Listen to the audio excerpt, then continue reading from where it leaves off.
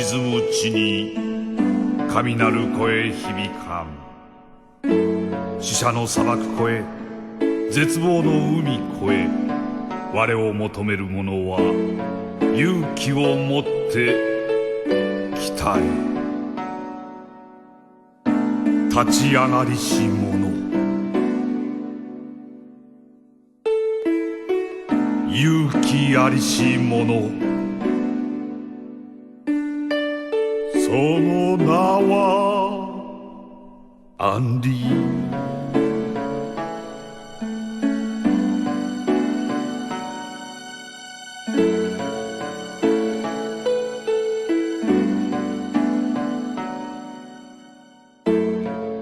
遥かな昔、暗黒の竜、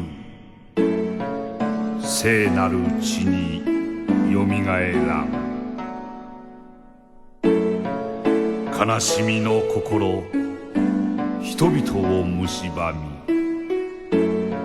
聖なる国、やがて散るらん。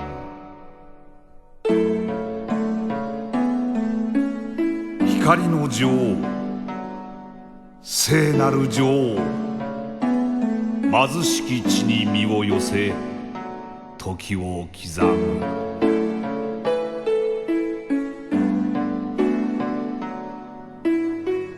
暗黒の竜、漆黒の竜、貧しき地を訪れ光を閉ざす。炎に沈む地に神なる声響かん。死者の砂漠越え絶望の海越え、我を求める者は勇気を持って北へ。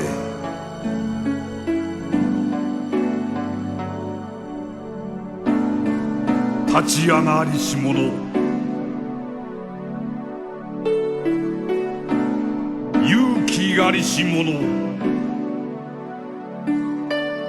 その名はアンディ。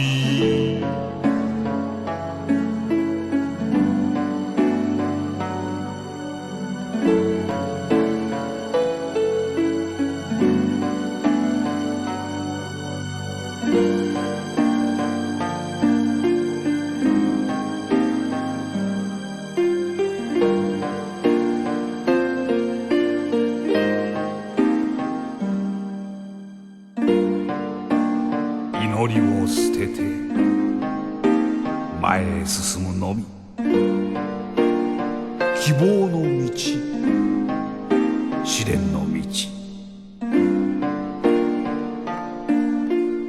光の女王、大しき勇者、共に助け合い前へ進まん。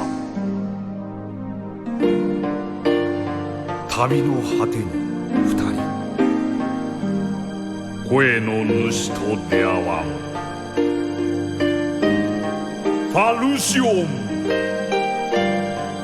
暗黒を砕く剣、絶望を振り払い光を灯す聖剣。竜を倒し者、光灯し者、その名はアンディ。聖なる国、よみがえらん。聖なる国、よみがえらん。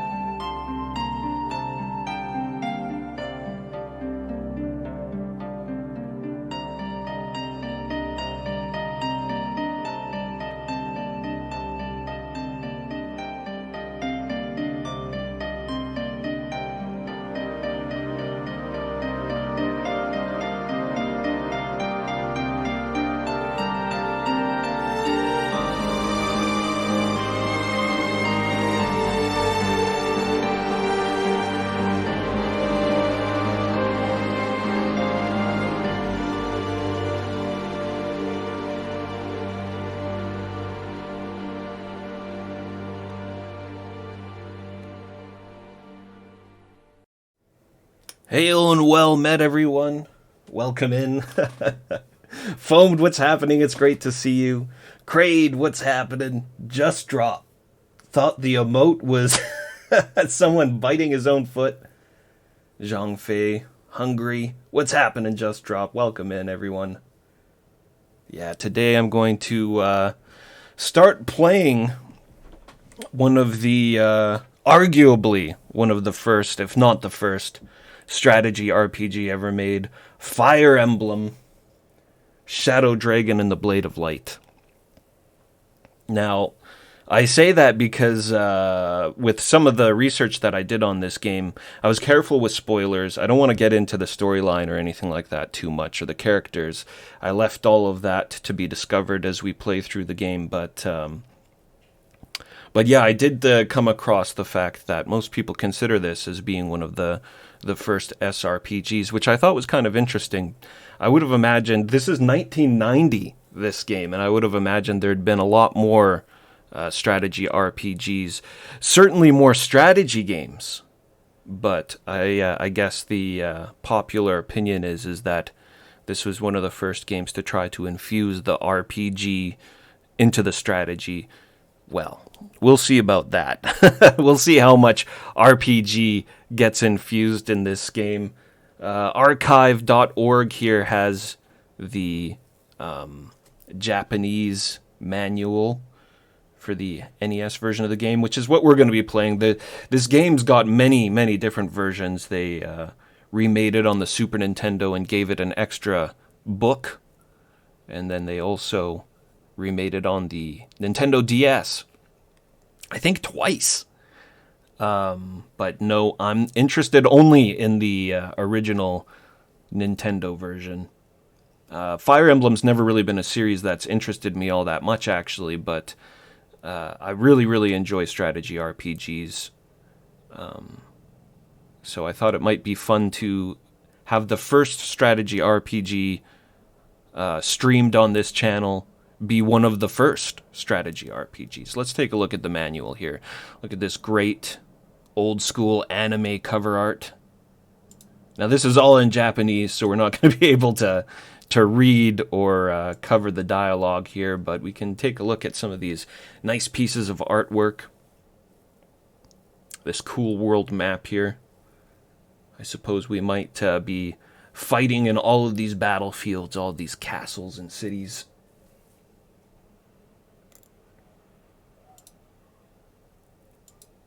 Japanese manuals tend to have a lot better artwork, I find, in them than the North American versions. Look at these little dudes. When this game came out, it didn't really get reviewed very well, and one of the things it seems people sort of went after it for was shitty graphics, but a lot of these little sprites, all these little battle animations that you get in this game, they look a lot better than I remember a lot of NES games looking. So, I mean, this doesn't look bad at all, graphically.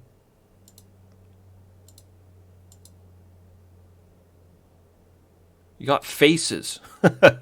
You've got talking faces in this game. I mean, most NES games didn't have that quality, I don't think. Oh, do we get a barbarian? Look at this guy. We might get a barbarian on our team. I'm going to be honoring the permadeath. This must be all the different units in the game. Cavalry and armored knights. Flying units. Swordsmen. Bandits, perhaps. A couple of different types of archer units. Oh, look at this artwork here.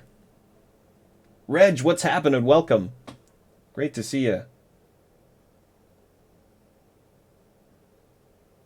Yeah, the Dynasty War, Capcom arcade game Dynasty War, which also got way more ports than I ever thought that it would get. We played that on stream a while back in all the different versions. It has a ZX Spectrum port and an Amiga port. PC Engine port. The PC Engine version of Dynasty Warriors was actually quite good. Yeah, good to see you, Reg. Welcome. not a fully understood game, not at the time anyways. It seems about 6 to 10 months after release. I think, I don't know if I'm pronouncing it properly, but Faimatsu, or Famimatsu, I don't know, the Japanese video game review magazine ended up giving it a positive review, and that made I wouldn't say skyrocketed the sales of the game, but definitely increased the sales of the game and the reception of it. You got good character art here. I think this is your starting team. Now the lore of the game doesn't really get explained much at the beginning. I played the first mission last night, and I believe that our starting team here comes from a different kingdom, and they were attacked by the evil empire encroaching on the land, a very common trope in these types of games. Juno, what's happening? Good to see you. Y'all a bunch of sluts.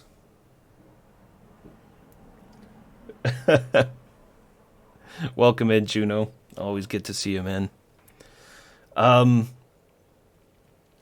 But yeah, what was I saying here? So the starting team, we come from a different kingdom, and we've been exiled. We've been chased out of our own home kingdom because the evil empire has taken over our lands.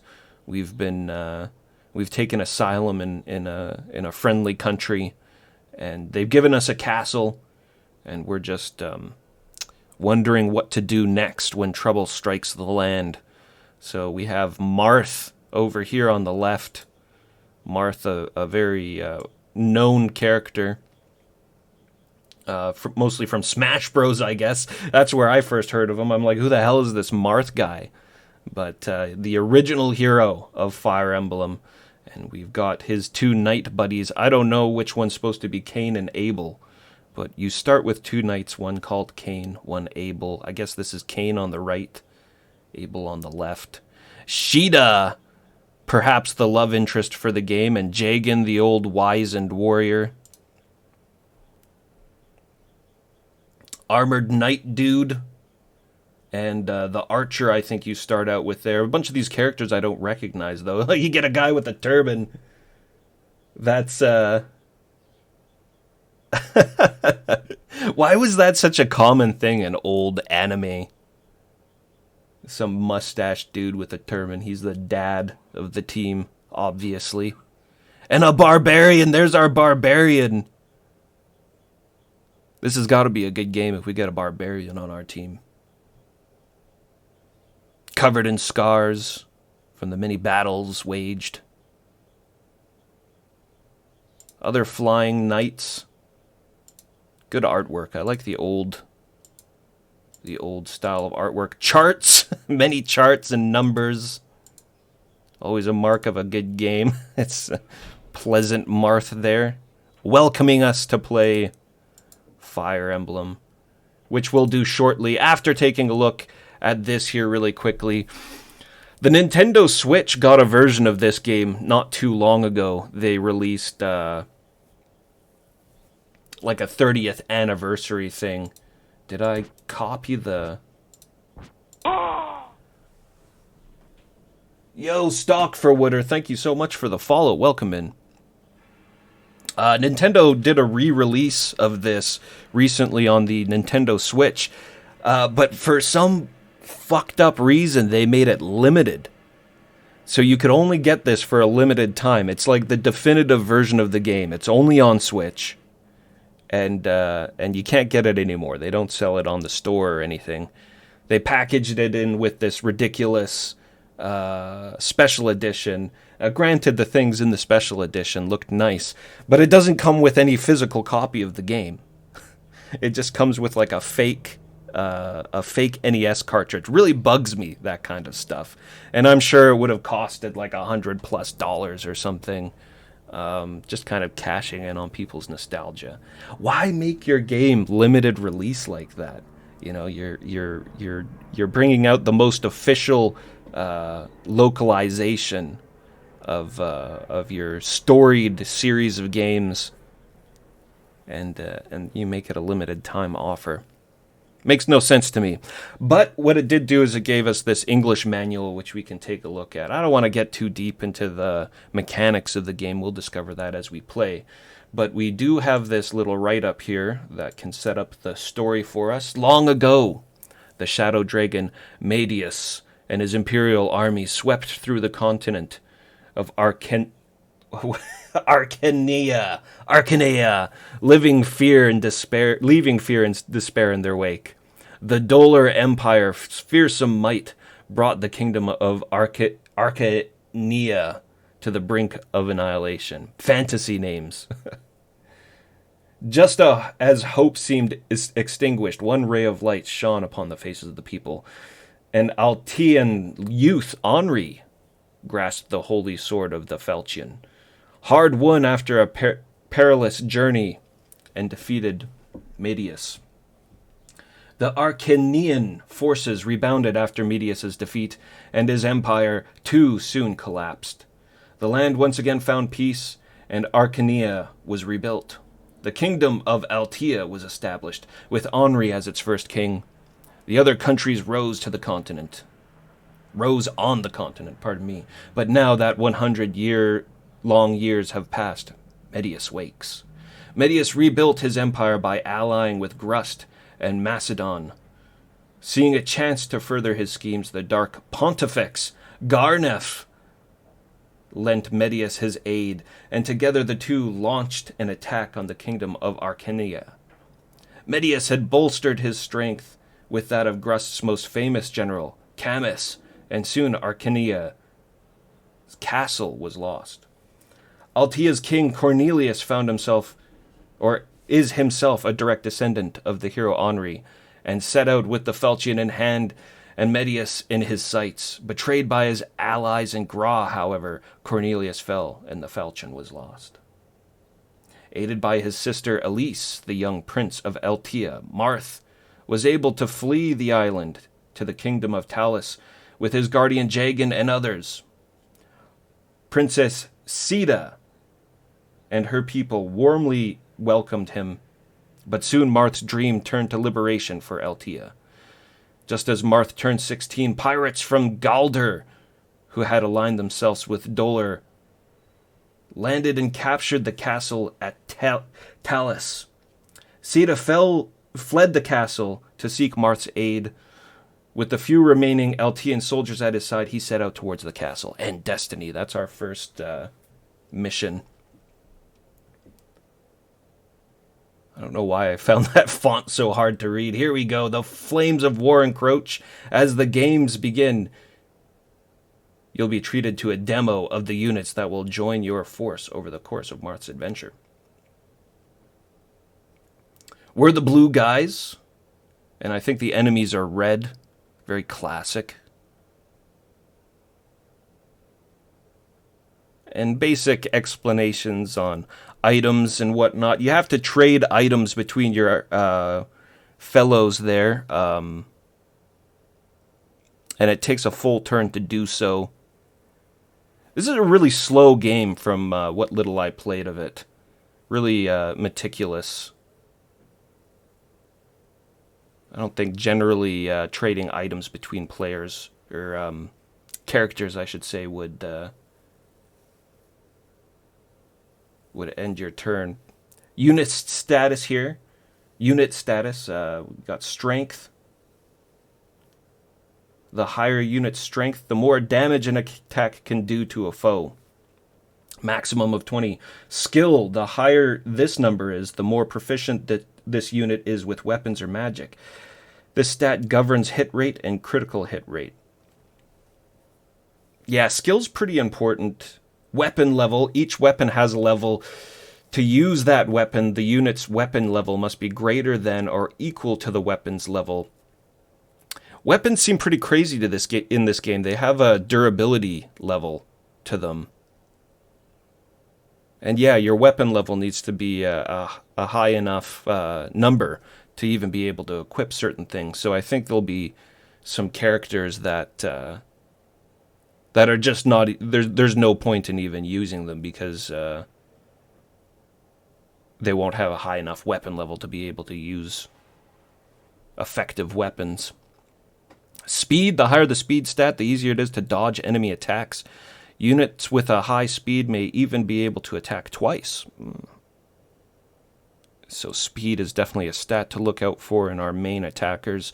Luck is the wind at a warrior's back. I like that colorful sentence there. A high luck stat allows for critical attacks and boosts evasion of foe strikes. Defense, I feel like is self-explanatory. The move rate, the unit may move this number of spaces on the map. However, certain terrain can impede a unit's movement. Flying units are usually pretty good, just because they can negate terrain in games, unless it's Shining Force. The flying units in Shining Force are usually shit, those bird dudes. We got resistance. This value indicates the unit's resistance against magical attacks, and of course experience. We get a nice little look at the unit types here. I think, as it said there earlier, the game itself is going to show us the units in the intro. Oh my god, look at this dude. Look at this dude. Is that one of our characters? Oh man, Cleetbo Baggins over here. Different terrains. I always find it really interesting when terrains, when they include different terrains and it affecting your gameplay in these strategy games. Terrain not only affects the movement of units, it can also change their defense. Knowing the impact of terrain in battle is necessary to executing your strategy. Castles and thrones end the level, and waiting on them will increase or recover your hit points. By visiting a village, Marth may gain information, gold allies, or even rare weapons. So keep an eye out for the villages. Once visited, a village gate will close. Enemy thieves can destroy villages, so be careful. It's not really explaining the difference in the tiles to us, though. That's information I'd like to know. Are we weaker in forests? Are we more susceptible to damage on a mountain or a bridge? That's useful information to know before we start, but I guess we'll just have to discover that as we go through. Heroes and fools are the same thing. No rep, what's happening?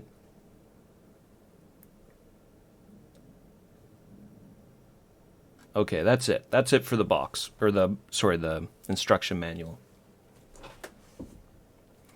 Well, let's get into it. I don't want to discover too much of this game before we even play it. I'm going to be honoring the permadeath as we go through. So that means no reloads. Of course, if Marth dies, that will end the mission and we'll have to replay it. But one of the really interesting things about this game is the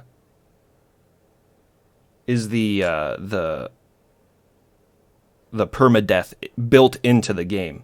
I've played some other strategy RPGs, with permadeath sort of doing it on my own. Like I've done that with Shining Force before, where if I lose a unit, I'll just leave him dead, and that's pretty fun. It's a fun thing to do in Shining Force too, because their ghosts show up back at HQ, and they just kind of sit there. It gives you sort of a tally of who you've lost throughout the course of the battle, but this game has it built in, and I feel like it would be against the intention of the game to not honor the permadeath. So we got to make sure we don't put ourselves into positions where we're going to lose, well, ideally any units, but particularly not our really good ones. Load up the emulator here.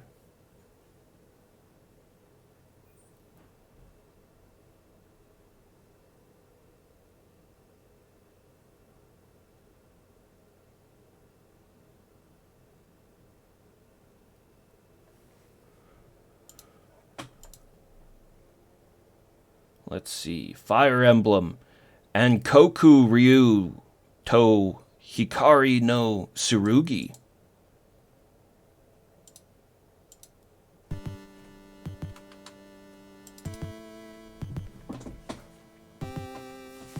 Nintendo.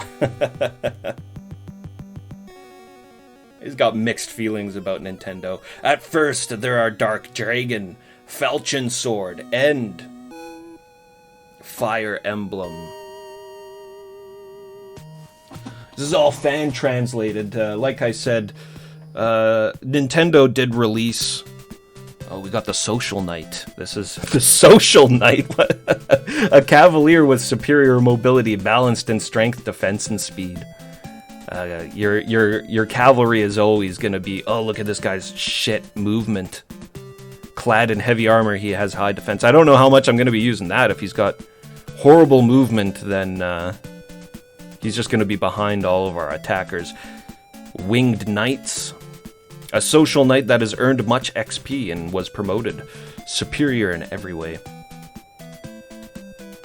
A promoted Pegasus Knight that rides a wyvern, strong to all weapons except bows. The Mercenary. Mercenary looks good. That's some... So agility must be speed. The axe-wielding warrior who hails from far-off countries. Strong, but with poor defense. And a pirate. Like the fighter, he can use axes, capable of crossing water on foot. But, I don't know, correct me if I'm wrong there, but it looked like the stats on the fighter were better. A bandit who terrorizes villages. No good in a fight, but handy with tools. The hero, master of the sword, moves fast and excels at critical hits. Promotes from the mercenary. The archer, equipped with both bows and armor. He has high defense, but is slow. That's pretty typical for ranged units. The hunter, with only light armor, he fights best in forests and mountains. Can't take many hits. You get a cannon? Paradox, what's happening? Welcome. Yeah, the social knight.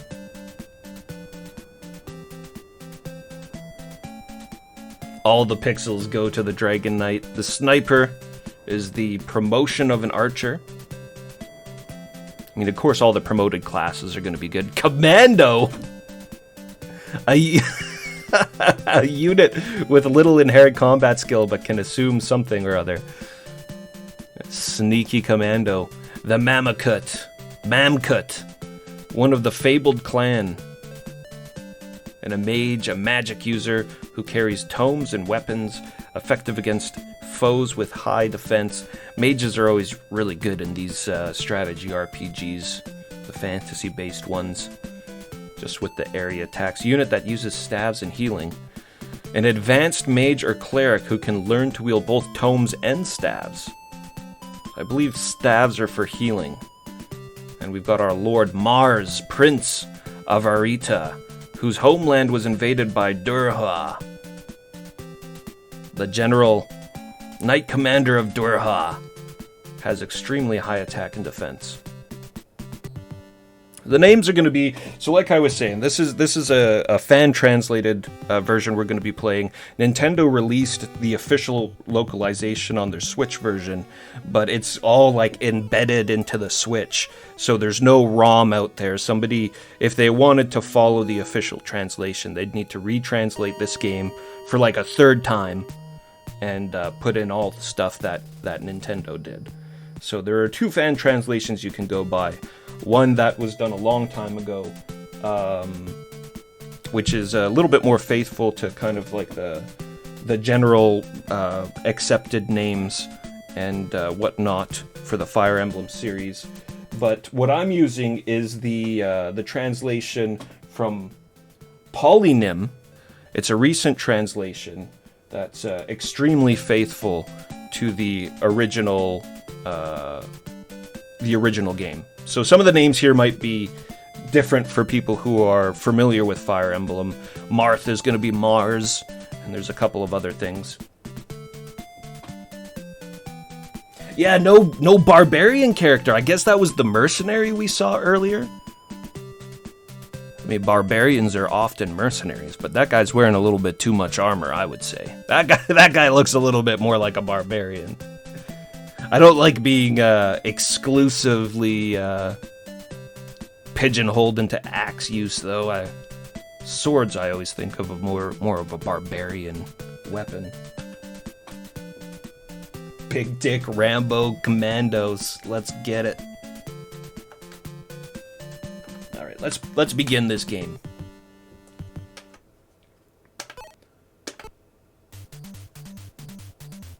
It just goes right into it. That's why I wanted to drop some of that history, some of that lore to begin with. Because it just drops you right in. We're the land that we've been seeking asylum in is under attack by pirates, who I guess have been hired by the evil empire to hunt us down and cause havoc on these island nations. Prince Mars, Princess Sheeta has come from Talus Castle. What is it, Sheeta? Has something happened at the castle? Prince Mars, I'm glad to see you. The pirates of Garda suddenly attack us. They've taken over the castle and killed many people. Please protect my father. Don't worry, Sheeta. The bravest knights of Aritia are in this fort. We won't lose to those pirates. Now let's go to Talus Castle together. And we're in it. Sentient program, what's happening? Welcome. Yeah, we got Cain and Abel, the social knights. Take a look at the skills here. Take a brief peruse on our team. Here's Cain. I think he's slightly stronger than Abel. And Abel has a bit more skill.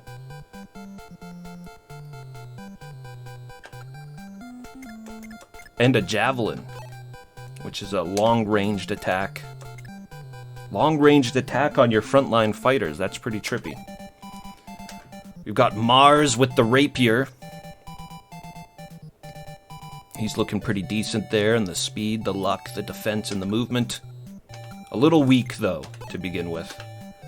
Sheeta, the princess of the castle we're trying to defend. Huge speed. That means that she should be doubling on a lot of people, getting that double attack. And high luck, too, for those criticals. Good defense, too. We got Jagan. Jagan's a beast because he starts out as a paladin. Starts out promoted. I'll probably be using him the least in the beginning just because he's so strong. We'll try to get as much experience as we can for these other guys. Gordon's totally a shithouse. Just, bad stats here. One skill. So he's not going to be able to use higher quality weapons and bows for a while. But I don't know, maybe that's typical of archers. His role is more to be on the outside and sort of doing chip damage to guys so our heavier fighters can come in and finish them off. And then we've got our armored warrior here, Doga, who has the monstrous defense. Pretty good strength too, but it's that slow movement that makes me worried about these armored units. I tend to like to play aggressively, so I don't want to be having one of my units constantly behind chasing down the rest of my crew. Let's get them up front, though.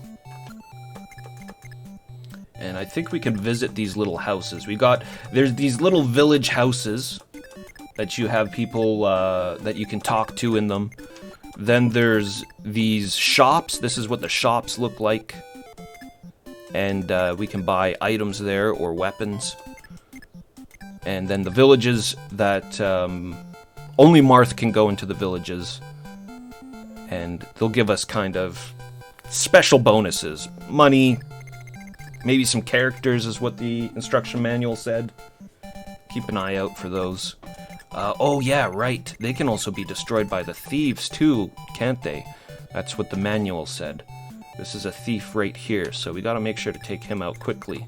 I was gonna do that anyways, but it's good to notice what the thieves are.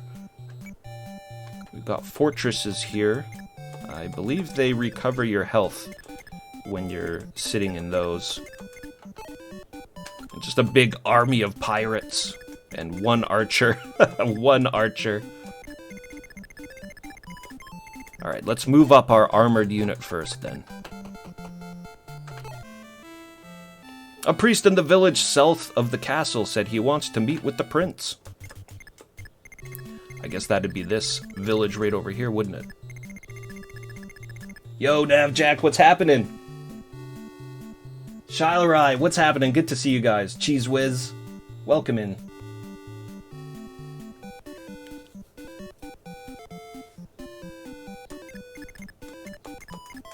Good to see everybody. Let's take out this dude here. So we do everything first, and then the enemy does everything.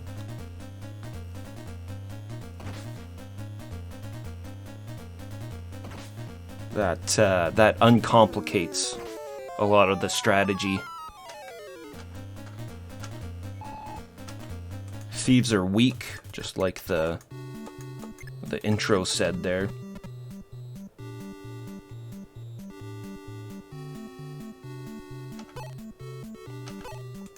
I was thinking maybe I'd throw the javelin at him, actually.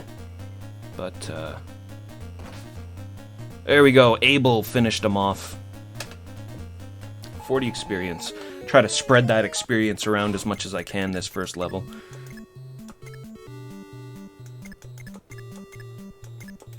What's Sheeta got on her? She's got an iron sword. So we'll stop by the armory here and grab her a couple of javelins.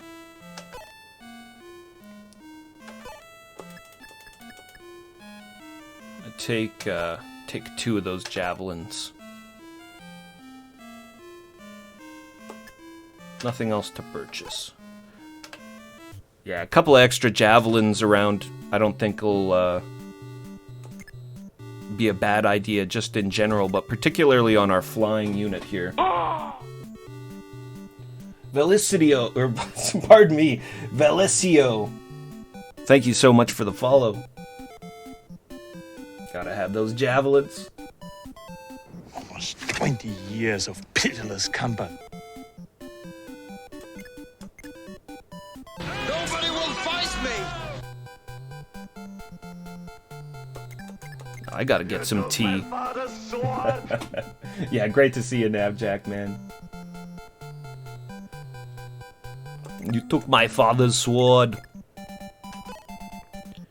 I'll keep Jagan in the back for this fight.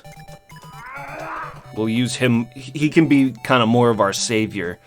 I want to get all these other guys tougher since he starts promoted. See them driven before you, and hear the lamentation of the women. You took my father's sword! I love that one. You took my father's sword. Prince Mars, please wait. Here's 10,000 gold the villagers have gathered for you. Our war chest. This is our starting war chest. Use this to prepare equipment and rescue this country from the Garda pirates. I can't even remember the name of the country we're in. Talus? Was that it? Something like that. Visit this place. Days like this, when my father You can't use stronger weapons if your weapon level isn't... Oh, look at this dude's face! Also, flying things need to be wary of bows. Oh, good info. That's good info. So, flying units are susceptible to ranged attacks. Make sure to keep our flyer away from the archer on this level. Villages will leave their gates open for Prince Mars, but you best be quick to visit them. If you're too slow, thieves will reach them first.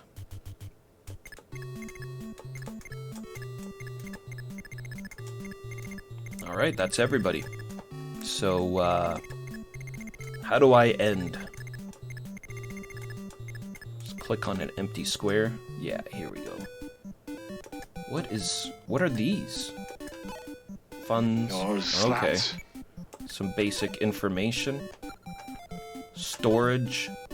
Lists. There's all of our guys. Suspend. I'm a little worried to click on that one randomly. Switch? Oh, we can turn the animations off. I remember days like this. Let's end the term. My father took me into the forest and we ate wild blueberries.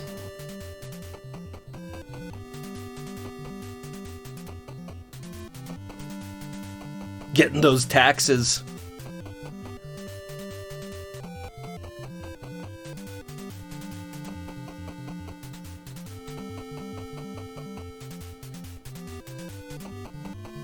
Yeah, maybe Marth and crew have brought some prosperity to their lands. It looks like we were given this territory here on the island by the King of Talus when we got sanctuary here.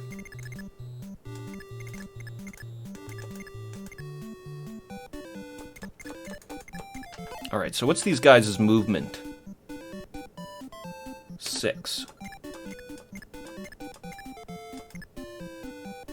So I should actually pull my guys back.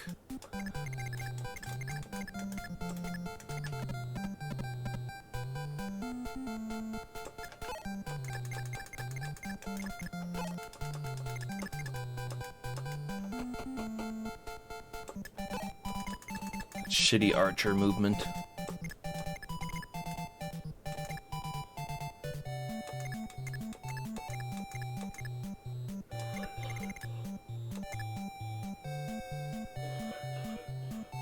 I think that'll be good there. Stand by.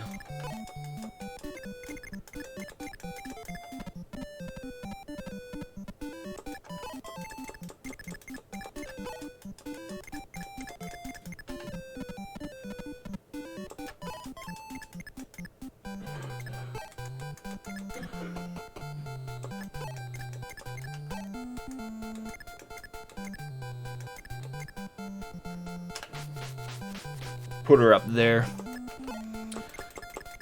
Utilize that flying a little bit.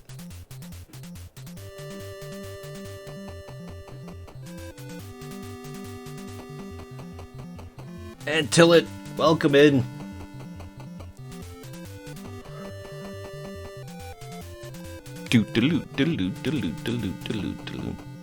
Quite pleasant music.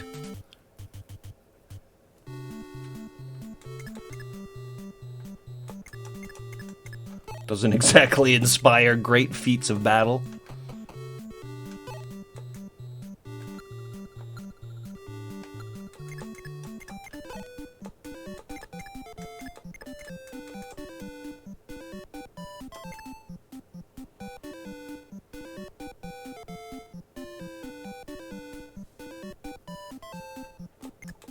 I want to get them up a little bit further, but this is what I was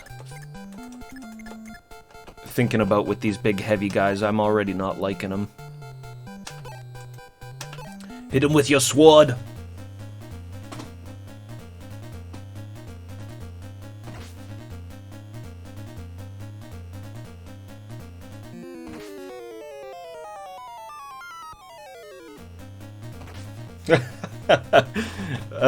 The slow ass motherfucker is getting the doubles on the pirates. That You took my father's sword. that just goes to show how formidable these pirates are gonna be. 1, 2, 3, 4, 5, 6.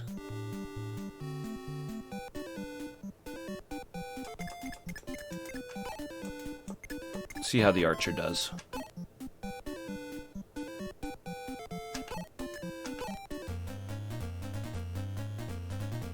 Should be able to finish this guy off. There we go. Gordon!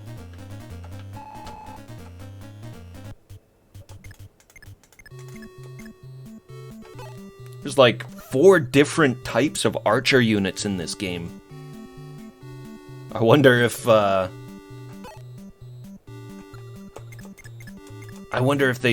archer units are just really good, and that's why they gave you 4 of them. Or if it's just fucking crazed game design. Just an army of archers.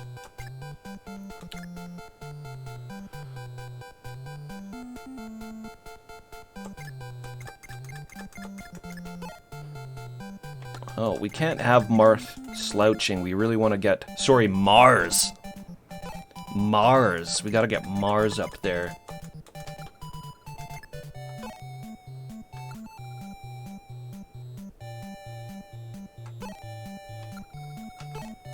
I'll get Kane. I'll get Kane in there. Kane's gonna get hit. But people are gonna get hit here anyways. It's just gonna happen.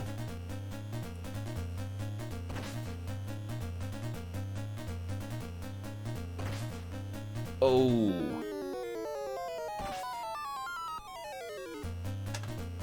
Heavy blows from the pirates.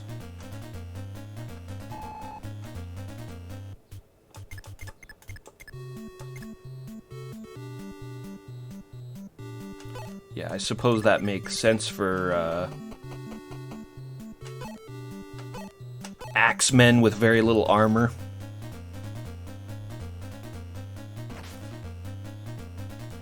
Hit big and take a lot of damage.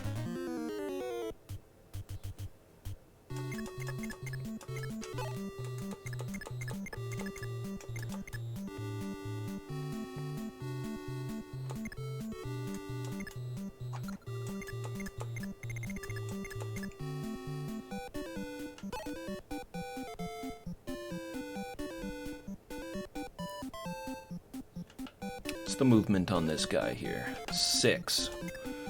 Yeah, this is the unarmored archer, so he moves further than the one that we have. We have an archer with armor. An archer with high defense. I don't know. It doesn't seem to make a lot of sense to me. You're not going to have him on the front line anyways. 1, 2, 3, 4, 5, 6. So from there or there. Pretty much any of these spots are going to be susceptible to the archer. So we better not move up our flying unit. Yeah, I think I'll probably just keep her where she is.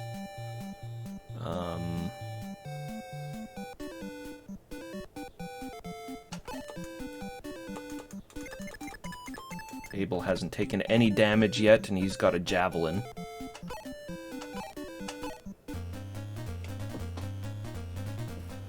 Get that in there. Whoa, Abel, good job.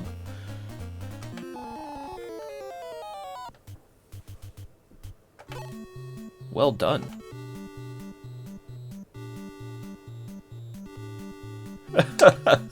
Good job, Abel. He just went in there and like fucked him up. Beast.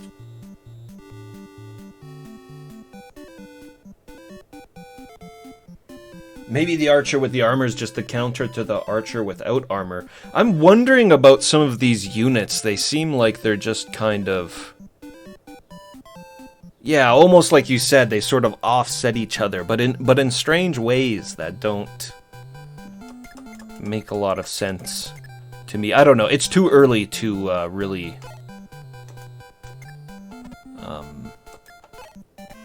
guess what the mechanics are like. Take another javelin.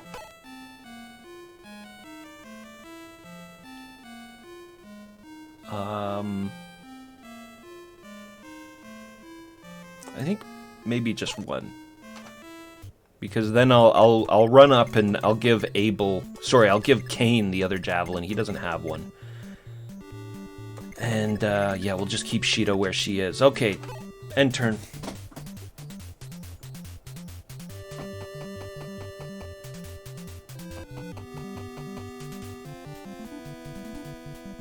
Oh, he went for Marth. Oh, I wonder if this is going to be one of those strategy games where the enemy AI will always target the Lord. I never liked that so much because you can manipulate that really strongly, especially once your Lord gets powerful. You can send him into situations where you know he's going to get targeted, and then open up some easy kills that way.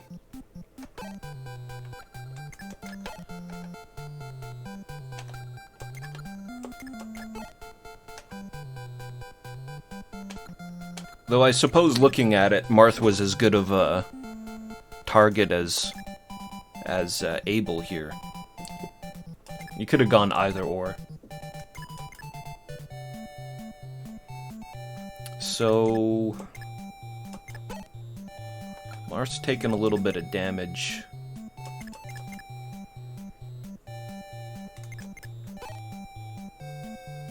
Okay, there's quite a few units here. It looks like probably about 2 rounds of combat, so what I'm gonna do is I'll just attack from this position with Abel. Ah, the archers can counter from range.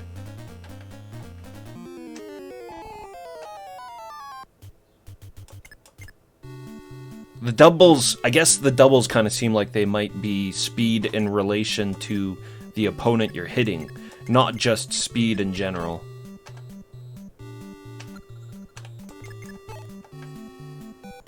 Well, he's got lower speed than Abel, though. Just we doubled up on the pirate there earlier, who actually has more speed than the archers, so I don't know. Get Doga up in there.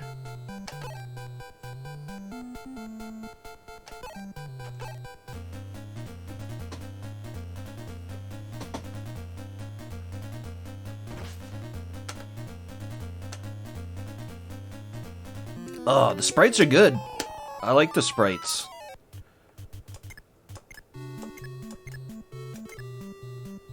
Even on the battle, like the the little animations that they do are pretty sweet. Doga just sharpening his sword on his shield. Or maybe he's smacking his shield.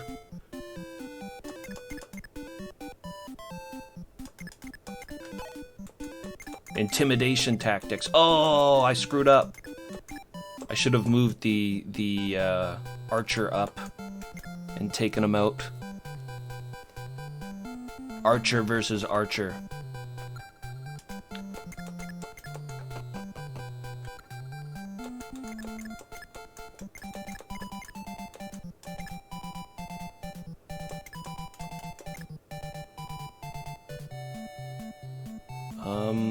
I'll go there.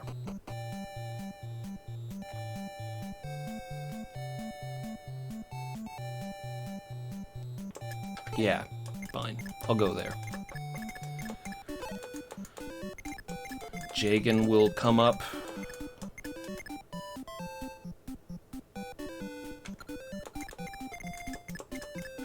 I'll guard the archer with Jagan.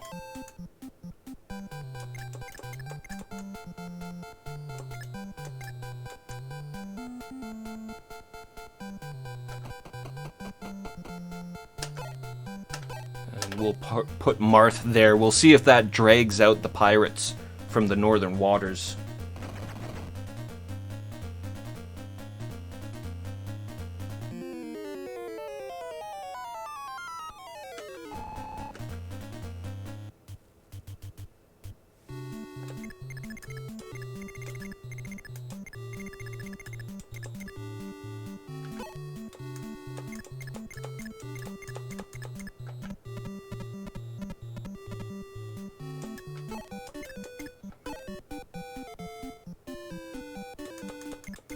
Kane's taken a few hits. Let's put him inside this building, see if that restores some of his life. He's at 11 right now.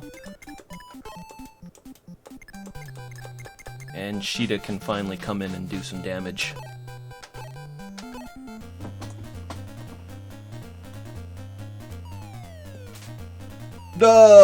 Oh, what?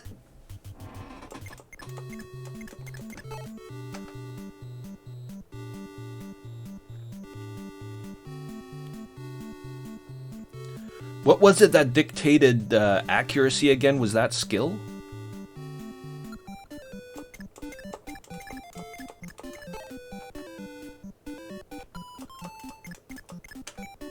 Sheeta, do better. Ronaldo is amongst the pirates. He's probably the leader of the pirates.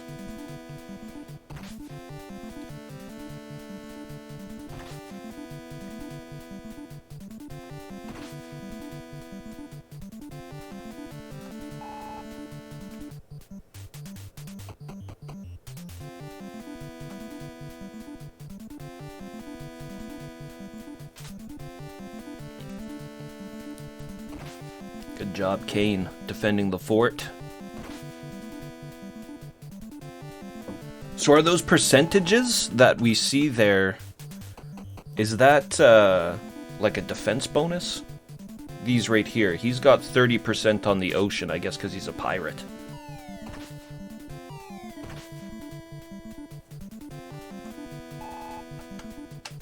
Sheeta with the redemption counter.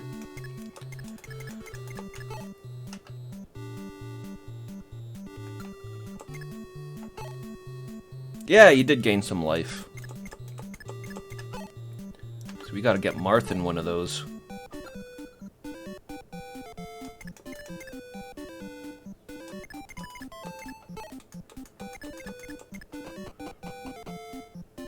Dun dun dun dun dun dun dun dun dun.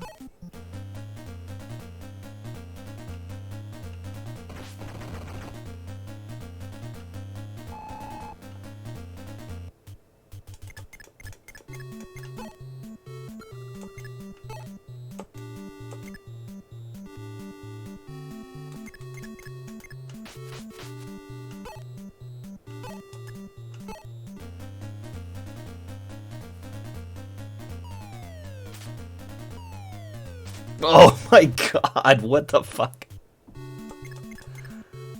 Yeah,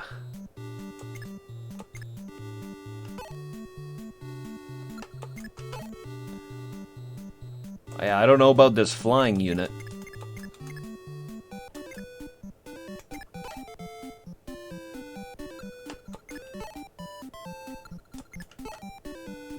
Maybe this game was the originator of the shitty flying units that show up in so many strategy RPGs. They're either great or they're crap.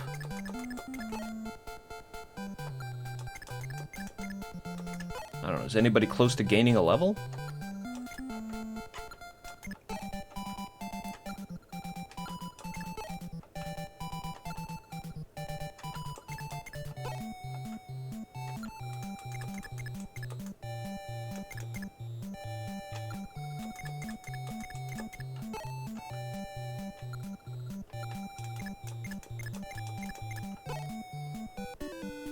Abel is. Let's give Abel a chance to gain a level.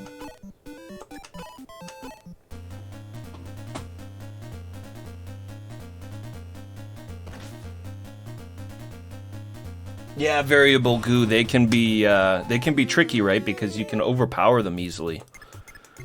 So I think they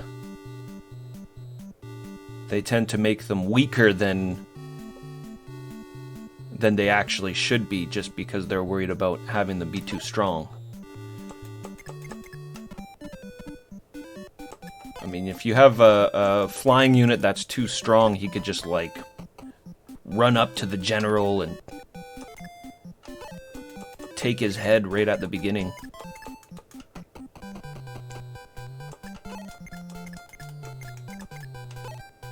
Okay, which one's Kane? I'm gonna give him a javelin.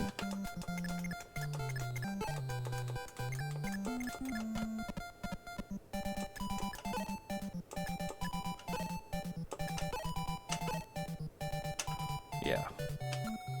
Yeah, see, it takes up his whole action for that round. Moving items between characters.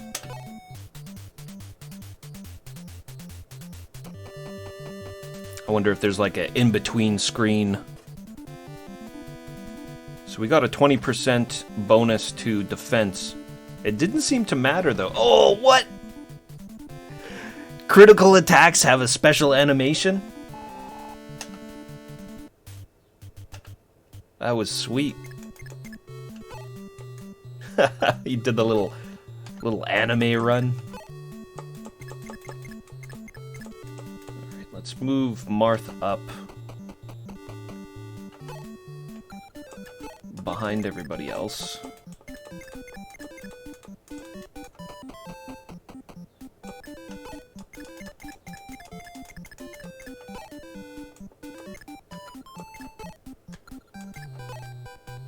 Anybody wants to rest in this castle?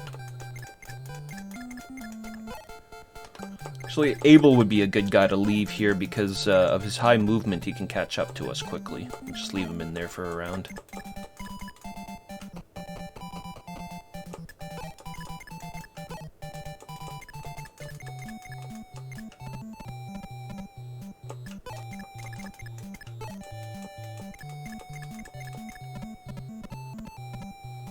Faithful advisor Jagan, always there to support and help out the younglings, just in case they get into trouble.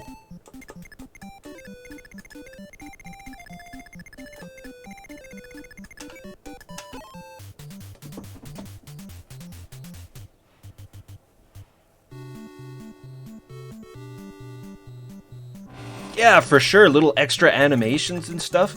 Like I was saying earlier, this game wasn't well received when it came out, and one of the big complaints about it was poor graphics. It's like, what NES games were you playing? Because the ones I was playing didn't have talking heads and extra animations for critical attacks. They had like static little dudes standing on the side of the screen with a crappy like sword swing animation when you attack. So is one of these like a boss? Garda. Gazak the level 5 pirate.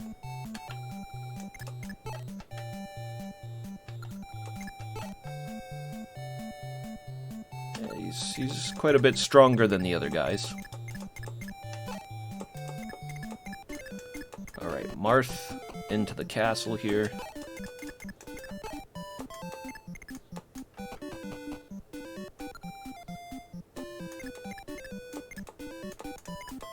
I suppose because these are hills, that's probably extra movement for the armored guy to move over.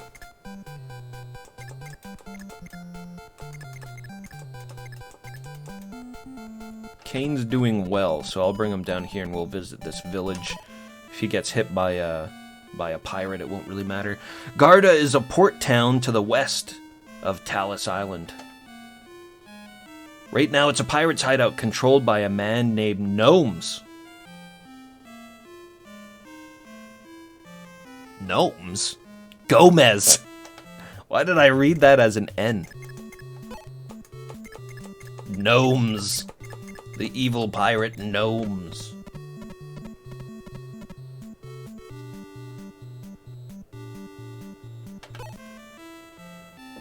Forts are a great place to rest. You might even recover your health a bit.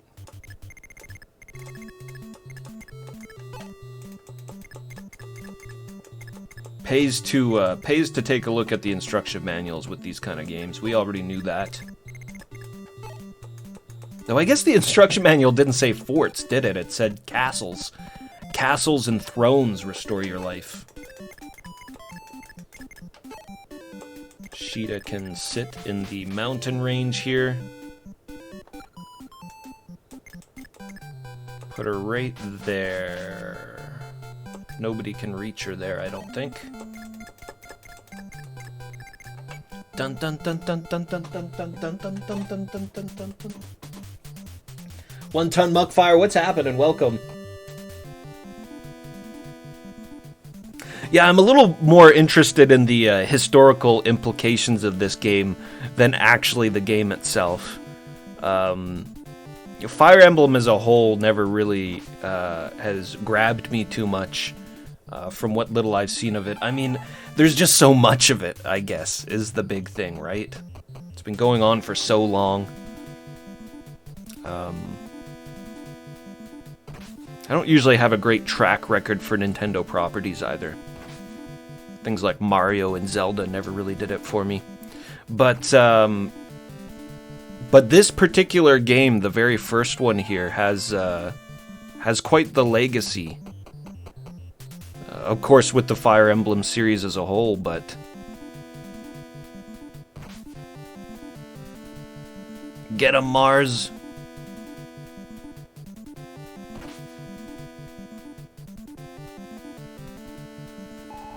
But then also with the bold claim of it being the first strategy RPG. Lots of people seem to think of that, or this, as the first strategy RPG. Not the first strategy game. Of course, not even on the NES. There was Famicom Wars before this, and a lot of the people who did Famicom Wars worked on this game as well. But to inject the storyline and characters that you're supposed to give a crap about, this could be a first for sure. And really inspired a lot of games after it. I mean, I don't think that it's a stretch to say that this game probably inspired Shining Force a lot afterwards.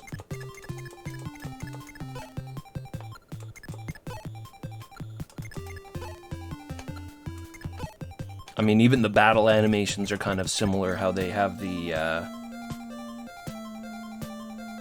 two opponents there.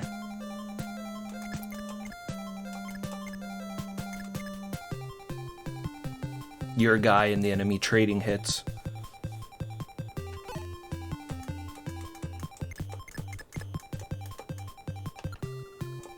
Alright, we're at a part here where both of these guys are gonna die pretty quickly, so can we get a level for someone? Abel's right on the edge. Kane could use more experience.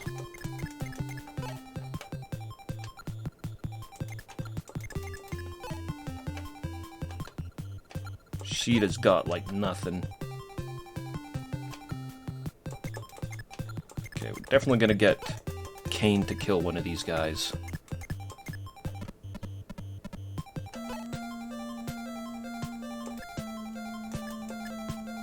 Let's try this weapon here. Iron Spear.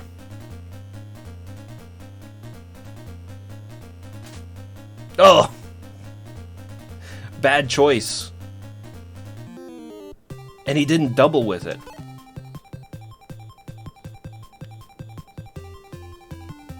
Huh.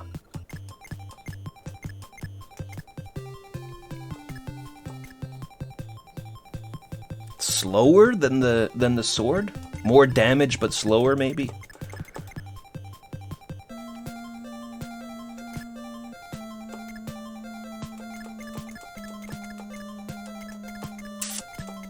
I should have javelin throwed. That kind of screwed me up now that I look at it. Let's move Jagan back.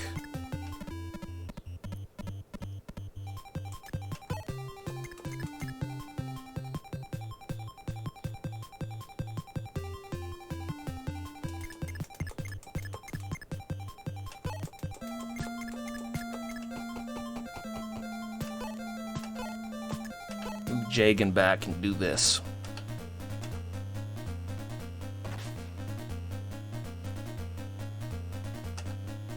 Yeah, exactly, variable goo. Marth became level 2. Now I wonder if the level ups are random.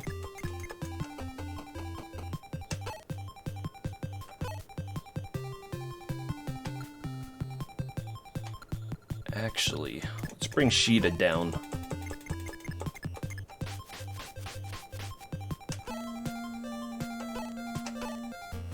If the level ups are random, random stat distributions, random growths, then that's kind of interesting. We could be ending up with good characters that turn out bad because we get crappy growths on them or something. Do do do do do do do.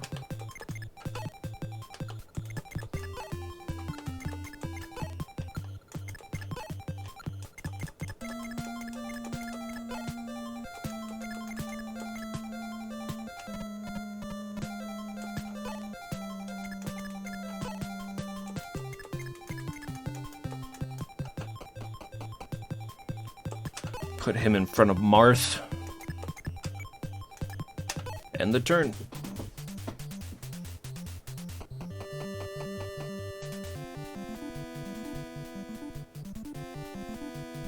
I think a strategy role-playing game would be defined as a turn-based strategy game with characterization. So an SRPG would be a game. It'd be a strategy game that actually has story. So something like Famicom Wars or stuff like that where it's just battles, no story. That's just a strategy game. A strategy RPG would be something like this where it's like, oh, I'm a prince from another land and we have to save it from the evil empire, and you know, I have a relationship that grows with the members of my team. Because this is such an early example of it, I don't know how deep we're going to go into that. I mean, just using this first battle as a example, right? It dropped us right in. We got maybe like 3 sentences of dialogue, and there's no setup or intro to the game that kind of explains why we're on the island, or who we're fighting, or why. It's just, oh, Marth, my castle's been attacked by pirates, come and help me. Marmot, what's happening? Welcome.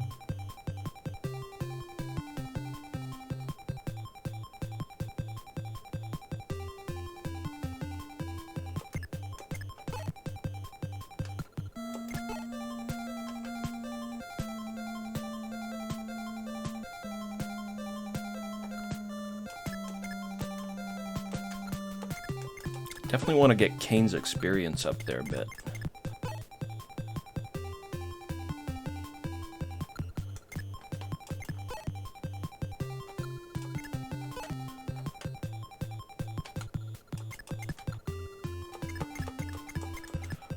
Gordon, I'm not too worried about. He's just gonna gradually gain experience, and he won't be in the front line anyways, so I'm not in a rush to get him more powerful. Sheeta, I definitely want to get more powerful. She seems a little soft.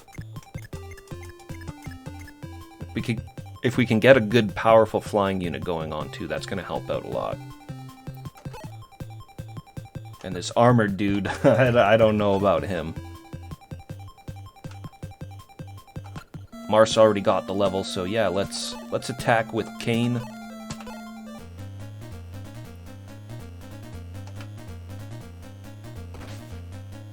Good job.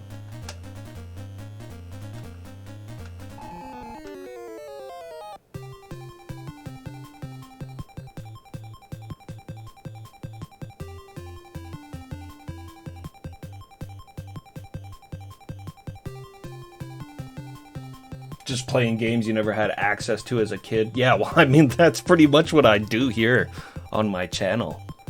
A lot of interesting stuff that kind of got lost in time for me. So much so, actually. There's just a massive list of games that I'd like to play that I'm constantly adding to. A lot of them really great suggestions from you guys. I hope I can get to them all. So many game.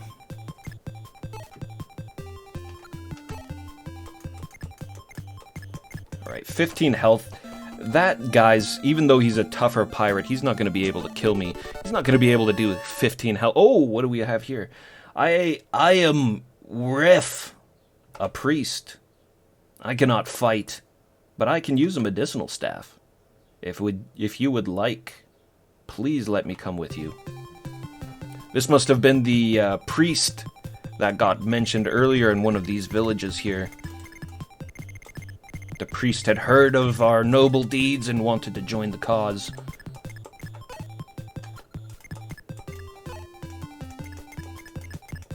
Now, I feel like Sheeta is going to do good for us here with her javelins.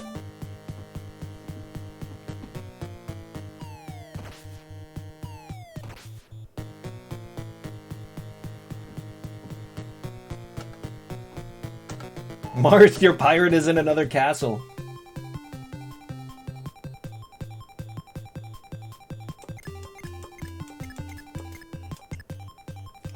Yeah, and I certainly wouldn't call this game obscure by any stretch.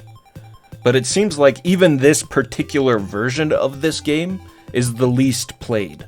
It didn't actually get fan translated until like 2010. It was the last Fire Emblem to get fan translated.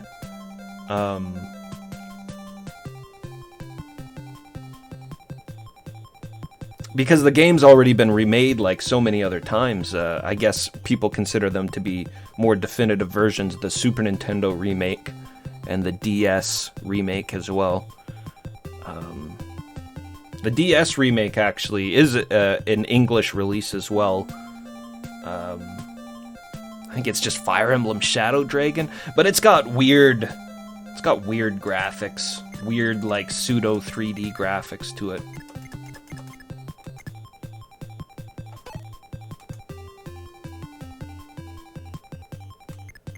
Playing the original is way more interesting to me. Abel, can we get a level for Abel?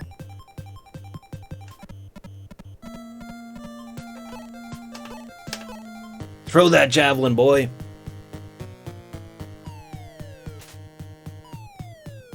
Ah.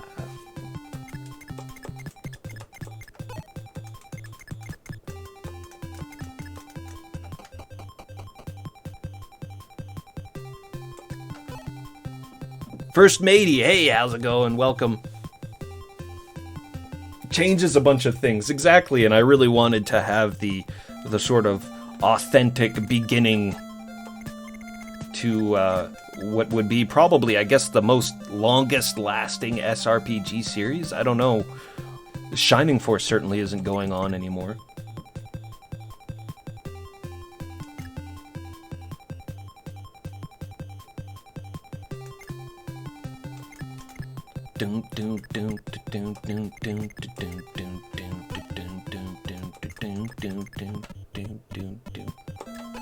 I like how the music changed once the battle swung in our favor. Dramatic music changes. Was this stupid? Yeah, I shouldn't do that. I should just leave Doga alone. This guy might move out of the castle anyways, but he didn't last turn when he could have attacked Marth, so I feel like he's just gonna sit there guarding the castle. And he did.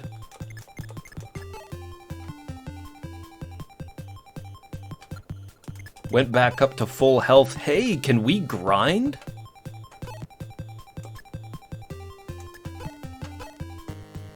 Is this a way to grind some levels out?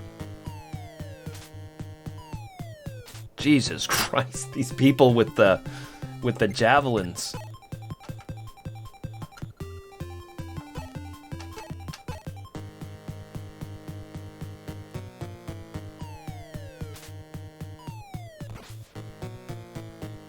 Dr. Dragonsmoke, what up? Good to see you, man. I fight for them. Good to see you.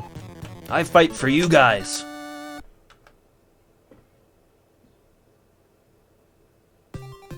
Yeah, this is the OG. And not the only one actually released on the NES either. There's one more that was on the NES. Fire Emblem Gaiden. The second game they did was a Gaiden. What? made the first one, and then they're like, let's do a side story.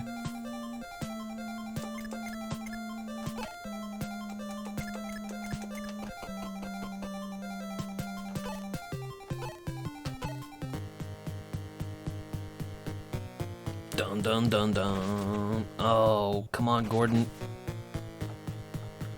Just for the XP, bro. Let's do it.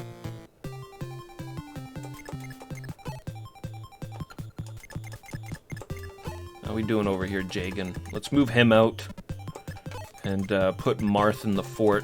I'm not going to use Marth again this fight. He's got the level. Let's give somebody else a level.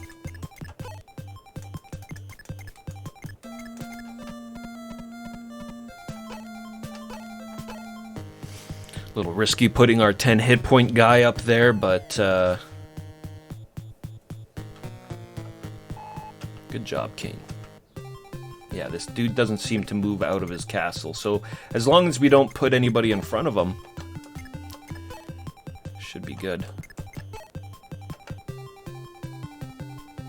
Abel got his level. Yeah, fuck. I forgot about that. I wasn't paying attention to the gains he got. Should move Abel out. End turn.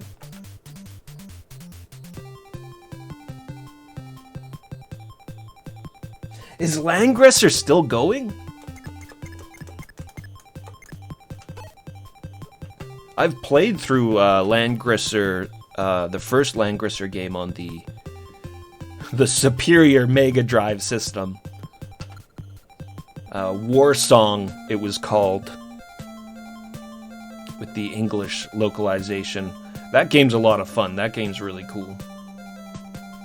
They did another one after it, Der Langrisser, but I've never played it. Really good fan translation out there for that one, though.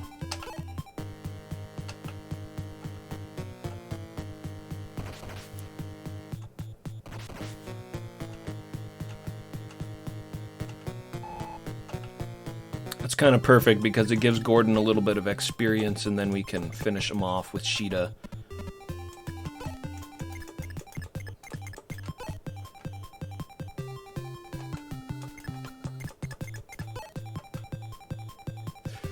Finish him off with Sheeta? Yeah, I guess we'll finish him off with Sheeta instead of giving Kane the level. Well,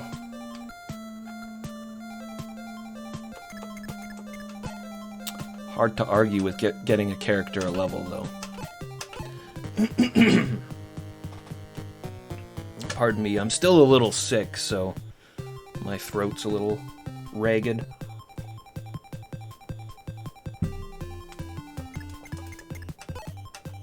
I guess it's going to Sheeta after all.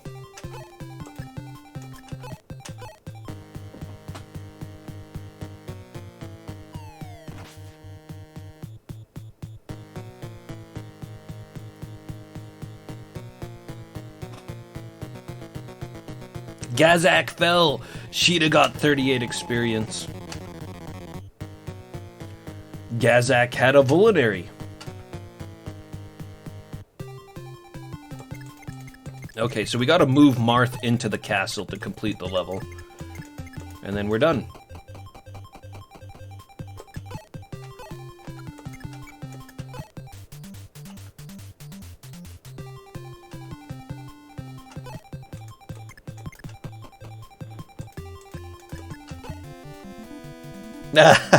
That's a good king.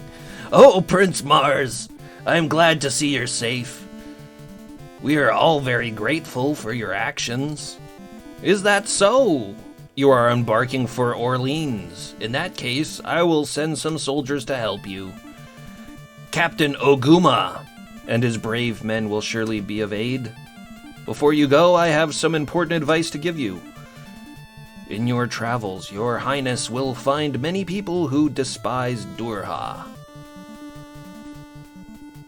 Some hiding in villages, others captured by the enemy, even some who have been forced to work for Durhua. Finding these people and fighting with them is crucial. Do you understand me, Prince Mars? Well, the time has come. You must be determined on your journey. Next story. Save progress, okay.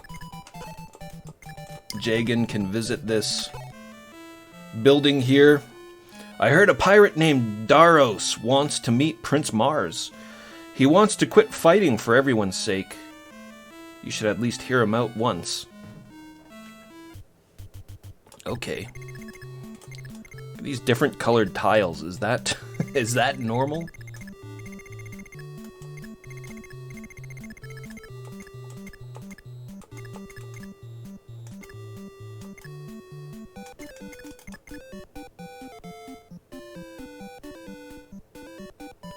So he wants to talk to Mars.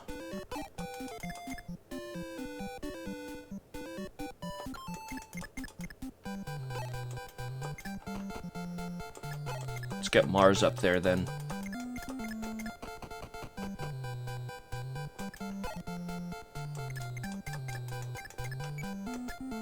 See what happens.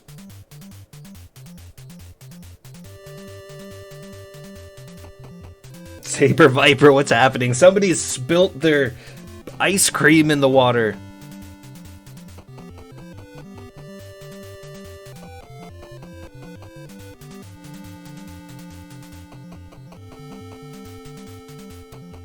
Neapolitan. It's a good flavor. Oh yeah, I forgot. Since these are pirates, they can move across the water. Oguma's counter has been dodged, but his follow-up struck true.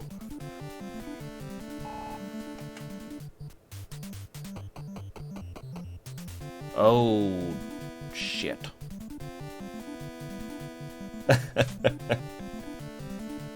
Get him, Barts! Whoa! Oh! I like Barts. I like Barts. I think this worked out overall fairly well.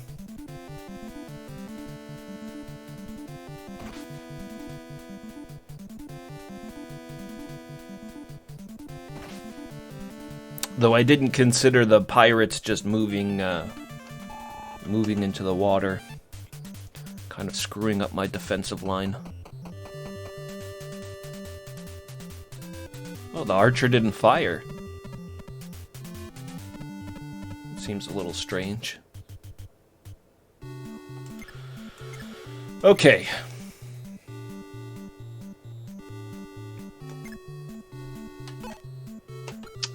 Oguma's a little hurt. Bart's doing great. Look at that health on Bart's too. He's level 5 though already. I should try to do as little as I can with him on this level as possible. Which one of these is Daros? There at the top.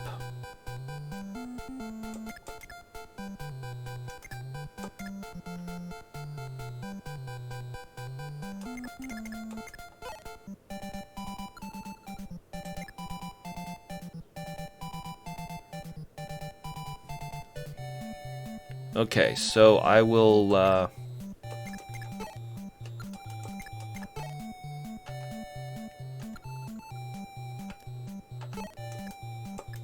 kill this guy with Gordon.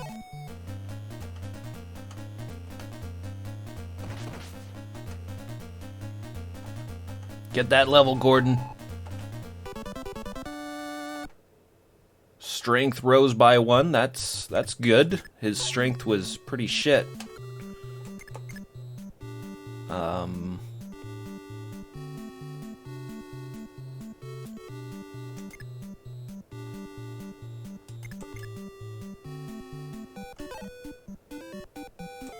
We'll move Bart's back.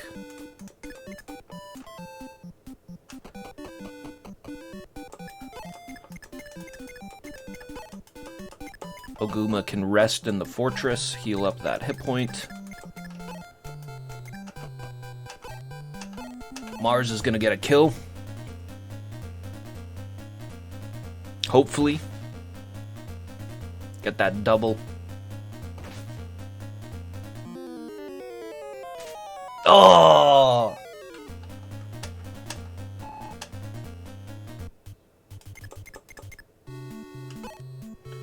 Mars, Mars, Mars. All right, Kane, we're counting on you.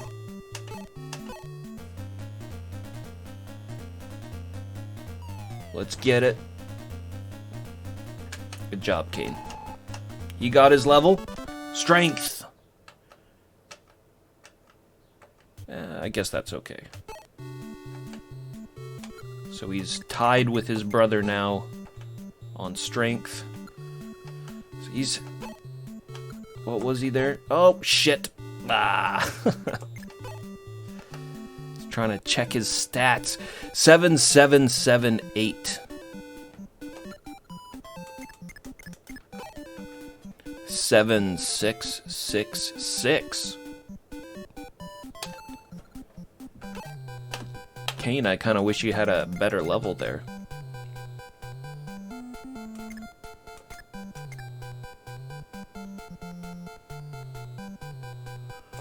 Well, unfortunately, since I wasted Kane's move, I can't send him up to finish this guy off. It'll be up to you, Doga.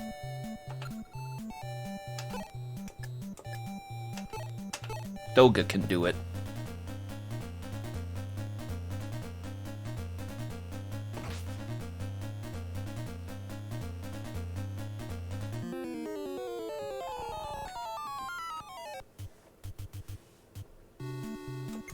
Do do do do do do do.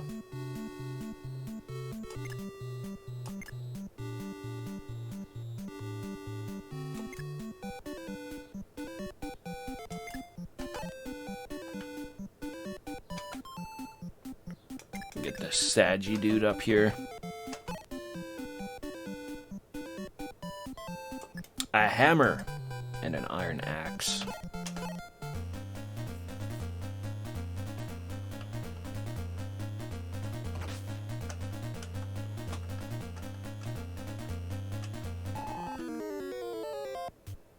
No item or weapon descriptions in the manual, at least not in the English manual. Maybe there was in the Japanese one.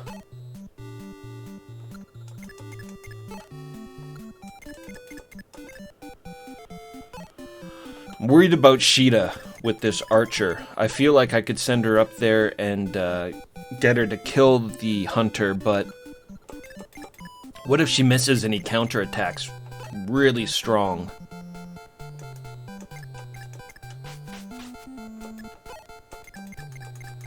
We're honoring the permadeath built into this game, so if we lose a guy, they're gone. Let's be careful with them.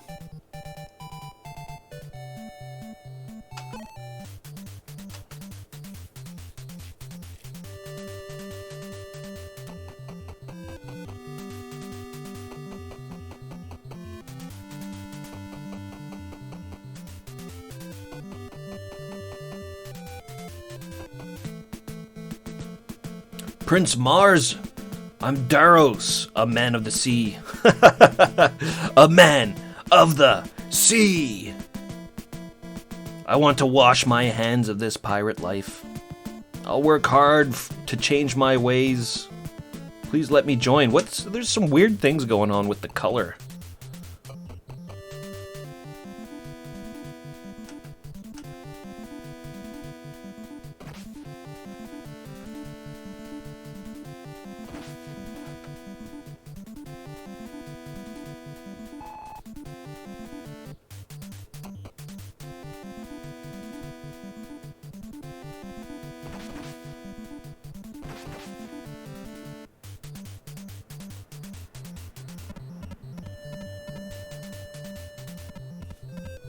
Saggy just getting rocked.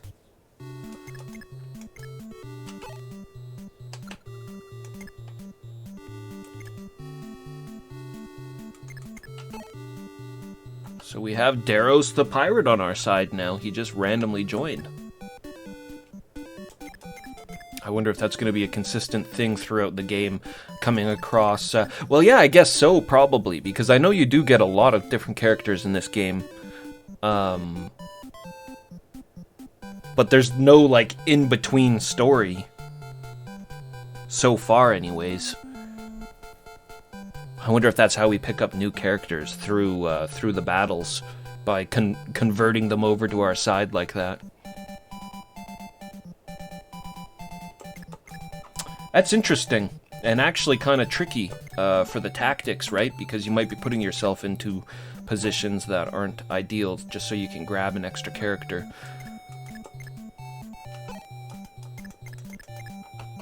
Let's get Oguma up there.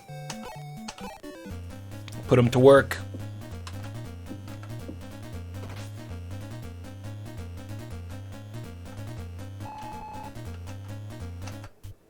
The barbarian. Not disappointing so far.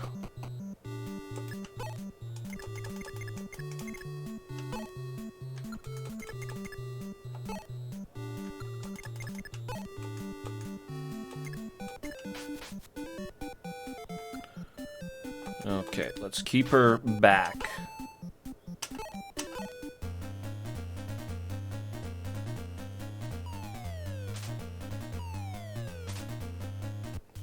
Oh, that's kind of a cool Fire Emblem trope, eh?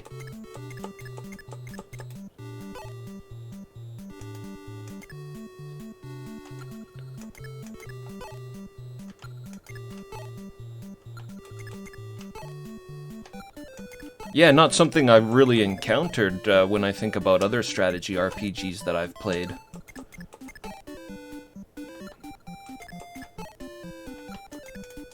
It's pretty interesting.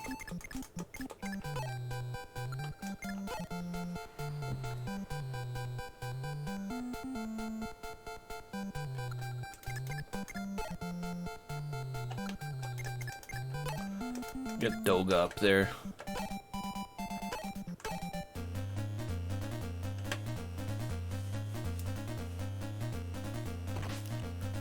Should have maybe done it the other way around, so Sheeta would have gotten the big experience. It's kind of a shitty level.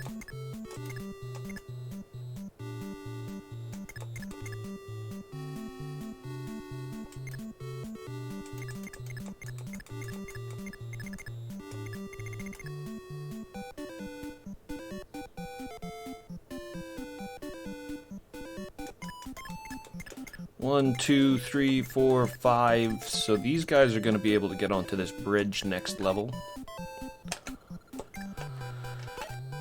Make sure somebody sturdy is in that spot. This part of the music just kills me.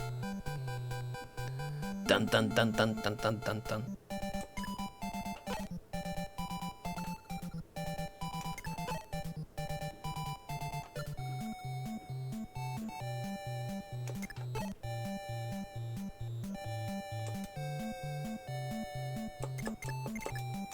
Okay. Marth's gonna go down here with this strike squad. We'll put Kane up here.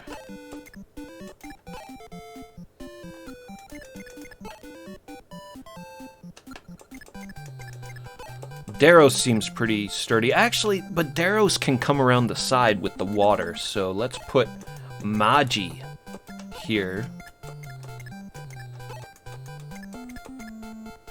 Gordon can go there.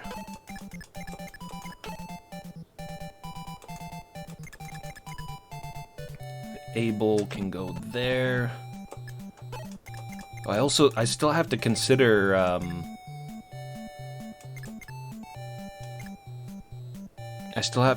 the fact that these pirates can walk on water. Hey, the weird colors are gone.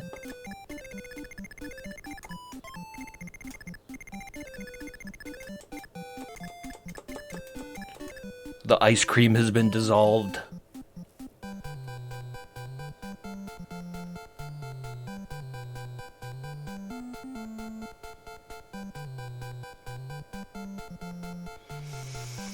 Yeah, I think that's pretty good. Let's just go with that.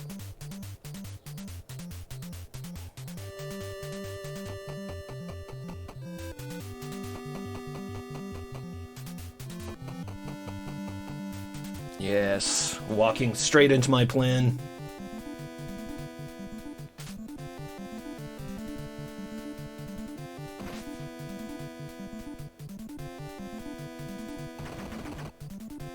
Oh! I didn't actually want this dude to kill him. Is he gonna do it again? I like these axemen. They're good. But they're already coming in at a higher level compared to everybody else.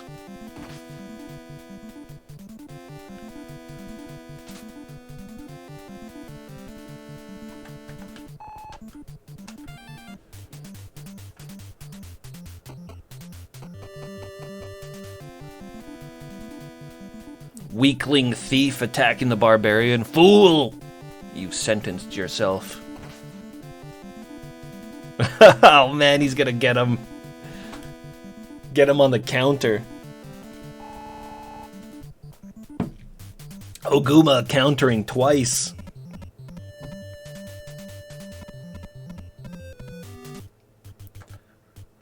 This is perfect.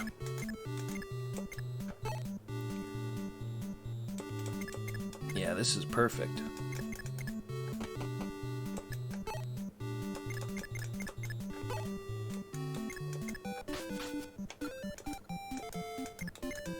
Sheeta can take care of this thief up there.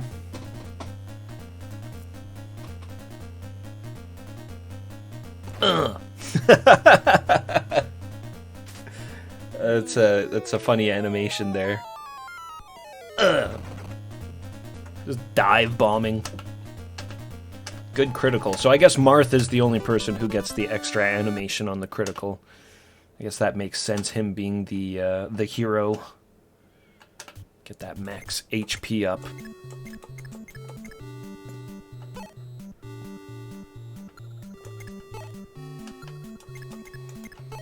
Any level up that doesn't give me more life, I consider a bad one.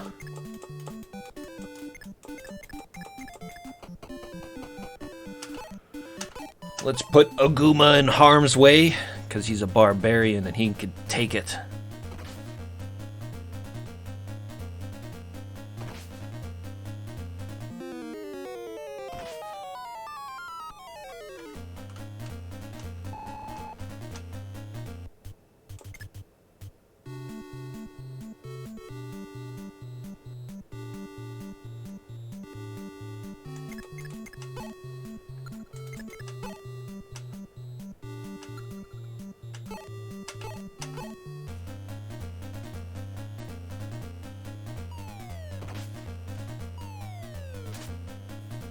Oh, that's okay, Abel. You got him once.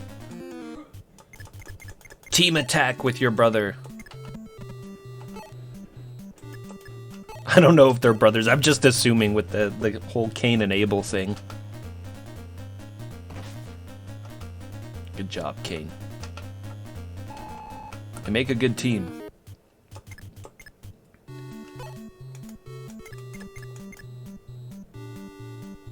Is that, yeah, that's stupid. I'll definitely not do that. Oh, but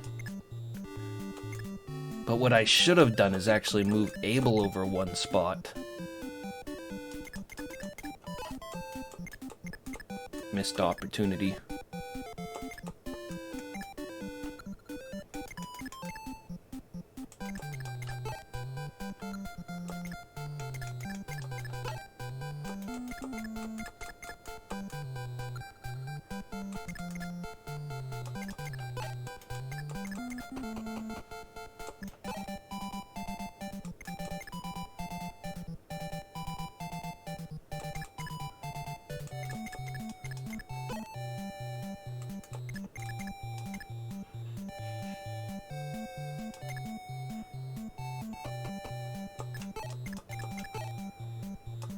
How's Marth doing? He should get in that fort.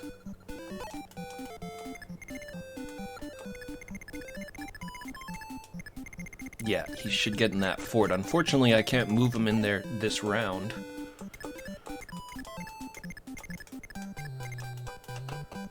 This dude can go up to this fort.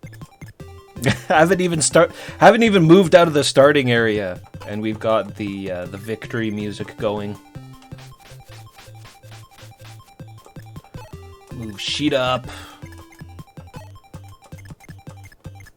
Saji's gonna go there.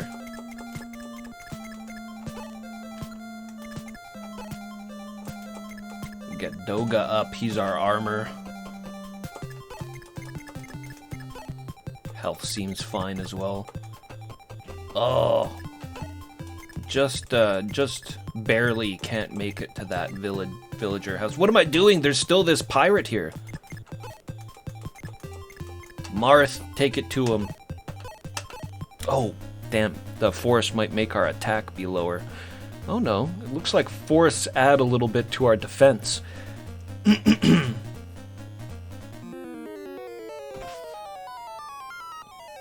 Though maybe it's not defense that you get with tiles, because the damage seems to be the same. Maybe it's increased evasion. Do do do do do. Do do do do do do do.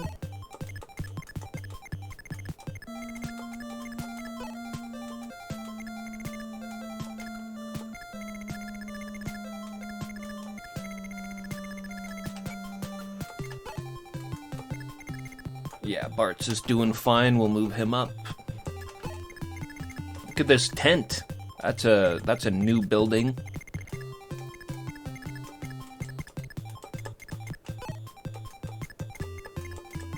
Maybe we'll just send Jagan down here. Take a look at that village and that tent.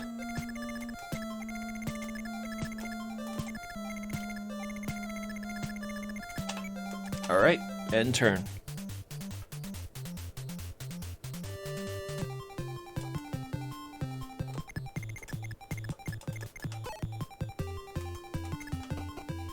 Darrow's the pirate will visit this village.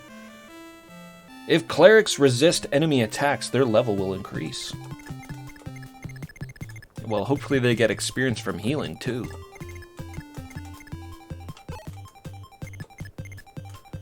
Do do do do do do.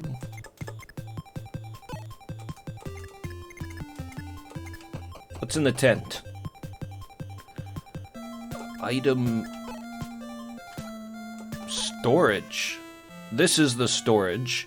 You can withdraw and deposit items from any storage. What would you like to do? Neither? We've got 40 slots. Steel axe and hand axe. Do we need anything else? No. I'm assuming steel is an upgrade from iron. Do any of these guys have an iron axe? It's all steel. Oh no, that guy's got an iron axe. And that fella has a hammer.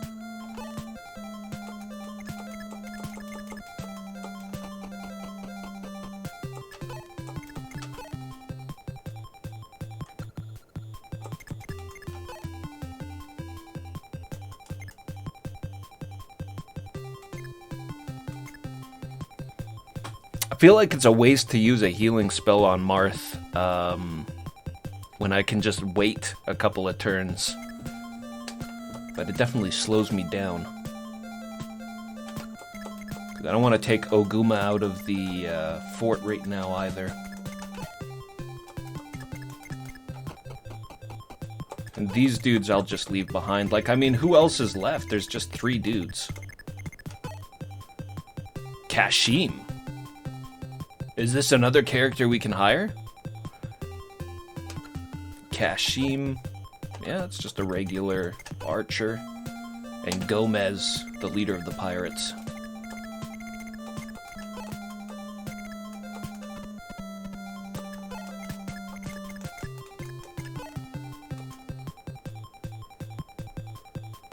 Do do do do do do do. Move Kane Kane back. He can catch up easily. Abel hasn't taken any damage. He can go up. Look at that awesome movement.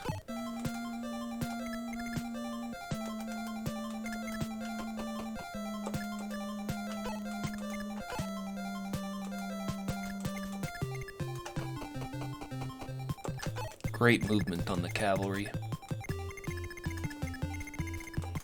We must be cautious with these archers here. In fact, I probably shouldn't even engage them until we bring Marth forward.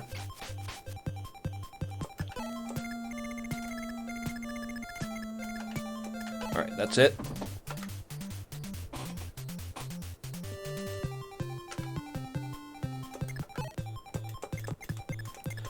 Oguma ready to rock.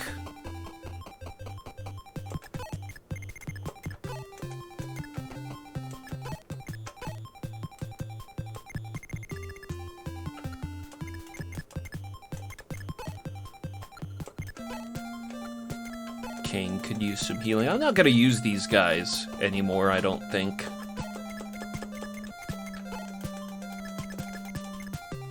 Still got Bart's on the front line.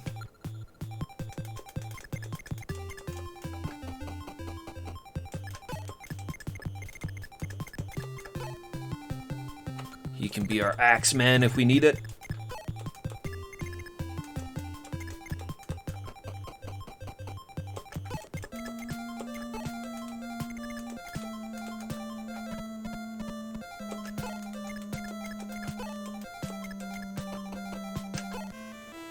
I hear the hammer is effective against armored knights.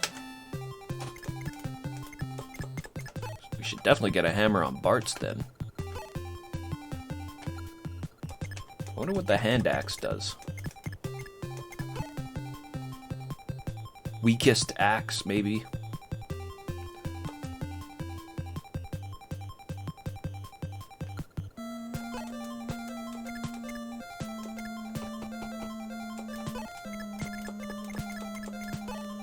Put him there. Abel up there.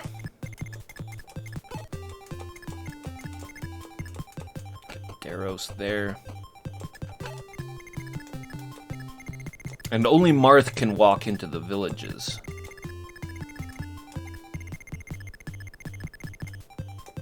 So yeah, we should definitely wait, not go any further until Marth is... oh shit.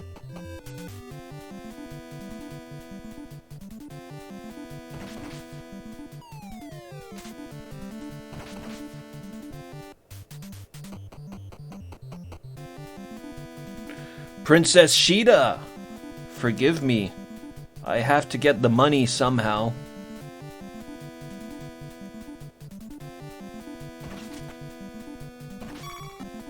Nice. Does that mean that Sheeta is the one to talk to him? That's really dangerous. Them being archers. Do do do do do do do do do do do do do do do do.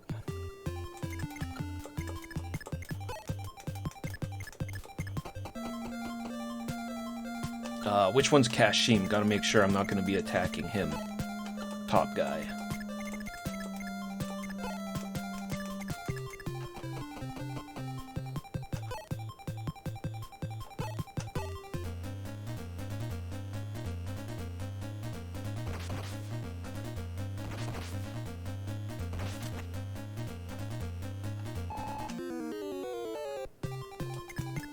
I'm starting to think that certain weapons are heavier than others.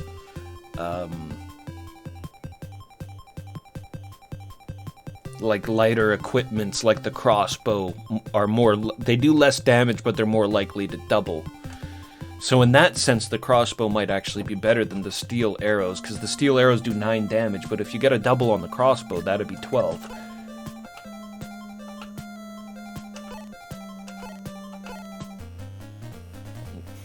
Deep Fire Emblem analysis.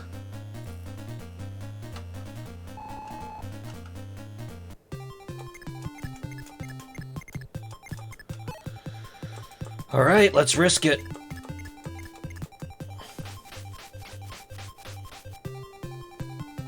Talk. Okay, that's a new option. Kashim? Aren't you Kashim of Talus? Why are you... Ah, Princess Sheeta, I'm sorry. My mother's ill. I need money to buy her medicine. So, you would join the pirates? I understand. I have a little gold here. Take it to buy medicine for your mother. Moo! You'd be kind even to a traitor who betrayed the country?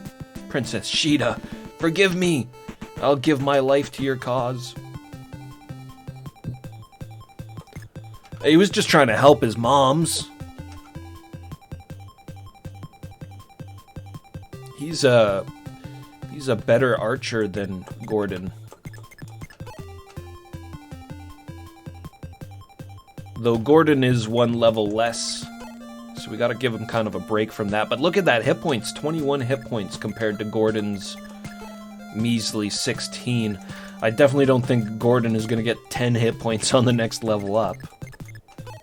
Will the higher defense counteract that, though? His 6 defense versus Kashim's defense of 4.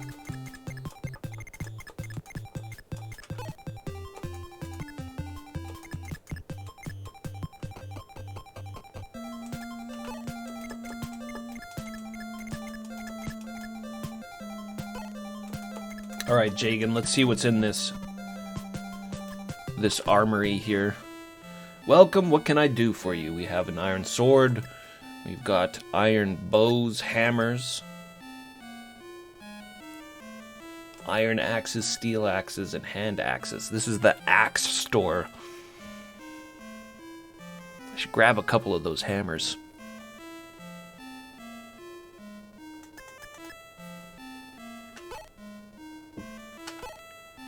Yeah, that's okay.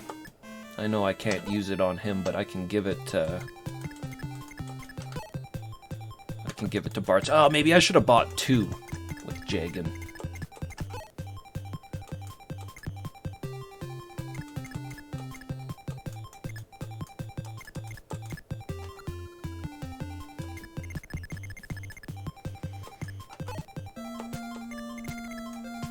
Alright, we can move Marth up now.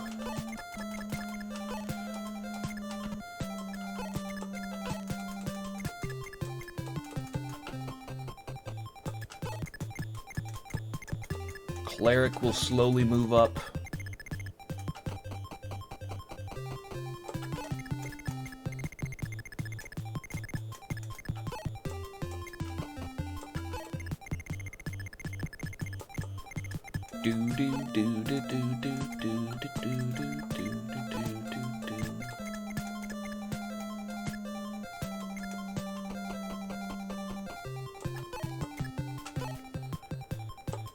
Kashim, I'll put him back.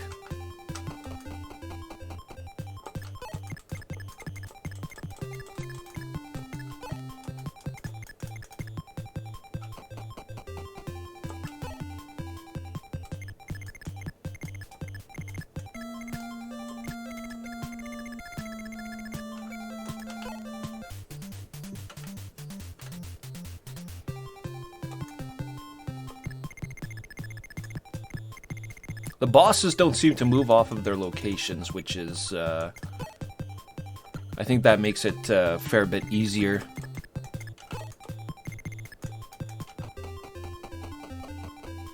I think we had a super-powered boss running around on the field. Definitely make it a little bit more challenging. Hammer! Give! Jagan gave the hammer to Bartz.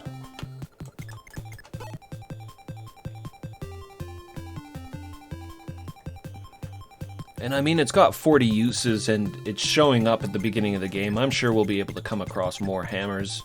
Probably one's enough. Well, I don't want to eat those words. Let's grab another one. Can't hold anything else. Okay. So 4 slots, that's our max on a character.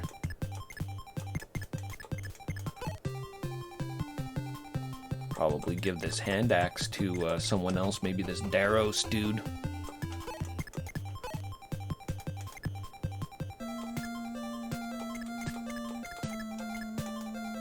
Assuming it's a weaker weapon.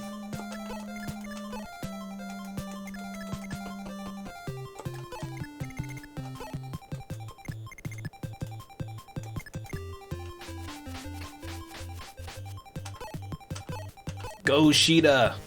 Get some experience. Oh! Is that the hand axe?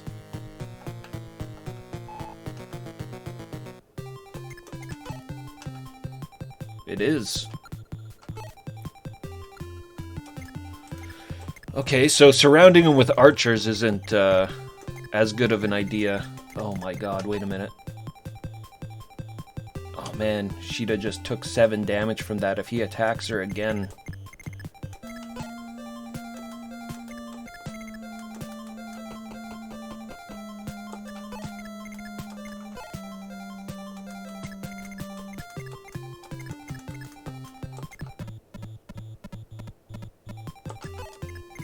Hopefully that's not gonna bite me in the ass.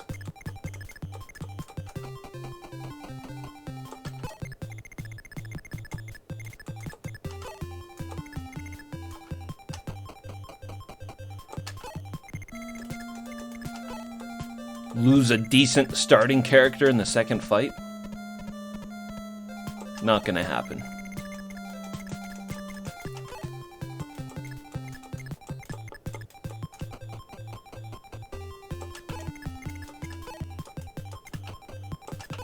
Alright, no attacks. Come on, don't attack her. Right, no worries, Sheeta, you got this.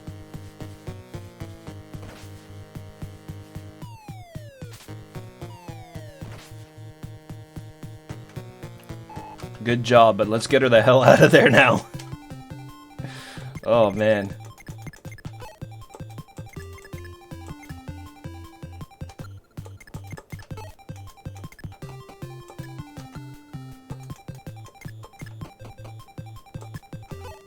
I don't think he'll be able to hit him there.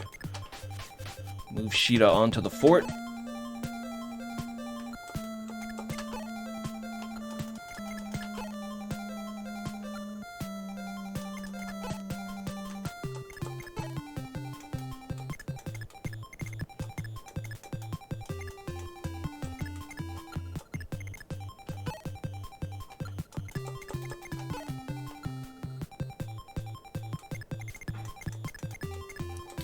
I need to think about who am I gonna fight this dude with.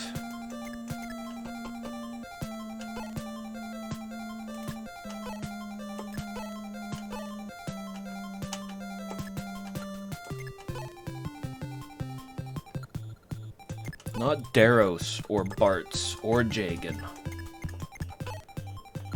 Kashin can probably sit out too. Gordon would be good. Ogma. Or Aguma. Abel, let's get Kane up here as well. Sheeta. Doga will fight. So will Mars. But first let's visit the village. Oh, Aretians! Please save Sister Lena. Miss Lena helps to cure the sick and poor. She didn't heed our warning and went to that Devil Mountain. Miss Lena was like an angel to us. You have to rescue her. For this, we have 5,000 gold for you. Please help Miss Lena.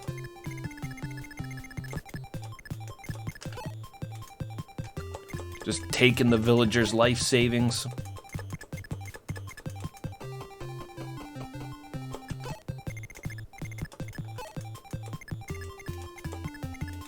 I don't know why I'm moving these guys in the back here. There's no point. Get that cleric up there, though. In case I need the heals. I should actually probably heal somebody just to check if he gets experience from the healing as well.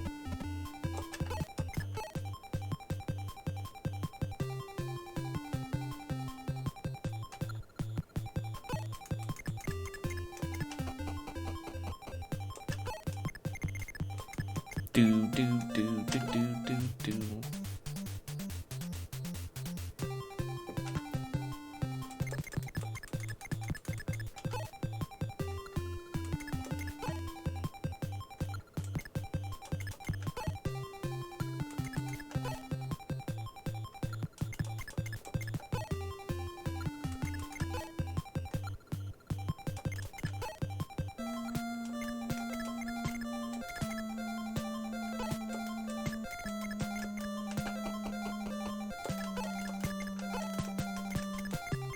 You can go down there just for organizational purposes, so I can keep all the people I'm not going to be using together.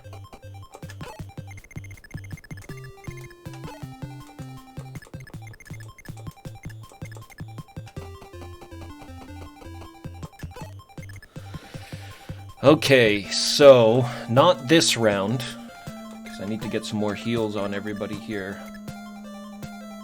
But I guess I'll just crowd around him and try to finish him off as quickly as possible, since he can attack everybody.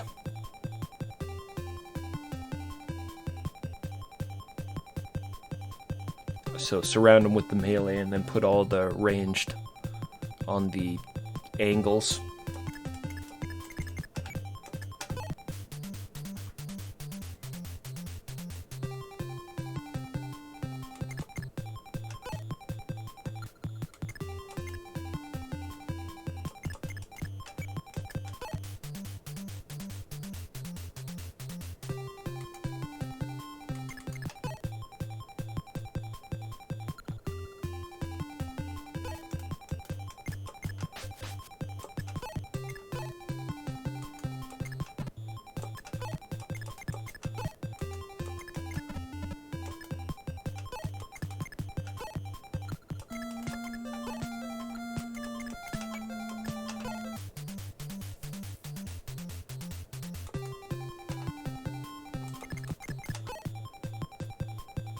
Oh, Abel didn't go to full there.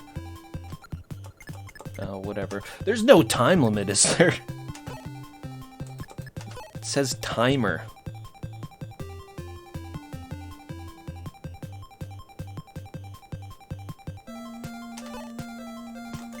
I don't know what that is about.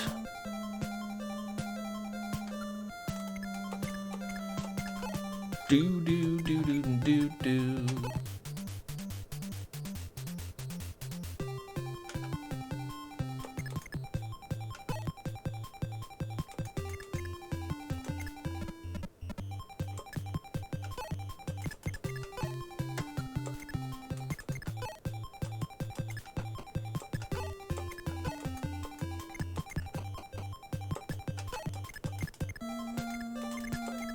Alright, Gordon gets a little bit of healing and then we're going in for the kill.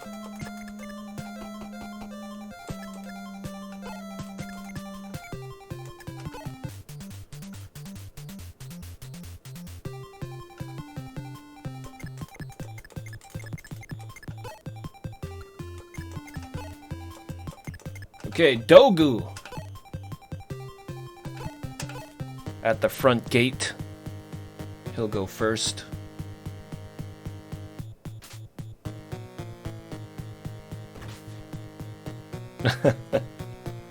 A measly 2 damage. And Doga missed his first hit, but came back for the second.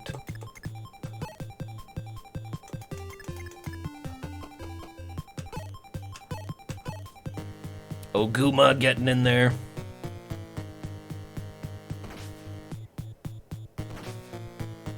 Oh, 7 damage.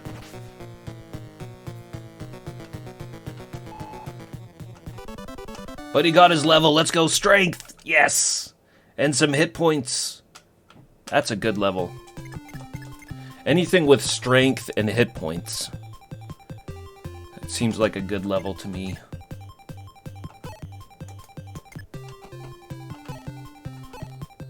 Get him, Gordon.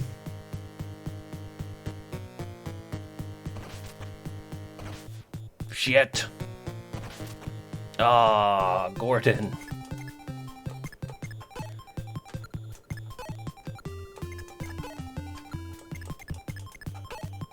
He was maybe not worth risking on that hit. Like, what if he gets a critical on Gordon?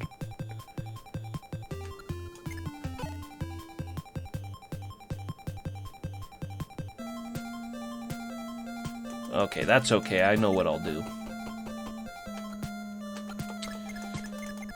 What's Gomez's life at? 14?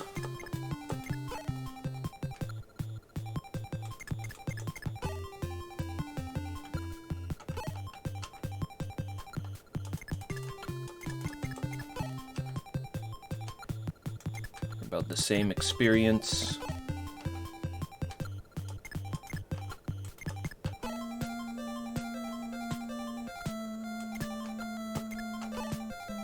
I should try to get the kill on Marth. Yeah, so let's put our cleric here and try out this staff on Gordon. That'll protect him from a potential critical hit, and we can see if the healing raises experience, which it does not. What the fuck is up with these shitty cleric characters? They can't attack, they only gain experience by getting hit.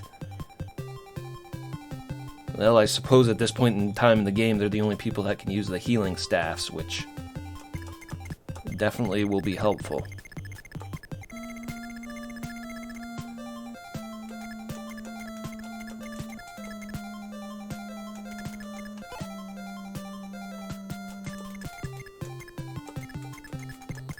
Yeah, I should be able to finish him off. Let's get Abel and Cain to do their attacks. They'll hit him, but not kill him. Oh, shit.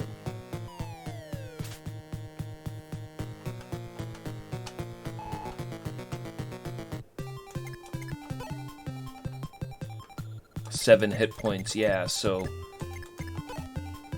Cain will totally kill him. And we want that kill with Marth so we can hopefully gain a level. That might be asking a lot, though. Marth's only at 50 experience points right now. Shit. He didn't get him.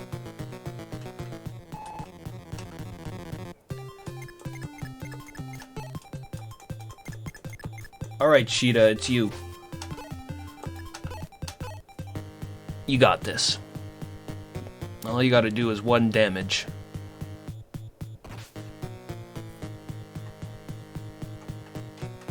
Gomez fell, Sheeta got 40 experience. Yeah, that wouldn't have given Marth a level.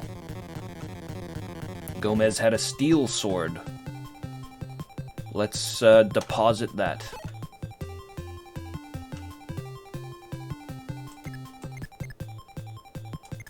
Steel sword. Well, maybe I should wait then. Yeah, let's... Before we end the battle... I'm just gonna drag Oguma down to the tent and we'll grab that steel sword.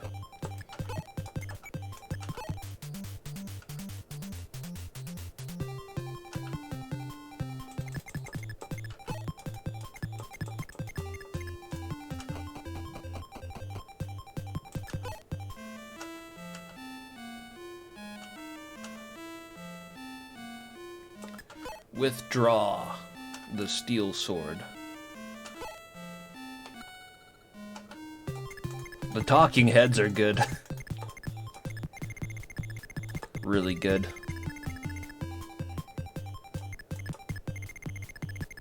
Alright, well, I'd say that's good. Battle done. Your Highness, thank you for chasing off those pirates. Now we can finally live in peace again. To reach Orleans from here, you must cross Devil Mountain. Please be careful. A gang of thieves called Sam Cyan is up there. They've raided villages and ambushed travelers. They're a fearful bunch. Especially a bodyguard named Navari, whose sword arm is deadly. I sincerely hope your journey is safe. Save our progress with this, this random nobody here. Well, they're probably somebody. This also reminds me of Shining Force, how you have that the little girl reading the book, or the witch who's stirring the cauldron.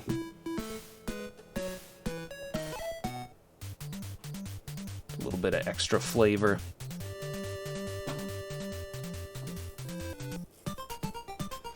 Devil Mountain, come on, Miss Lena, hurry up. We're in serious danger. I heard Aretia's knights are at the mountain's foot. Now's our chance. I'm sorry, but I still haven't found my precious relieve staff yet. I can't leave without it. Relieve or relive? Julian, I'll be fine. Flee yourself. If it's just you, I can move you away with this warp staff. How will that help? Don't you understand why I betrayed them in the first place? Anyhow, I'll get that staff back afterwards. For now, let's make our escape. Come on, let's go. Ah, 2 new characters. Lena the cleric. Another cleric. What kind of staff does she have? A warp staff. Only 7 uses. I feel like the name is pretty self-explanatory, and especially with the story dialogue we just got there, it sounds like we can warp different characters to different positions with the warp staff. Only 7 uses, so should try to use that sparingly. Julian the Thief is very fast and very weak. We gotta get these guys down out of here as quickly as possible.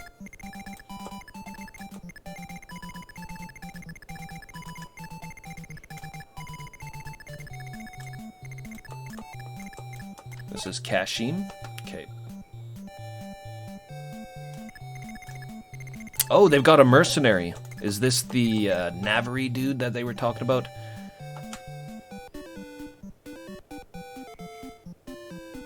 He's got a portrait.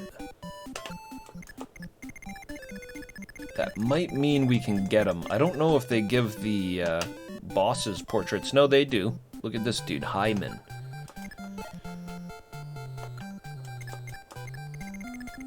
So he could just be another enemy boss. We'll make sure to have Marth fight him to figure it out. Alright guys, I will be right back. I'm just going to take a short break, and we will continue Fire Emblem Mission 3. Catch you in a few minutes.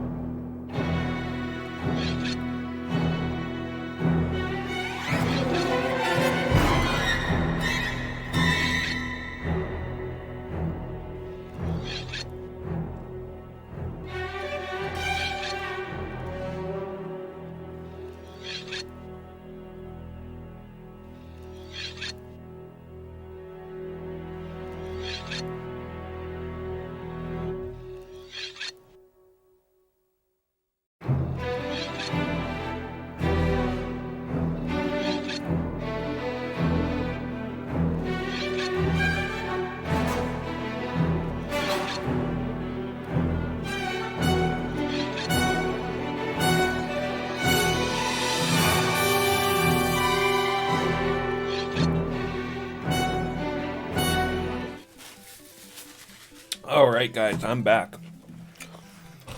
Alright, just had to grab a half of a Subway I left in the fridge for this morning. Lunchtime.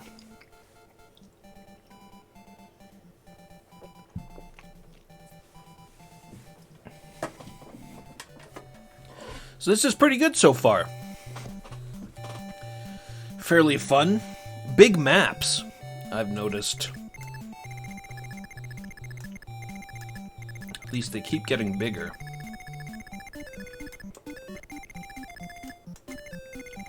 Kind of a slower paced strategy game. Especially if you're trying to hold on to your dudes. Alright, let's get these two up and out of this northern area.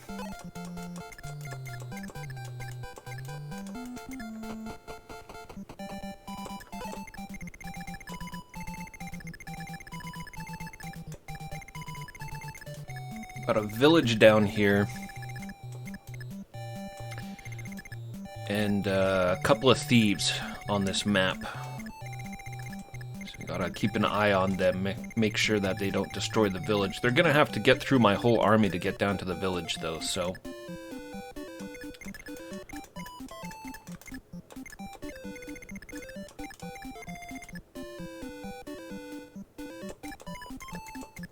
I'm gonna ignore the left side. And I'll just concentrate on this right side first.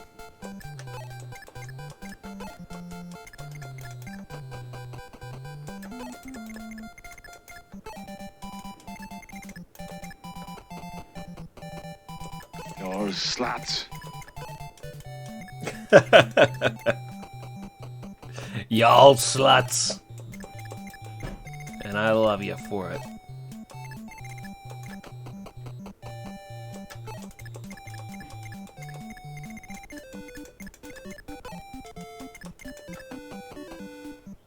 Kashim can visit this little place. Oh, dude, I love this guy's face. Beware of the mercenaries. If you get careless, those guys can take you out in a single hit. Beware of the mercenaries. Well, I'm hoping we can recruit that extra mercenary. But I'm prepared to fight to the death. The guy who took a big dump. Best face in the game so far, for sure.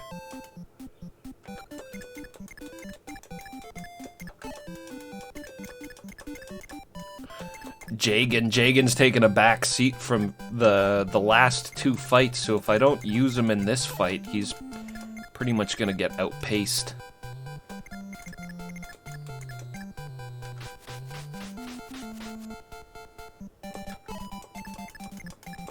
Gotta be very careful with Sheeta as always. Do-do-do. Why did I move the archer there? That's so stupid. Well, it doesn't matter. Nobody's gonna get here in that short a time.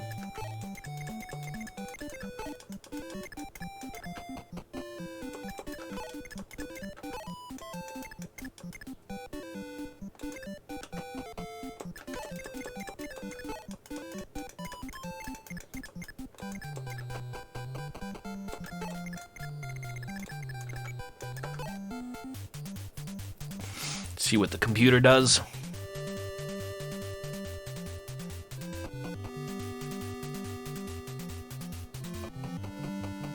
Boss moved into his castle, his forever home.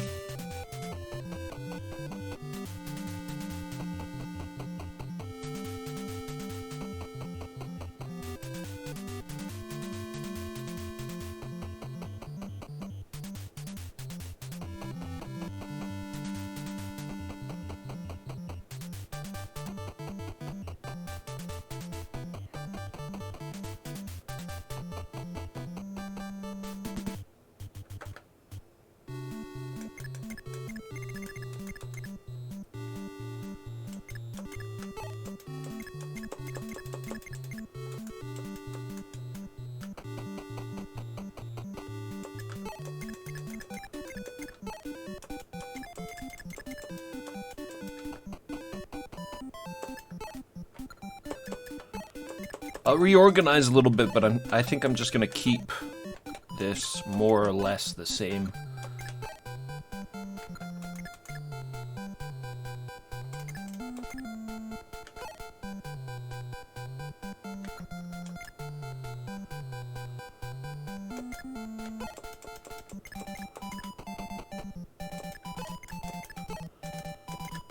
Put the barbarian up front where he should be. That's ranged, ranged. Can move him there easily from this spot. Healer's there to heal. Guess we'll move Jagan over this way. Don't forget about Kashim.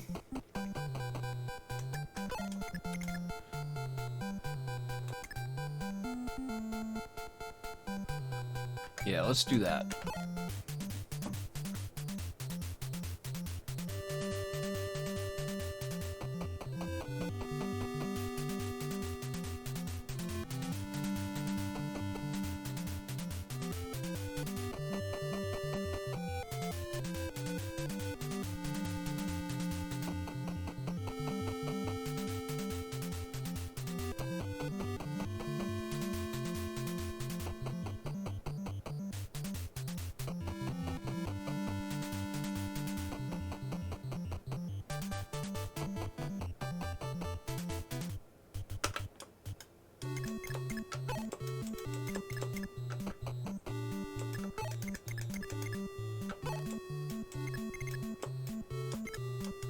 Oh.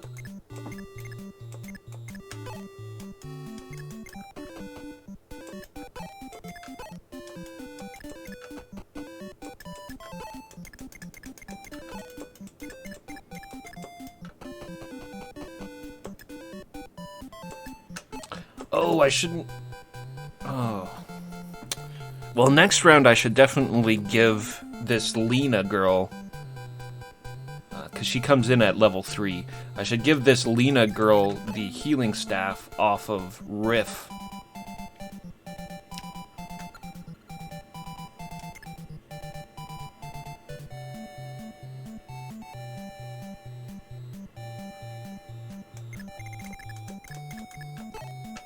And he's got that movement.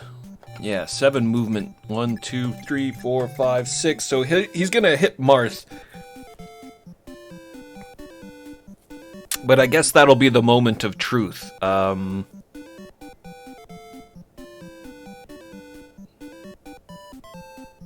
imagine we collect most characters with Marth in the battles. That said, that Kashim guy got picked up by Sheeta last round, so... I don't know. But this is a moment of truth, I guess. We'll see what Navari does.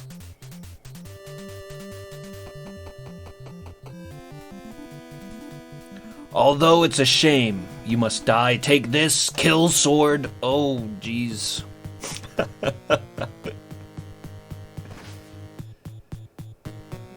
Yeah, not gonna happen. We're in the fort.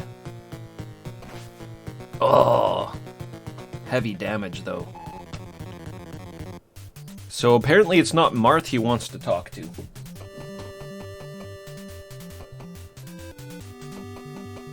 If he wants to talk to anybody at all.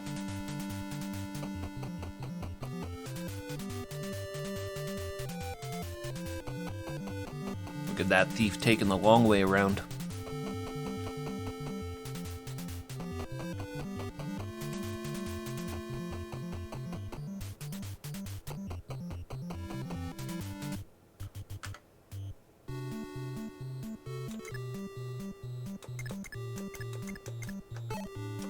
Sheeta? Is it Sheeta? Sword fighter Navari! Why is a swordsman of your caliber a bodyguard for thieves? Huh? I have no business with women or children. Get out of here! Please stop this senseless fight. Somehow you must lend us your strength. If you're unwilling, you may cut me down right now. I won't point my blade at women. You risked your life to request me, so I have no choice. I'll lend you my strength. He's an honorable man, even though he's working for bandits. Navari, the level 3 mercenary. Less health than Ogma.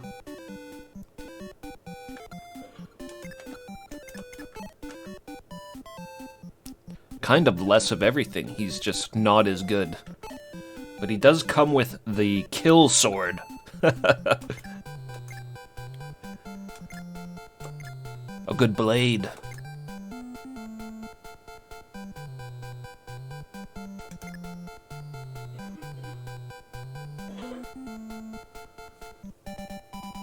Well, do I move Navari back for now?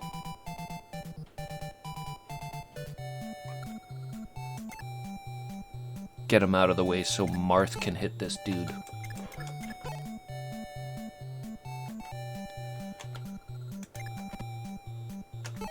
Get able to throw a javelin.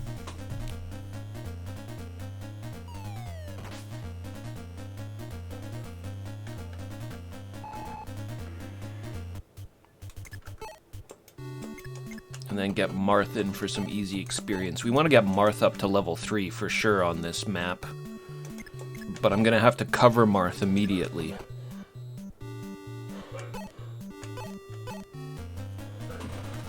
So he doesn't get mucked up by those axemen. Hey Hesh, what's up? Great to see you. Welcome in, buddy. We're playing the very first Fire Emblem, the very first version of the very first Fire Emblem. Marth just got a shitty level. Only 2 stat ups. I didn't catch what they all were there. I think he got 1 hit point and 1 of something else. Yeah, so this is a pretty fun game so far. I didn't actually have a lot of interest in Fire Emblem itself, but I do really enjoy strategy RPGs. And the common opinion is that this is the first strategy RPG, which I think you could probably debate quite harshly. I mean, I don't even know, but I like just thinking about the PC. There's probably like a ton of computer-based strategy games that came out before this. I mean, this is pretty late for early video games, 1990. But it can't be denied that this popularized a lot of concepts that would be later used, especially in strategy RPGs from Japan. So from a historical perspective, I think this game's pretty interesting, and that's sort of what made me want to attempt it.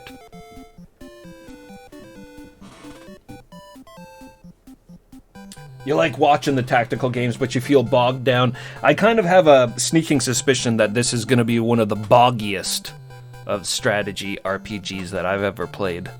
The gameplay is definitely slow, and there's permadeath built into the game, so if you don't want to keep reloading, we're going to honor the permadeath that's built into the game, so anybody that goes down is staying down.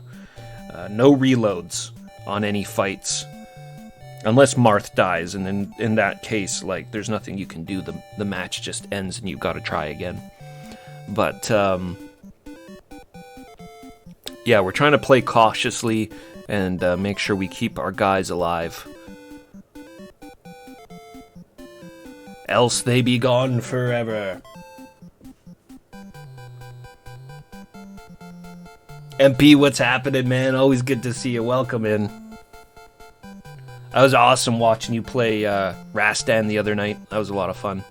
MSX Rastan, I've never even seen it before.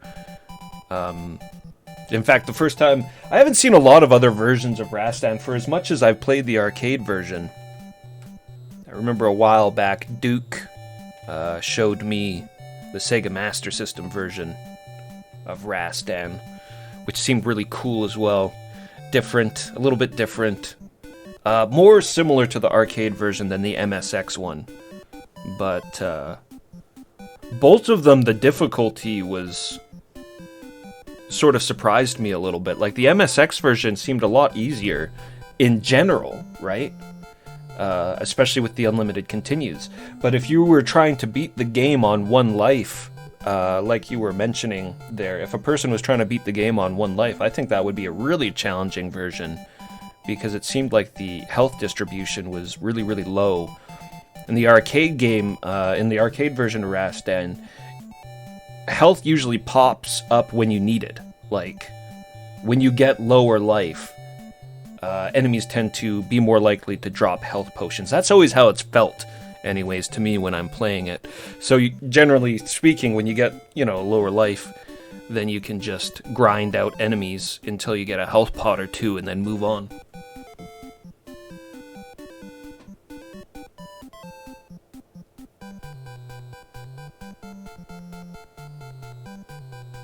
Never really wanted to play the original version of Fire Emblem just because the lack of quality of life stuff might drive you crazy, for sure, right? But it's just like I keep saying, right? Like it's the exploration of it. I was prepared for a game that might not be fun to play, but I don't know, just Fire Emblem 1, specifically on the NES. It's interested me for a while. So far it's going pretty good. I do know the number of battles we have in this. I didn't actually mean to find out that information, but I think it's 21 fights in this game. And we're on number 3, so I better stop talking and get fighting, or else it's going to be a long road.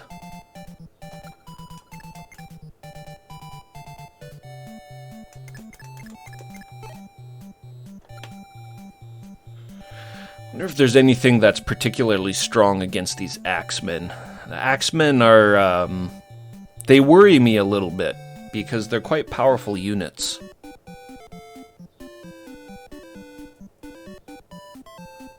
I could always throw my Axemen up there.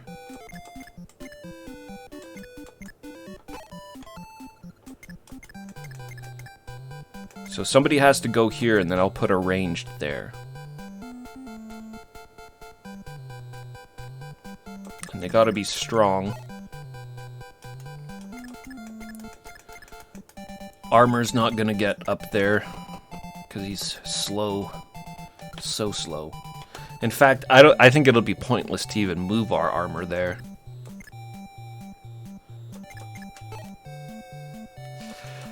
I mean, I want to put Ogma up there because I really want to power level our barbarian.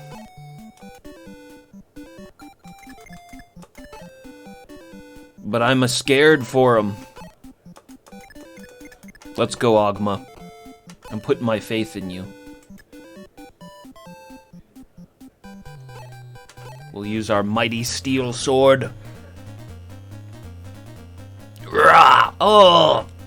You fool!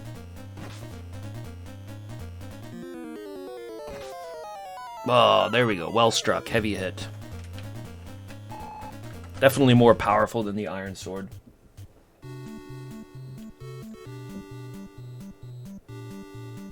New strats. Might even be able to get the 1cc on it. That's exciting.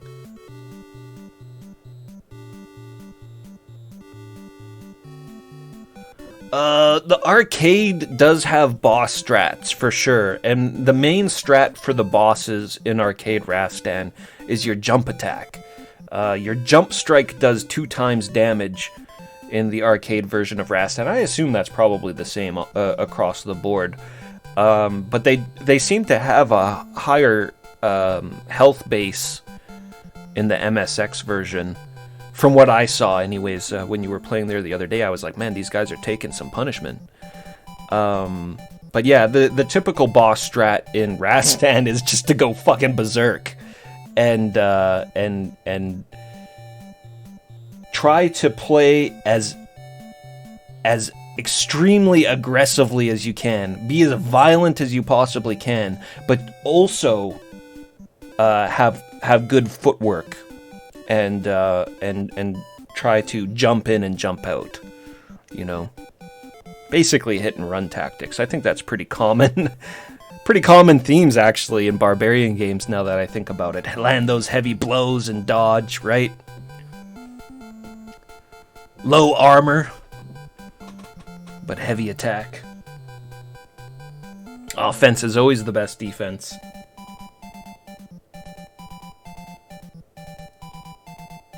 Yeah, it is an interesting series just because it was a forgotten series for so long. I think most people know the character, the main fella in this game, Mars. I think most people know him from Smash Brothers, right? The first Smash Brothers game on the N64. I know when I was a kid and I played that game, I was like, who the fuck is this Mars guy? But then it kind of continued to be hidden for so long until it got a Game Boy release. Was it Game Boy Advanced, I believe? And they called it Fire Emblem, which is kind of confusing when there's like 6 other Fire Emblem games before that. And what is also interesting to me about all of that is the creator of Fire Emblem. Let me see if I can find his name here quickly. What was his name?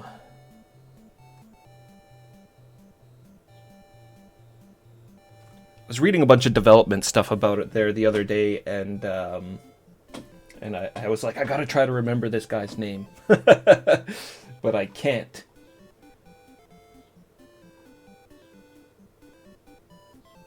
Shozu Kaga is his name. So Shozu Kaga, he made the first several, or was involved in making the first several Fire Emblem games. Basically all the ones that look good. There's a few on the Super Nintendo, and then his run ends. And I don't know what happened to him exactly. Why he left Fire Emblem, but he ended up going on and doing a Fire Emblem ripoff on the PlayStation 1 called Tear Ring Saga. And it's a total Fire Emblem ripoff. In fact, it looks really similar to this one, the first Fire Emblem game. And then he kind of dropped off the face of the earth again. He made a couple of Tear Ring Sagas. That series I don't think ever finished. And then and he disappeared for forever until somewhat recently he started working in this. You know how they got those like RPG makers for the computer? You can get them on Steam and stuff. There's an SRPG maker that is very, very Fire Emblem based. Like the fight systems all look like this and everything. He started working with that and building like an indie Fire Emblem. I don't know. I guess this guy can only make Fire Emblem games.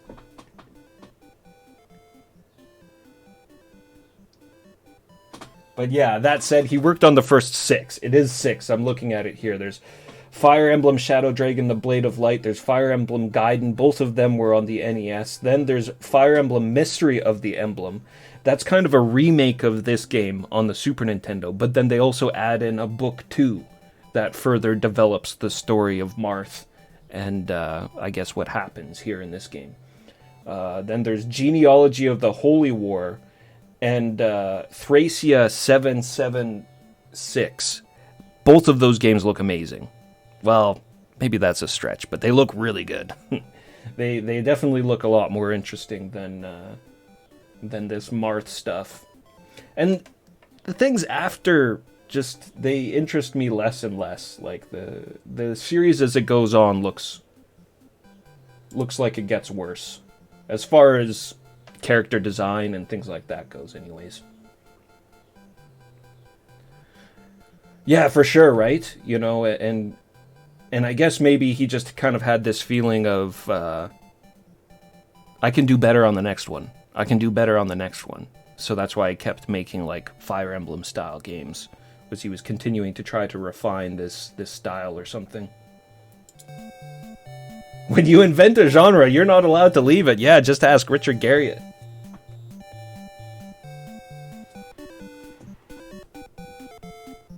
Even bigger maps in genealogy. And massive emphasis on breeding the strongest children. Like, that kind of stuff really interests me, actually. Phantasy Star 3 style. That kind of shit.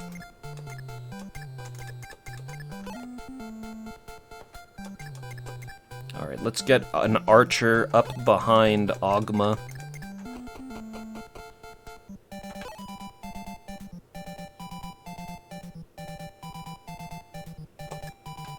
Go for the crossbow.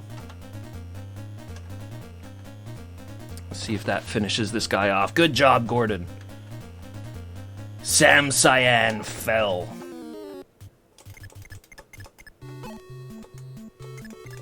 Can he get up on the hills? Yeah, he can. Not very well, but he can. Unfortunately, Kane cannot.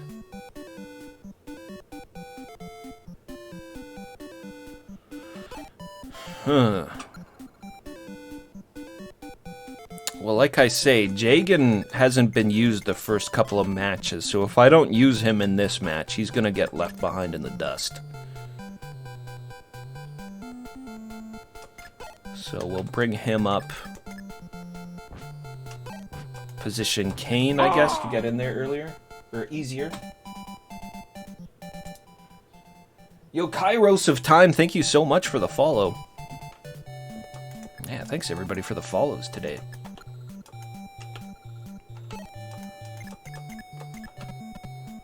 A little bit of a strange time for me to hop on and stream. Usually I'm either in the afternoons or the evenings.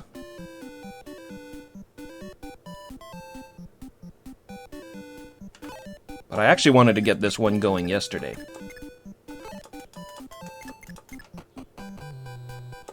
So thanks everybody for coming in.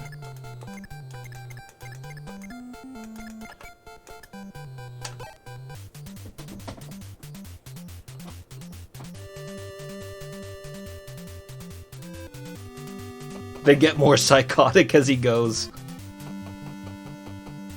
That's good though.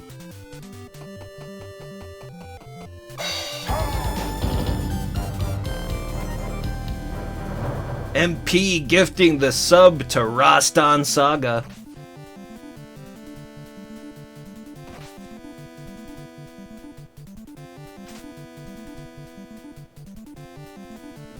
It's a worthy gift sub for sure. Rastan is one of my favorite series of games for sure. Even the much maligned second game, I think there's a lot to look forward to in Nostar. Nostar, it's got incredible music at the very least. And its graphics kind of grow on you.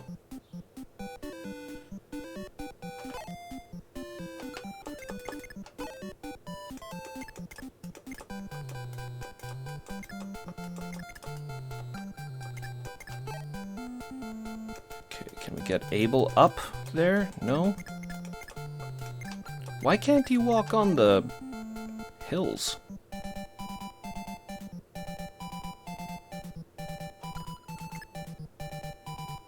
Do-do. Do-do-do.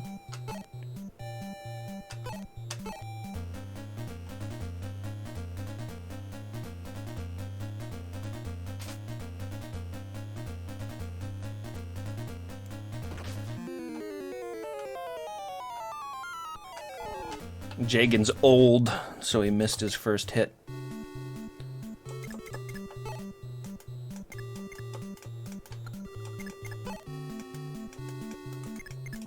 Fucking Abel, get out of the... Just move one spot up. Why is that impossible? Okay, Abel, you go this way then. Get ready for the wave of enemies that's coming. Actually, it seems like they're separating themselves quite a bit over here, so that's good. Dun dun dun dun dun dun dun dun dun dun dun dun dun dun dun dun dun dun dun dun. Oh man, that part.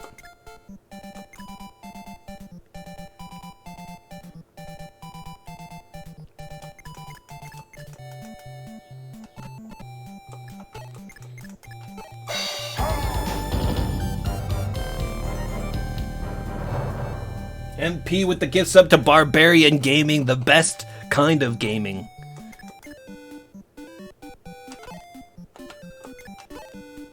Maybe the only kind of gaming for me, really. I always look for a barbarian in a game, even when there isn't one. I'm like, oh, that's the barbarian of this game.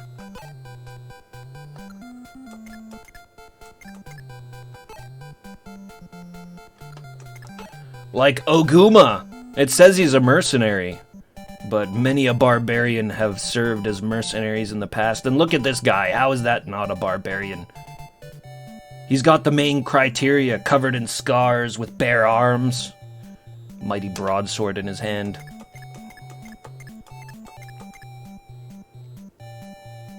I'm hoping for strength level ups.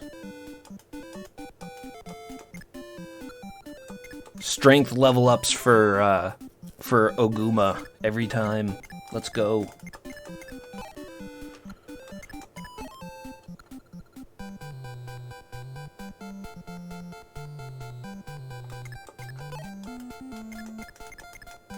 Let's get armor up there.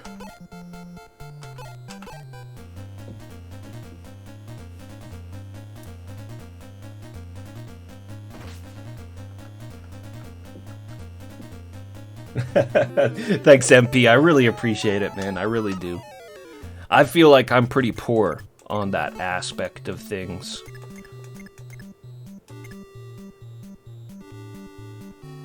Like, I got a Twitter that I put updates on sometimes, but I don't link it on the Twitch page because I don't like social media. And I never put tags in. I don't do any of that funky stuff other people do.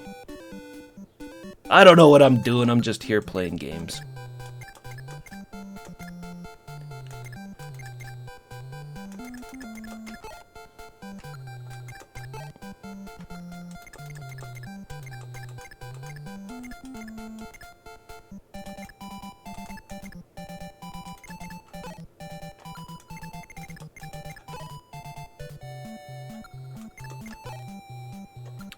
What do I want to do here?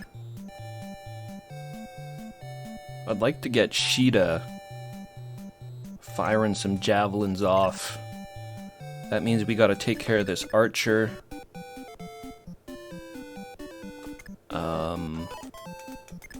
Martha's like the one person I should not worry about sending onto the front lines too much, because if he dies, we just have to do the match over again. I mean, like, while that's annoying, it's honestly not as bad as losing somebody permanently, so good job, Marth.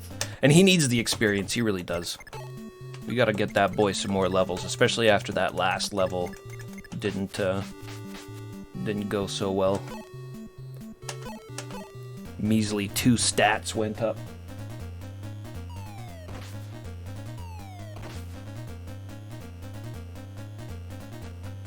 Yeah, I hear you, MP, for sure.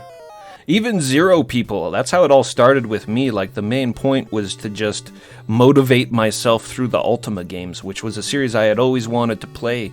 But whenever I tried to sit down and play them, I would just, it was too easy for me to tap out, so that was the main thing that brought me to streaming, was just, you know, you press that live button and it's just like, okay, well, I guess I'm sitting here and playing these games now for a while. It does help give me that extra motivation, regardless of whether anybody's watching or not. But I really do truly appreciate all the views and all the follows and all the subs. The lamentation of the women. The sword! The riddle of steel. That's Crumb.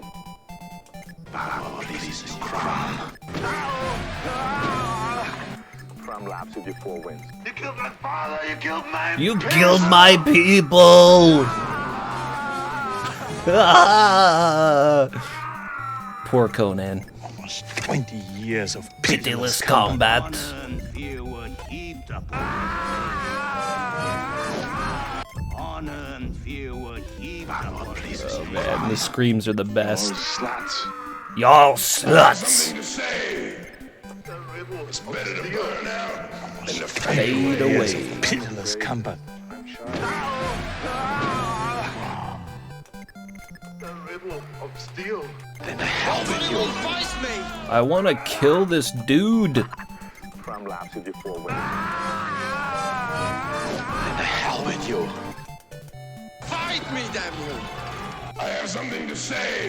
You killed my father. You killed my friends. Oh, slats. I'm afraid that I'm shy. Got the very unbarbarian sound effect there, voice clip, mixed in with all the screaming and philosophy. Oh, definitely, yeah. I need to put some more voices in. I've been trying to, like, mull out some more channel point redemption stuff. I've got an idea I'm quite fond of that I just have yet to execute properly, but it'd be like a screen change where you can remove the lore scroll and bring up something that has a timer. I want to revive the timer. I haven't brought the timer back because I don't know. I just don't like the idea of it just hanging out there. I need a proper place for it. Timer, come back.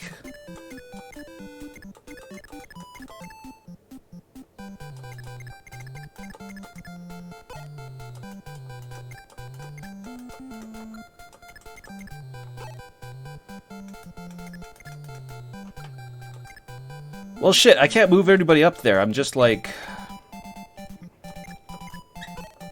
kind of banging my head against the wall here at this point. Let's make a front line down here.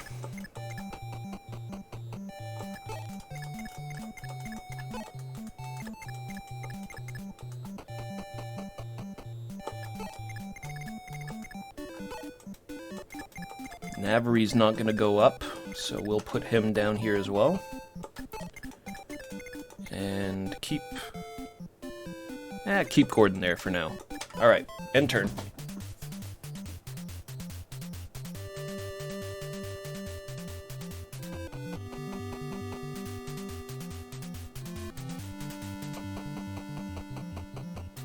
Blueberries are the most barbaric berry.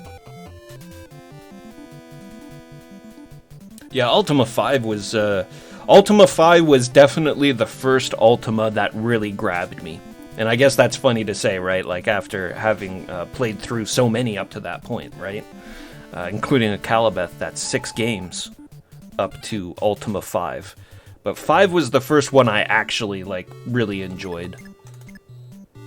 I find a lot of people mention number 4 as sort of the first Ultima that grabbed them.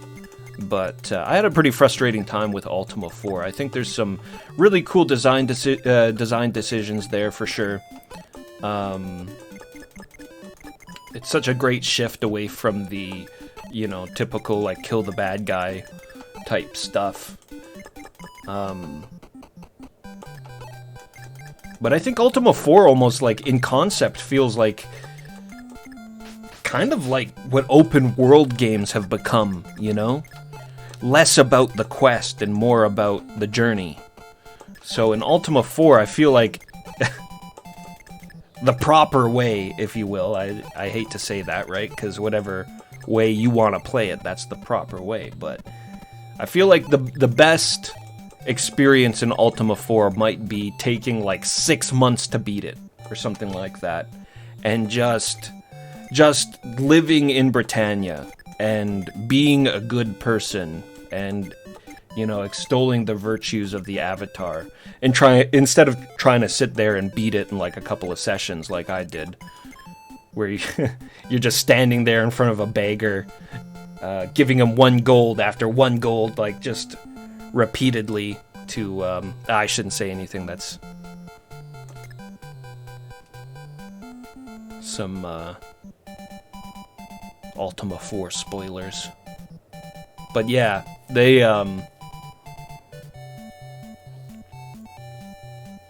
yeah. I'm not gonna say I didn't have a fun time playing it. It just, 5 was like, whoa, right off the bat, Awesome opening cutscene. Some incredible fucking moments in that game. Some really dramatic, really, really great moments. When you get thrown in Lord Blackthorn's dungeon for the first time, it's just, that goes down as a gaming moment for me, for sure.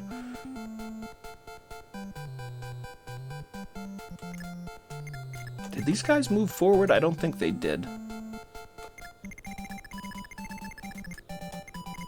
That thief is still coming down here, so yeah, let's move forward. Not too far. We want to get first attack, not the enemy. So, like, I don't know, something like this. It's Bart's anyways. Bart's is a house.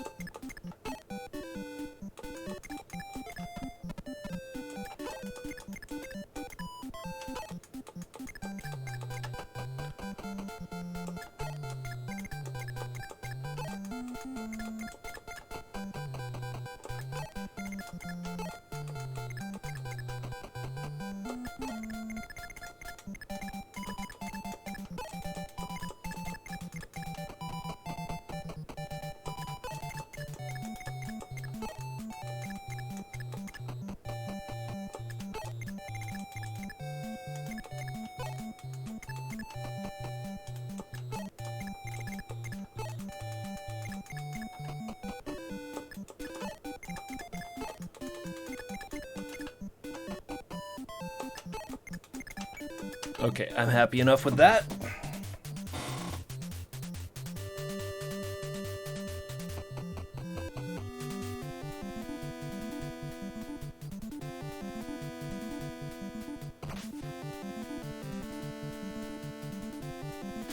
Obsessive Repulsive, what's happening? Welcome. Yeah, this is the first Fire Emblem game. Probably. I imagine that's a series that everybody has heard of at one point in time or another. But this is the very first title on the NES, 1990.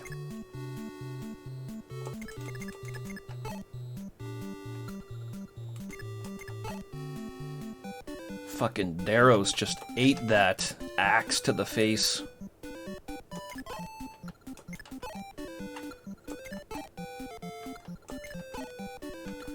I gotta get these guys who are level 2 back. I need to get these guys who are level 2 up to level 3. He didn't even get a counterattack on him.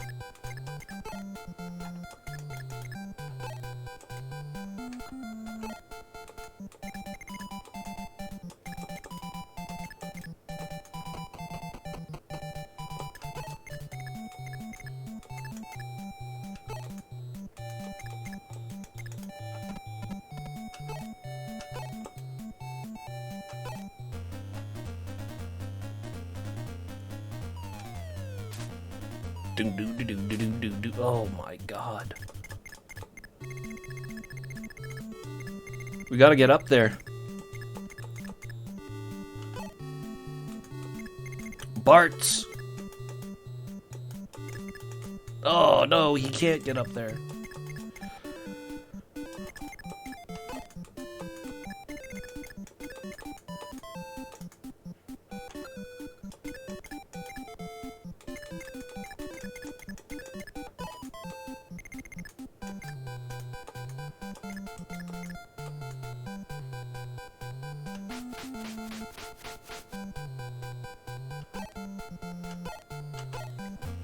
Come on, Sheeta, it's you.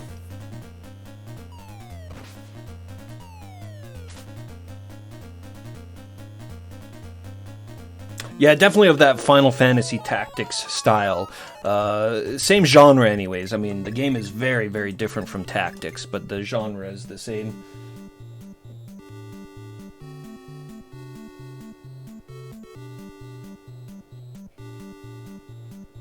Oh man, Fallout. What a good series. The first 2 games, anyways. Fallout 1. I mean, a friend of mine told me about Fallout 1. Before I had played it, he explained it to me, and he was like... So in this game, I'm like... living out of this hotel room, and I'm like, yeah, and he's like, so then I'm like buying drugs from this dude in the basement of the hotel, and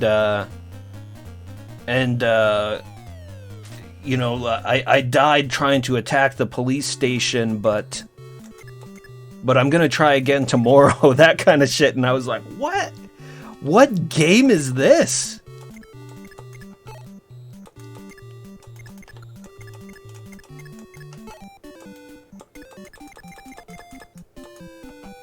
What game of legend is this?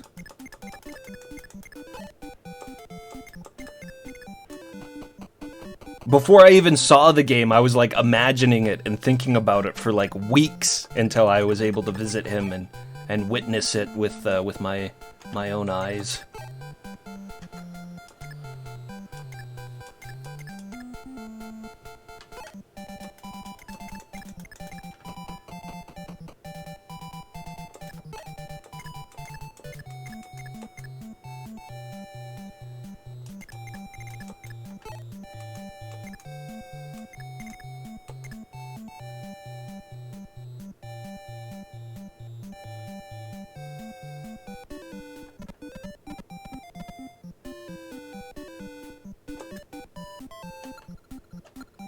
Keep Jagan back. I might need him for a rescue mission. Let's get Bart's up there, because at the very least he can kind of block in that... he can get in front of that thief. We don't want the thief to get to these villages, because then he'll destroy the villages.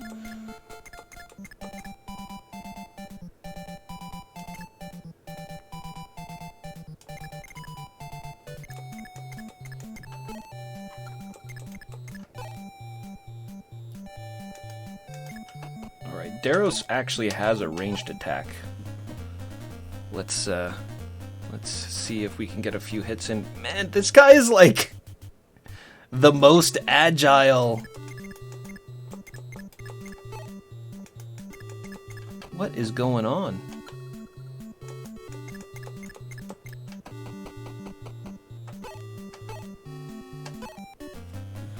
Get him, Saji! Yeah, better.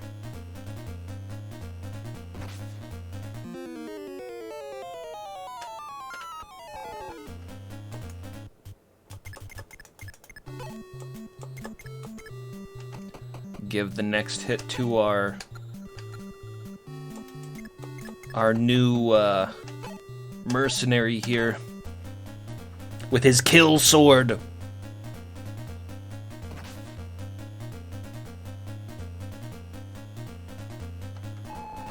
Navar. That's not his name. What? He's missing an E at the end of his name all of a sudden. Is it the... I wonder if it's the translation. There's been a couple of weird things happening. I wonder if it's the fan patch. This is the newest, latest fan translation you can get for the NES version of Fire Emblem. There is a better version, or what seems like a better version, that got released only on the Nintendo Switch, digitally, for a limited time. A digital game that was for sale for a limited time. I think that's just the stupidest thing I've ever heard.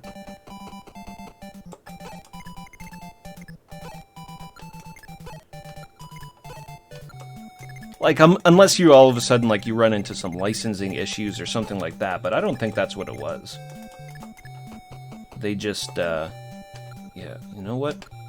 This is what I'm gonna do. I'm gonna give this new cleric of ours the healing staff.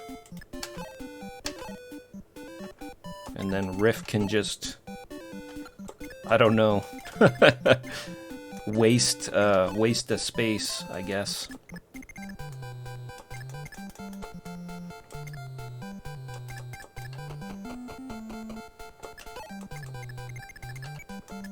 End turn. I was sleeping my way through all the female family members of a casino bigwig, but I forgot to use a condom, and now the daughter is pregnant. You know, typical. Typical Fallout stuff.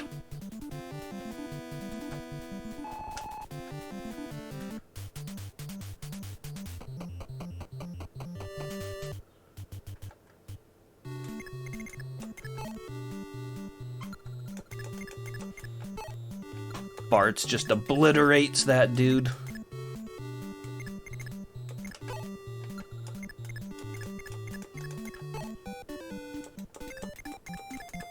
Sheeta, go kill this thief. Get rid of him.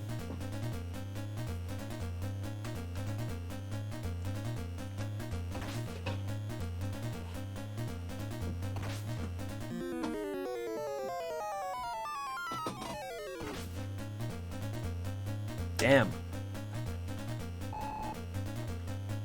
Oh, right on the cusp of a level.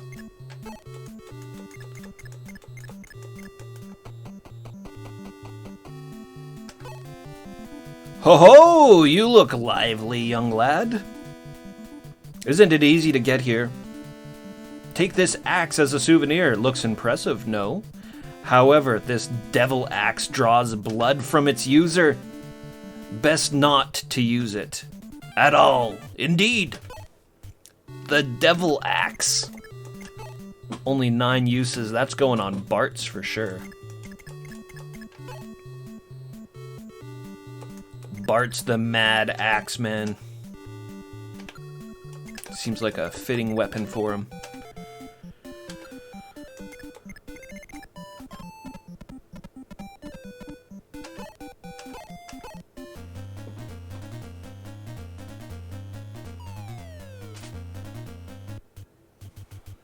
IB, what's up? Yeah, this is Ultima 1.5.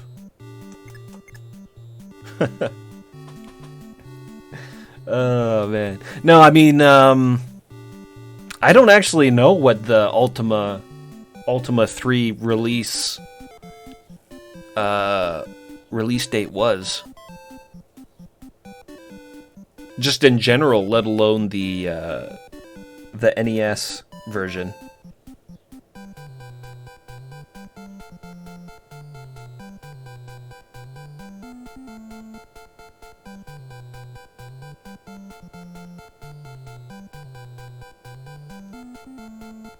See, that's what I'm thinking too, I-Beat. And I actually was talking to Goaty the other day, briefly, about... Well, I asked his opinion on Fire Emblem, because I know he enjoys strategy RPGs quite a bit. And I mentioned that, yeah, popular opinion is that this could be this could be the very first strategy RPG. And he said the same thing. It's like, well, what about all the stuff on computer? But I don't know. I can't think of anything pre-1990. Nothing pops off the top of my head anyways.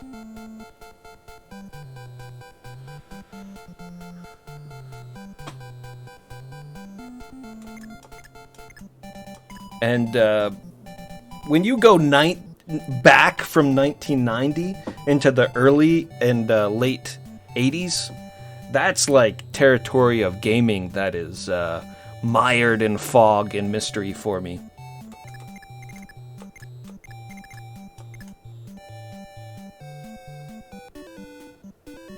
Yeah, it seems pretty good so far, I-Beat. Yeah, man. It's good to see you, dude, by the way. Yeah, welcome in. But, permadeath is built into this game, so I'm gonna honor the permadeath, and I've been kind of taking the gameplay pretty slow and methodically. We're trying to cover our guys as much as we possibly can. So ideally we don't lose anybody in this playthrough of this game.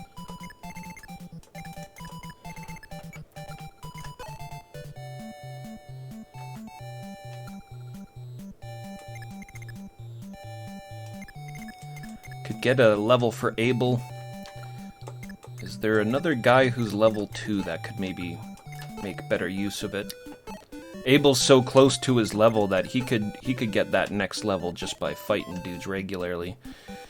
Doga's getting left behind in the dust because he's so damn slow.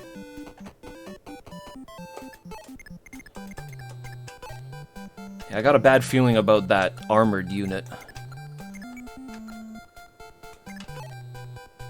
I've had a bad feeling about him since the very first level just because of that really low movement.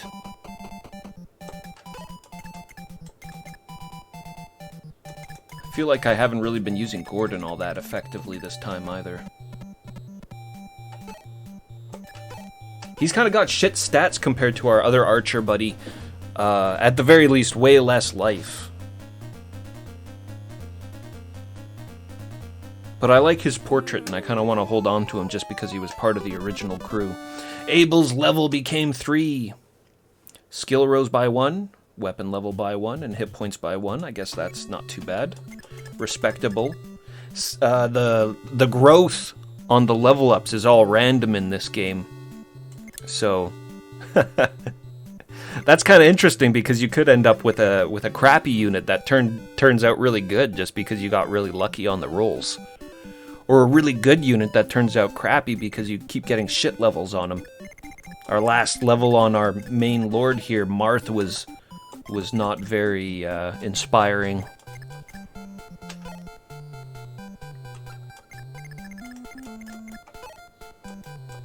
Let's get our barbarian up there.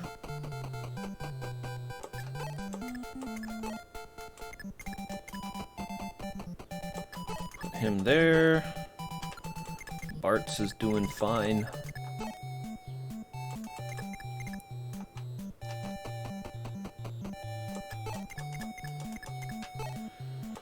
Magi goes up. Sagi. He should sit right here, I think. And we'll put him into the castle next. Or maybe Marth. Jagan the old man, let's move him up.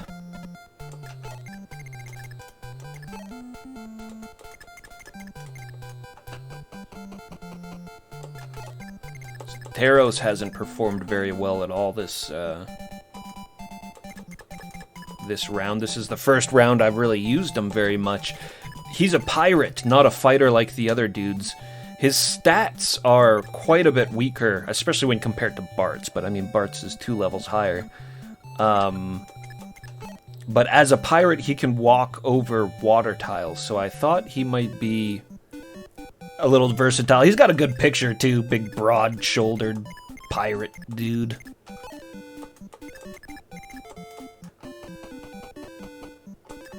Guys like him and Navri I always think are a lot of fun too, because it's like, you know, you're getting enemies on your team. Bandits.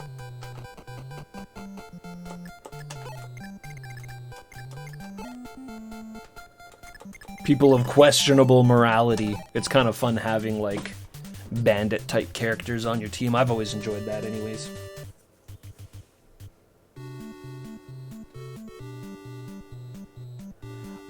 Yeah, I mean, like, I use emulators for everything, so far anyways.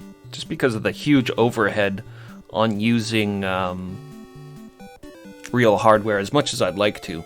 Also, the area that I stream in is really, like, close quarters. So,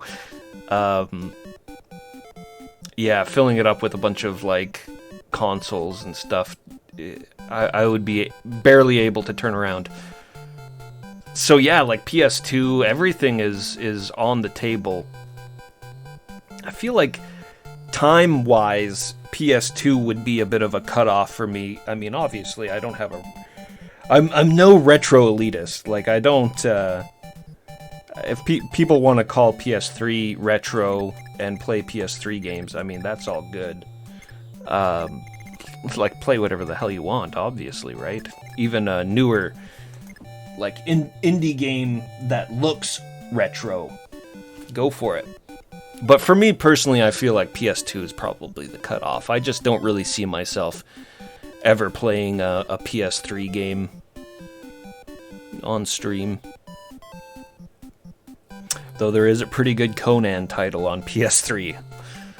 It's not great, but it's pretty good. The voice of Conan is what's his name? That guy who looks like he's got a brick for a head. I always call him Brickface because I don't know what his name is. Shit. And then whenever I think of his name, I'm always like Michael Ironside, and it's not Michael Ironside. Kite Star, thank you so much for the follow. Shit. It's killing me now. What the fuck is that guy's name?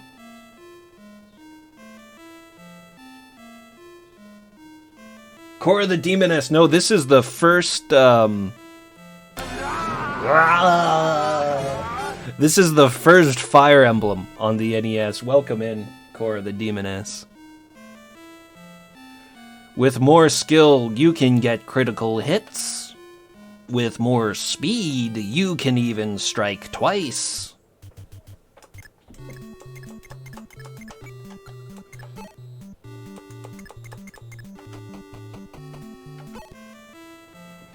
Compared to archers, hunters have greater strength and less defense. They should avoid close combat. And what, archers should not?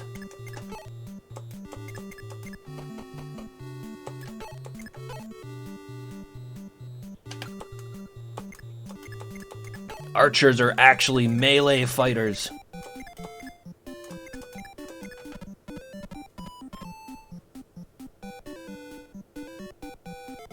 It's the guy from the one beat 'em up that's based off of a manga. Yeah, that's me. That's me, alright. Me and my brothers. Bringing down the evil Dongzhou. And other such villains as Cao Cao. Sun Quan. He's a bastard, too.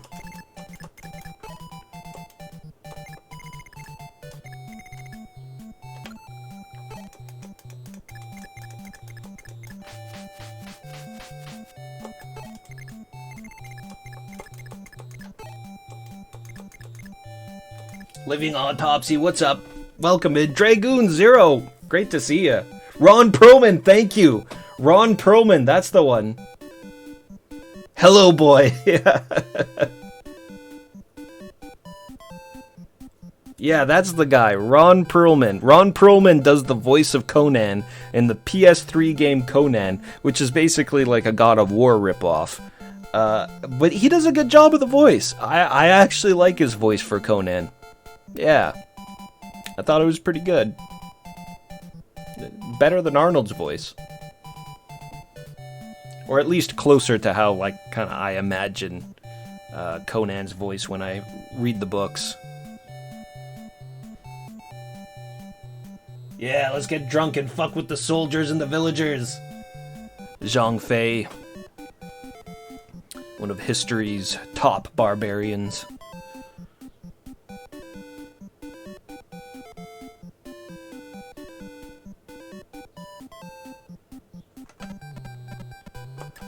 Not a barbarian in the typical historical sense, but definitely through his actions.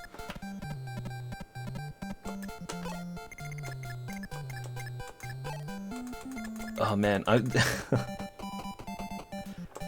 this song. I don't have a problem with this song, but it's not exactly good fighting music. I mean, I like it, it's pleasant, but I feel like I should be playing like a mascot platformer or something.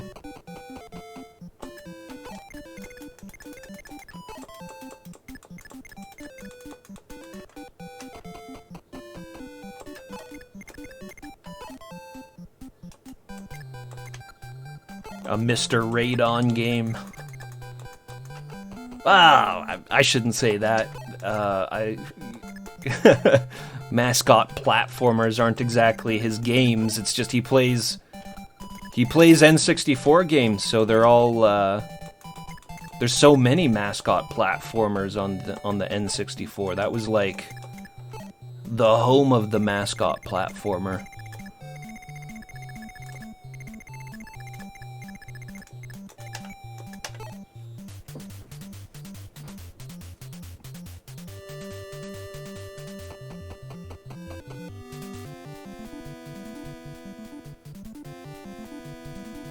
Always pursue Lubu.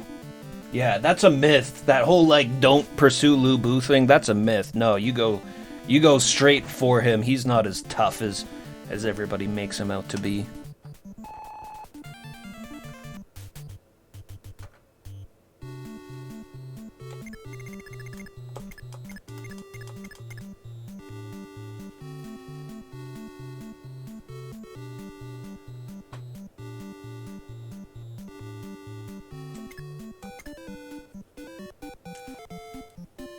Pursued him once, took you a good couple of hours to take him out. That must have been Dynasty Warriors 3. That's like the only challenging Dynasty Warriors.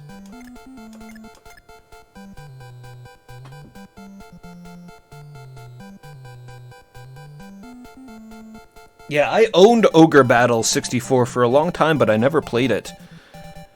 I have this thing inside of me that really makes me want to play, like, I have to play through series from the beginning. You know, I gotta see it from the start. Fresh, with no spoilers, to really, like, immerse myself in the world and whatnot. But Ogre Battle is never a series that I've gotten to. I have and had all of them, but I a few years back, I purged my whole N64 collection because it was a system I just never really played on much. I still have the console so that, you know, if I ever get around to it, I can get like an EverDrive or something like that. But, yeah, I mean, game collecting has gotten so crazy that just looking at my shelf, I was like, I don't need these anymore. I don't want them. Same thing with my Saturn collection, actually. It's sitting there, ready to be gotten rid of. But before I do that, I have to play all of those games, because I've played very few of them. That is definitely something that we're going to have to do here on stream. I should do that. Set up a series of streams where we play through the Saturn games that I own but haven't played and completed yet, and then I can get rid of them afterwards.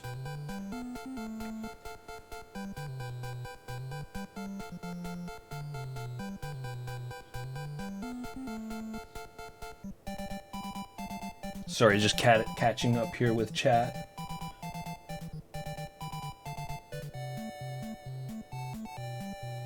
Gaiden had the better soundtrack out of these two games. I don't know if I'll actually play more Fire Emblems after this. We'll have to see how I feel about it after it's all said and done. Yeah, March of the Black Queen. What a good title. It's a Queen song.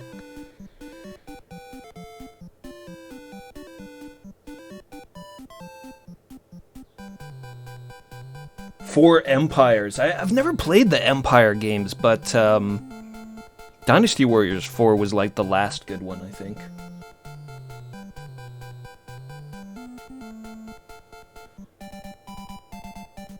Yeah, I think you were mentioning Kessen to me before I beat. Yeah, first Kessen is Japan, and second is Three Kingdoms. And third, you play as Nobunaga, as hero and protagonist Nobunaga. That guy is, he's a real piece of work. I like Nobunaga a lot, actually.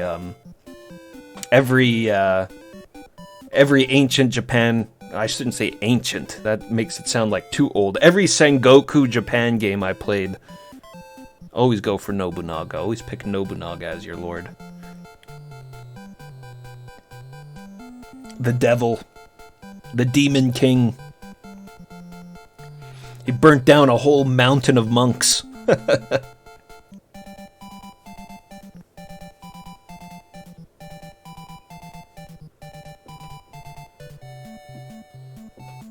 Did the same thing with the TurboGrafx, had it for forever and never played it. Yeah. I had a TurboGrafx. A friend of mine bought it for me for Christmas when we were kids, and I had that thing for forever, and I got rid of it, and I regret it ever since, because I've always loved the TurboGrafx, but the only damn game I had on it was Keith Courage, and you could not find TurboGrafx games where I live. Like, they don't exist. So Keith Courage only held my interest for so long, and then it got traded for beer money. I really regret that, because like with EverDrives and things like that now, you could just buy one of those. I never would have had to worry about hunting down games, or even that said, like early 2000s, you could find them, eBay, you know. Spend some of that hard-earned money scooping up some TurboGrafx games for cheap. Alas, it was not meant to be. That's a pretty expensive system now, too. But isn't it all? We got level 3 Abel. Let's get Kane up there.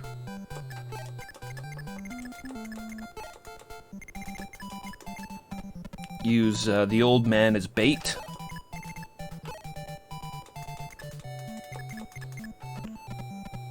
Abel. Get Gordon up there.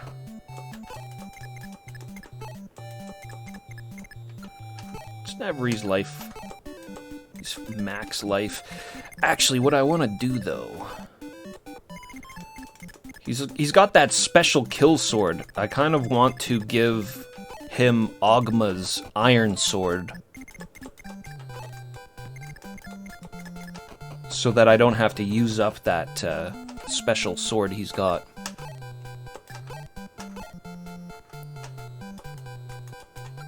Did he lose more letters in his name? Navarre.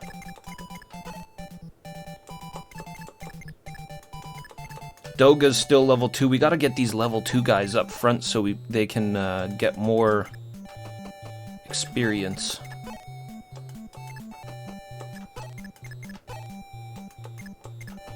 Group in these level 3 dudes.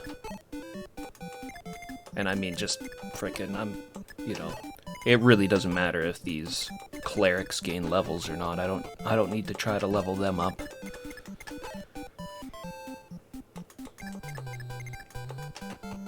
Bart's lost a little bit of hit points. Doesn't really matter, though. Daros, on the other hand, and Saji.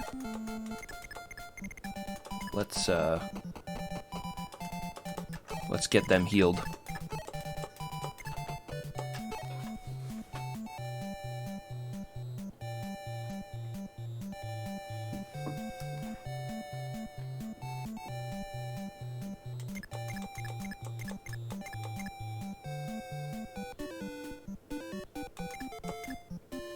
Final Lap Twin. Oh, is that a TurboGrafx game? Keith Courage in the Alpha Zone. It was a pretty crazy game, and actually I thought it was pretty darn cool, but like I say, it only held the attention for so long. There was an ogre battle on the Game Gear?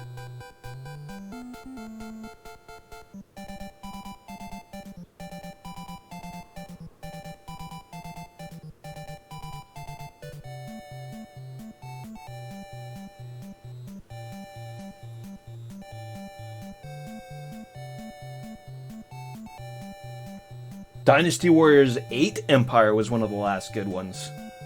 So you hear on the grapevine, yeah.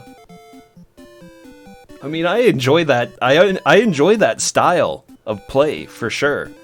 But I just feel like they hit their peak so early on, and they just slept on the rest of the series.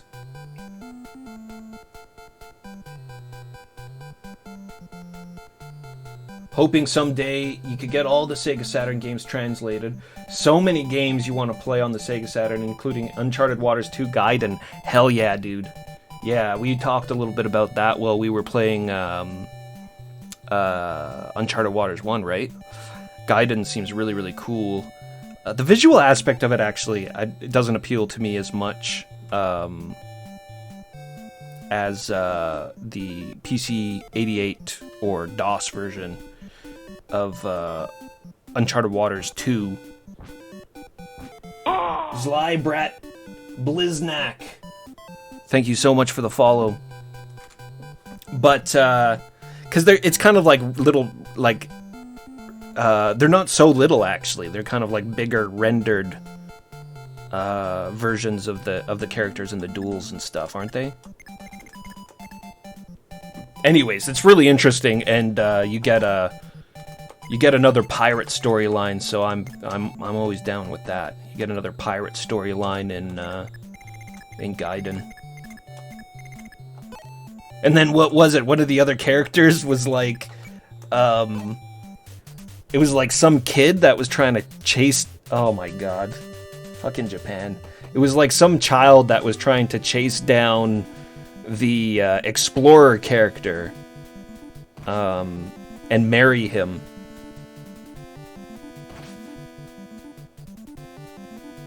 And he's like an old dude. Well, different times. The age of exploration. I was just about to mention, yeah, Racing Lagoon. Racing Lagoon's on PS1. And yeah, that is a racing RPG done by Square. Back in the day when they gave a shit. Racing Lagoon looks really, really cool, and I found out recently that it got a translation. When I was first looking at that game a few years back, there was no translation for it. There is a translation out there for it now. Racing Lagoon looks amazing. Racing Lagoon looks really freaking cool.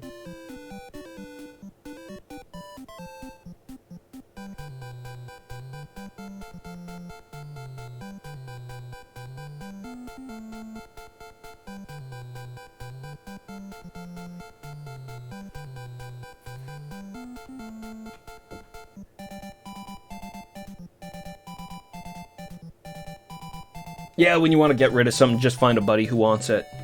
See, I'm that buddy, though, for all of my friends. So, for old retro video game stuff, anyways, that we grew up. That well's dried up for me a while back.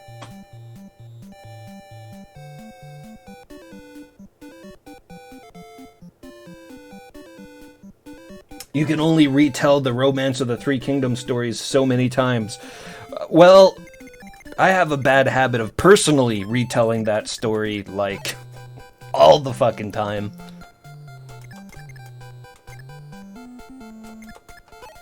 Love Three Kingdoms stuff. That was a love that got built up in me really early on.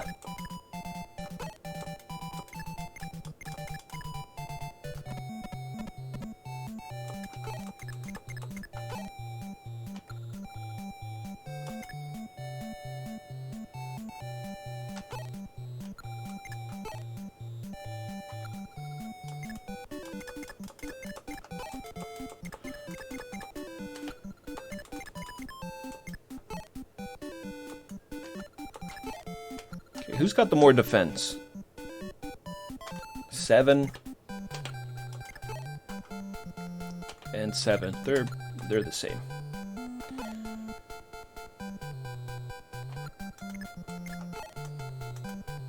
Okay, he's got the more life currently, so we'll move him in, and I'll hit him with the sword.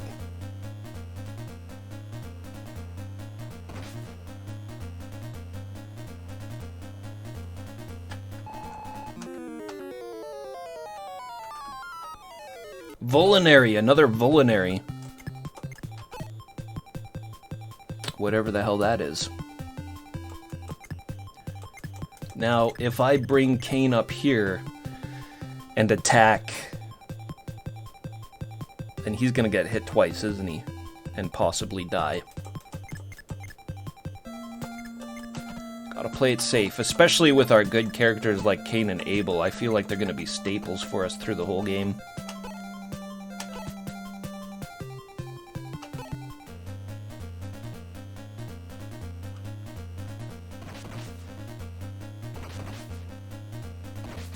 No.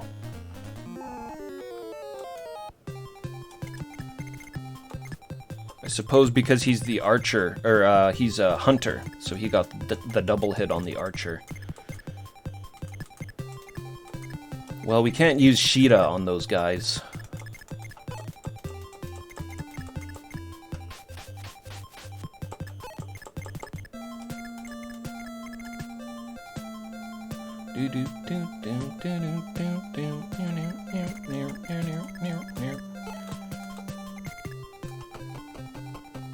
Get Doga up there. And Mars.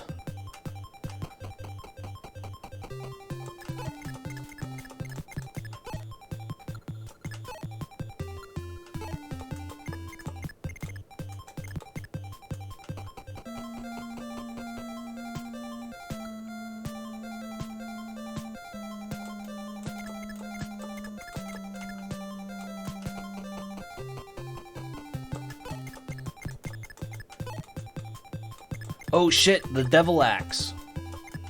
I forgot to give the Devil Axe to Bartz. Isn't he full anyways? No, he's got one slot left.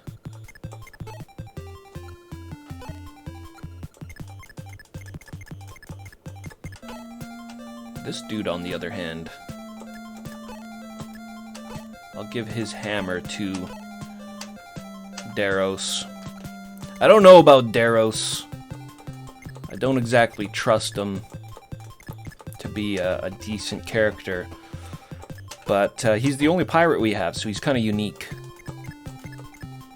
I'd sooner take out one of these extra axemen than him, I think.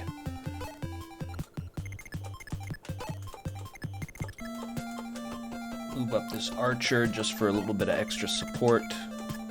End turn. Could probably just keep all the rest of these guys in the back.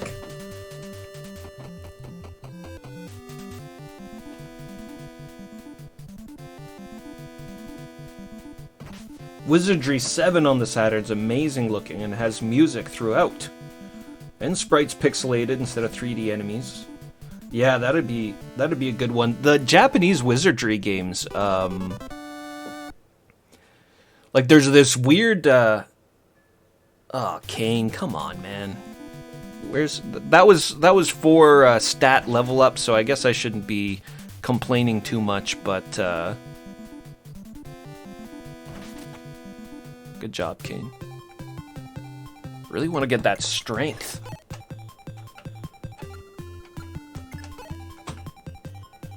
Like, their main frontline fighters gotta get that strength up.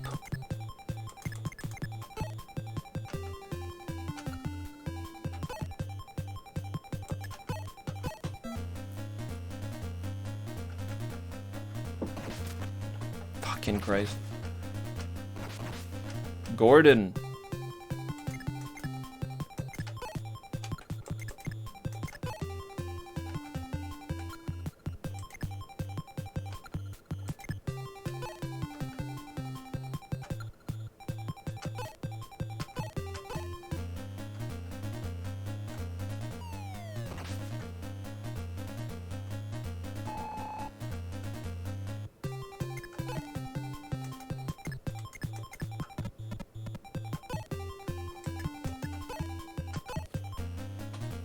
Only melee fighter left is the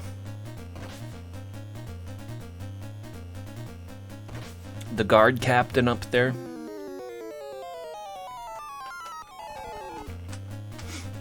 So he won't come out of the castle. We could just get these guys up there. And Doga, I think, is our last level 2 dude from the beginning, so maybe he'll get a level here. Or not.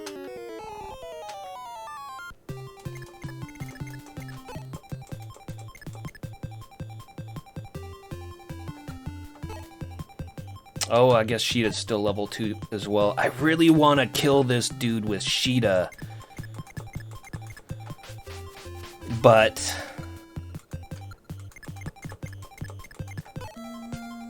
I just don't think it's worth risking a counterattack. We haven't seen what kind of damage an archer does against a flying enemy or a flying unit. But the game said they do really heavy damage against flying units, so I just don't think it's worth the risk.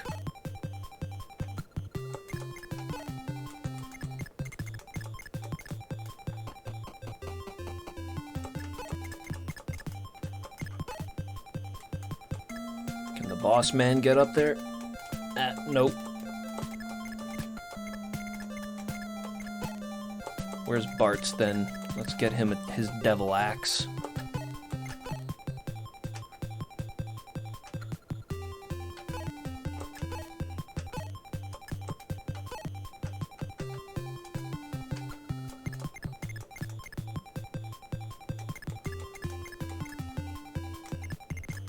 What's this guy got? He's got a hand axe as well, so he'll be able to hit flying dudes as well. Man, Sheeta. If I don't attack with Sheeta, like, I don't want to attack this guy with Sheeta either. He'll do heavy damage to her as well.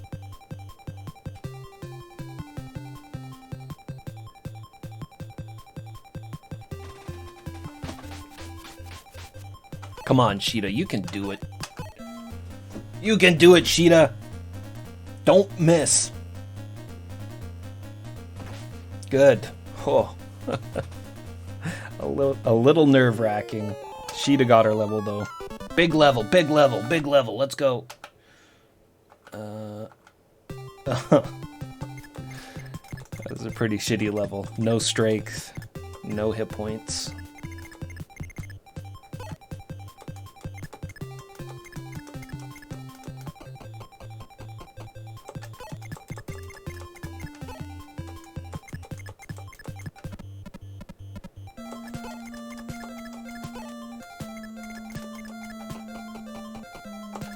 Gonna leave everybody else behind.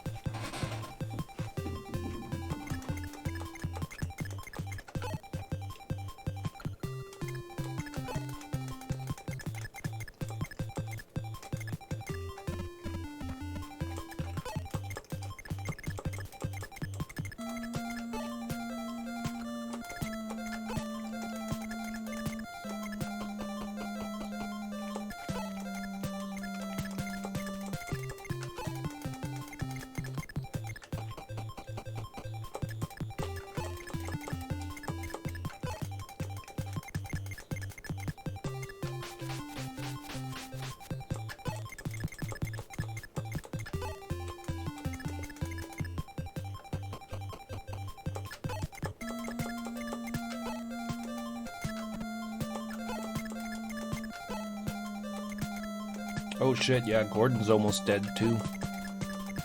He's gotta rest.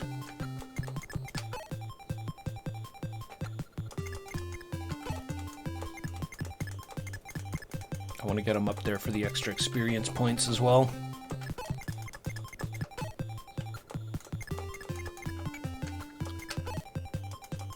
I'll just leave everybody else behind, we don't need them.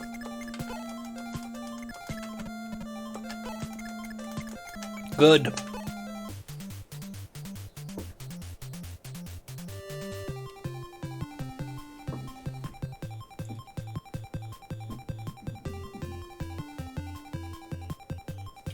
Favorite romance of the Three Kingdoms is 8 and 10. 7's okay. I played very little of 7. I'd like to try that one again. It's one of the few I don't own. 8, I haven't spent enough time with, but what's interesting about 8 is that it's a multiplayer romance that has a lot of the stuff from the single-player romances in it. So, like, you could play an officer instead of a ruler, while your buddy plays a ruler, or you could be an officer under your buddy who's a ruler. It's got some more like role-playing elements in it than your like usually like romance games are kind of they ended up becoming sort of separated into two groups. The ones that are like an RPG, and the ones that are more strategy based, that have multiplayer in them. And 8 kind of tried to fuse that a little bit, so it interests me quite a bit. But visually, there's a few things that distracts me about that one. Slim Reaper 1987, thank you so much for the follow and welcome in. Basically, like, I don't like the romances. Well, I shouldn't say it that way, but the romances that don't have, like, a scrolling map, that have, like, the cities and the rivers on the map, those kind of bug me. There's several romances that are just like a static map on the screen that have squares that are colored to represent who currently owns that city. And that's what 8's like. But then 8 also has the period where you kind of like get that really cool city screen, like in number 7. So I need to play that one more for sure.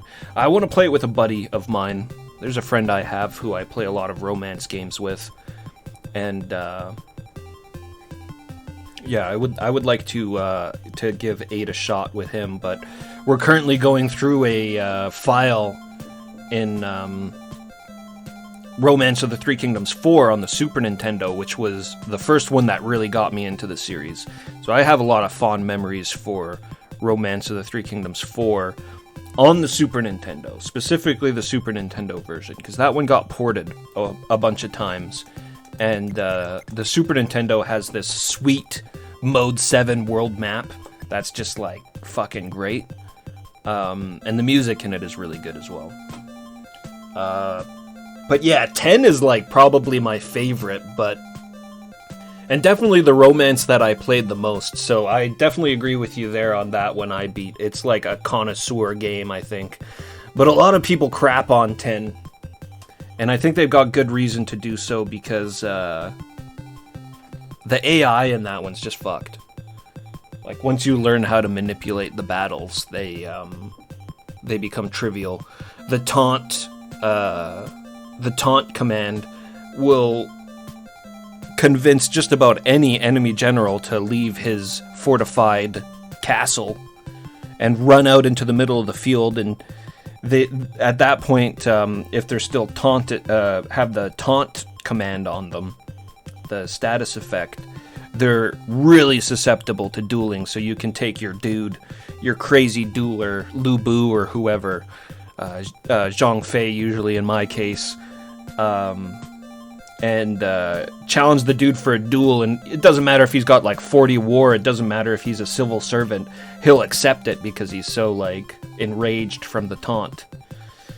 So you can really like manipulate it that way, and then also you can set up these sort of chain ambushes where you like line up your dudes, you put them into ambush stance, and then you taunt the guy into your sort of zone of death, and the one ambush hits and then knocks the enemy unit back into the next ambush, and then back down into the next ambush, and you can just obliterate massive armies like that.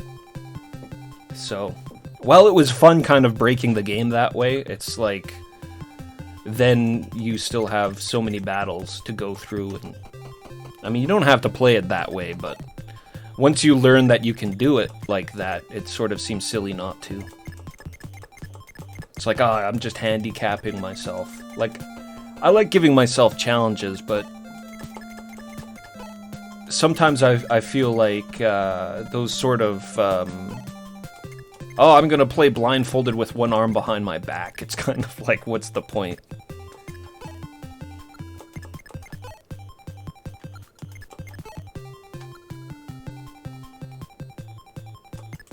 Give it another round so everybody can crowd around them.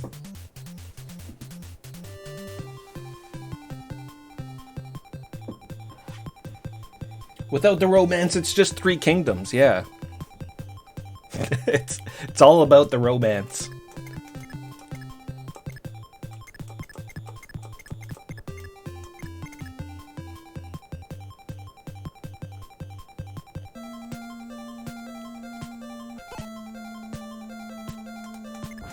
Go armor first. Obsessive Repulsive, thank you so much for the follow, man. Gonna stream some Abadox. You have fun too, dude, and I'll catch you next time.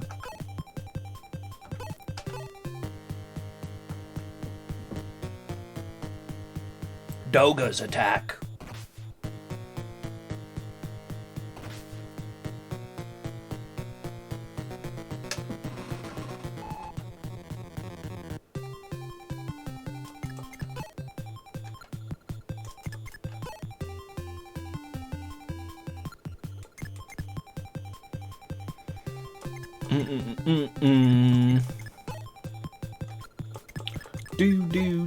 Do. Oh shit, Gordon. I forgot. He needed to be healed.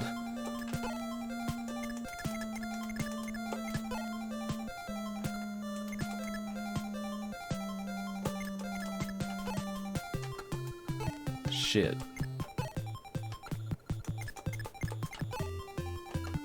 Well, I don't know. This could work out. He only does 2 damage to Doga. That means Doga will get an extra sort of round attacking him, and then hopefully gain a level. Get him, Doga!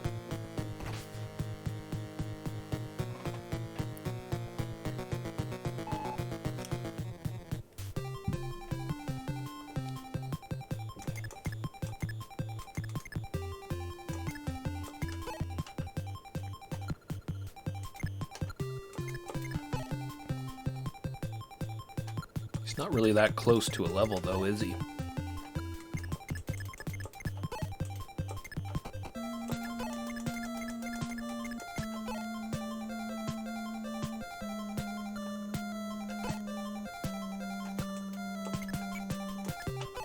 Let's leave it at that.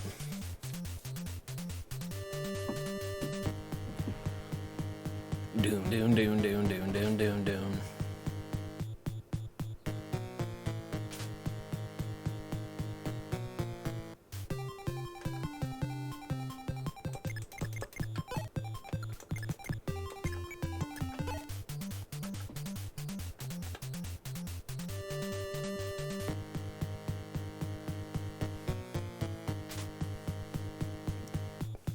Come on, get the counter. Nice.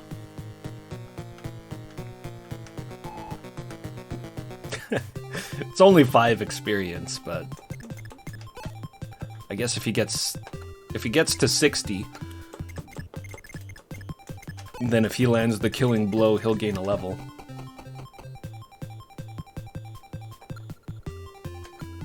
And how close is Gordon to his level? Yeah, he's kind of in the same position. I suppose I would rather Gordon gain the level.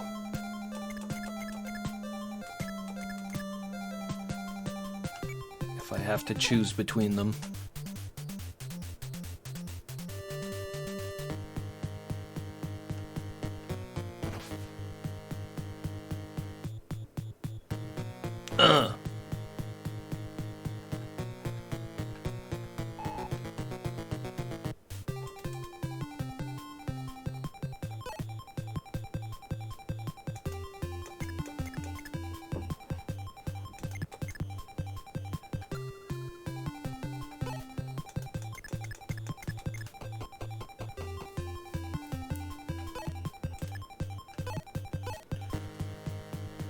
Hit him with the raper.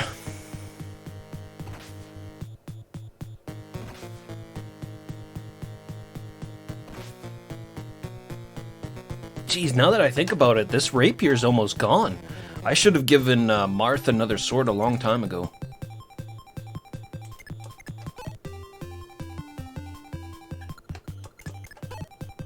Shit. Hopefully there's an armory on the next level. There's no armory on this level.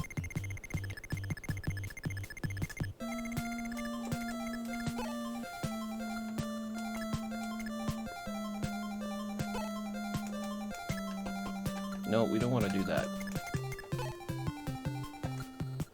Gotta get him lower.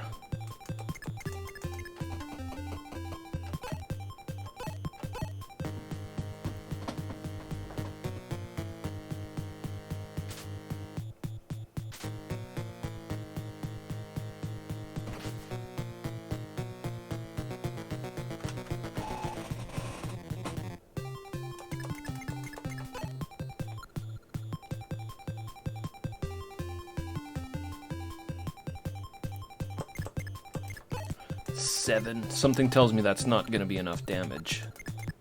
Well, Doga, on average, does 5. So hopefully he lands a hit. And then I should be able to finish him off with Gordon.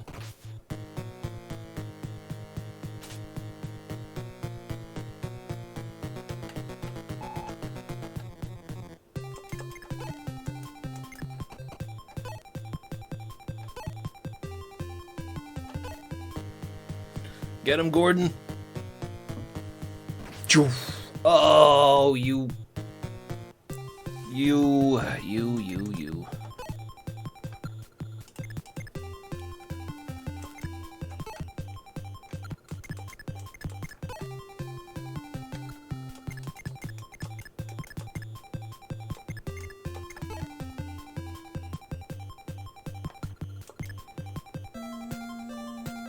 Finish him off with someone else or wait.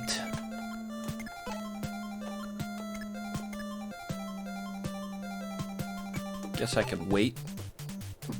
He's not gonna kill anyone.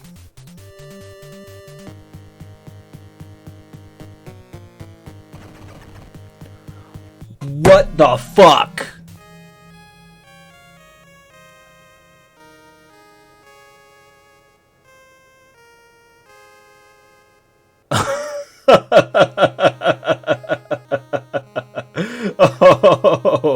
Oh.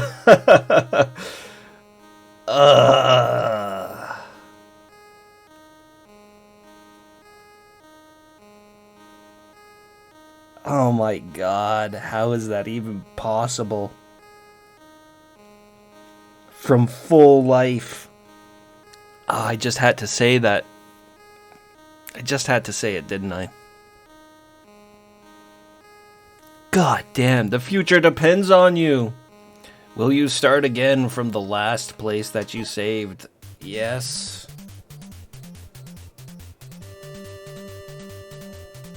Oh my god. We were right there. I could have just finished him off with anyone.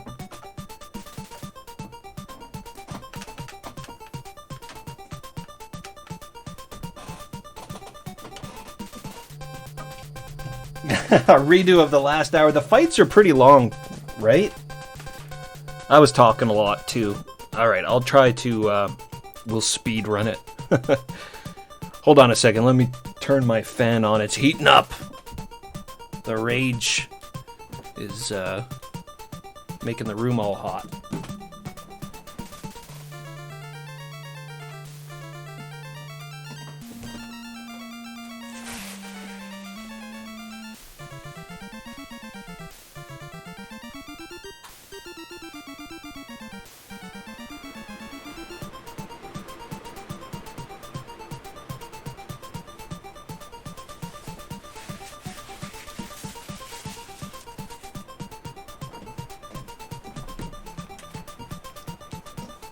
Davy, what's happening? Good to see you.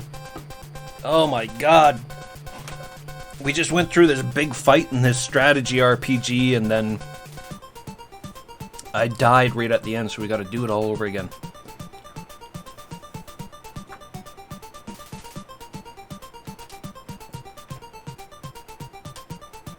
SGBO, good to see you, welcome. From laps before win. Yeah, he laughs at me right now, that's for sure. Oh my god. Alright. Let's go fast, fast.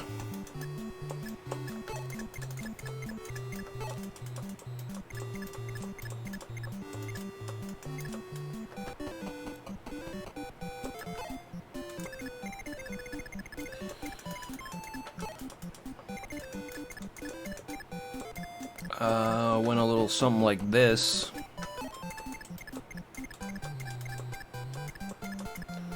Who else was up here?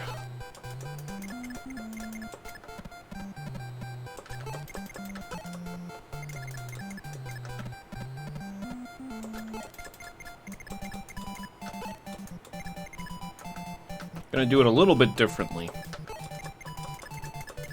I'll split up the group.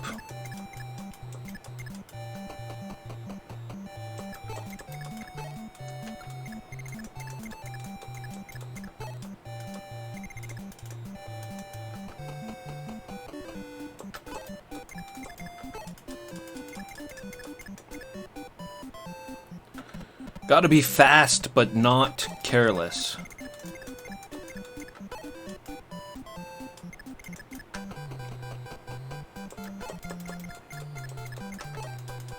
That's the trick, isn't it?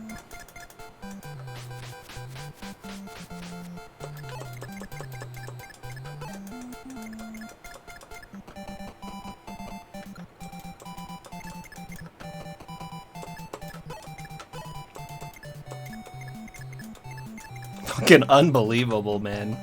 Critical hit that kills my main dude in one hit, full life to nothing. I didn't even think that that would be possible, that he would hit me so hard.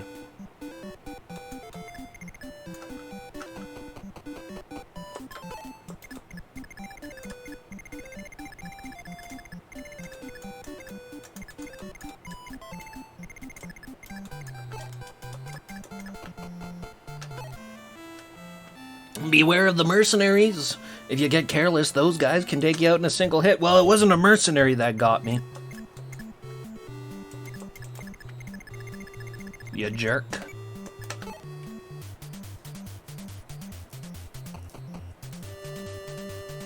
Yeah, that was out of control.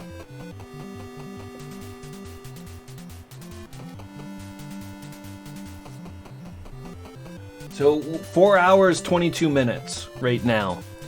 I want to see how long it'll take us to get back to where we are, because this is just kind of a slow game in general.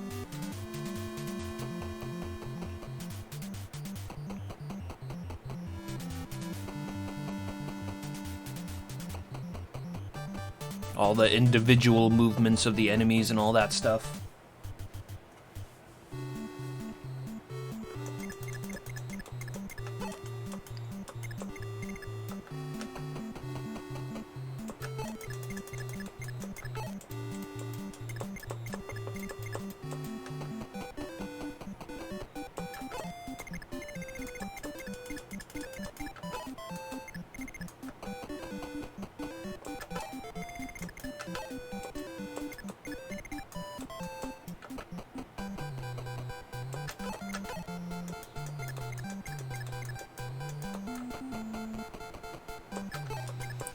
Cover the village with Doga.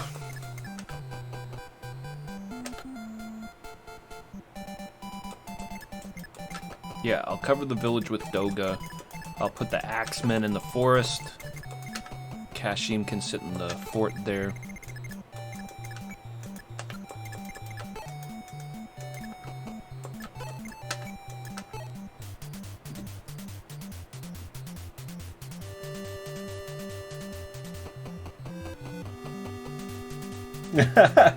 Yeah, I guess I didn't even think about that. I could do that, right?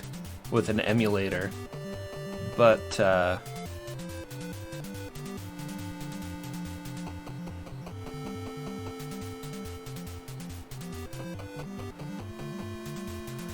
I'm slightly obsessive with trying to, even though I use emulators, trying to mimic the hardware as best as I can.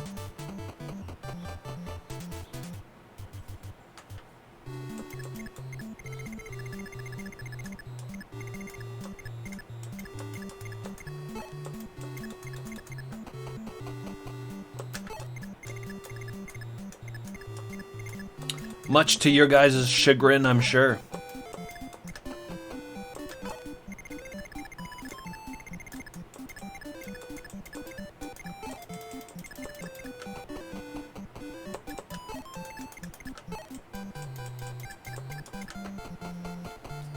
keep thinking about a bunch of dancing cats whenever the music hits this spot.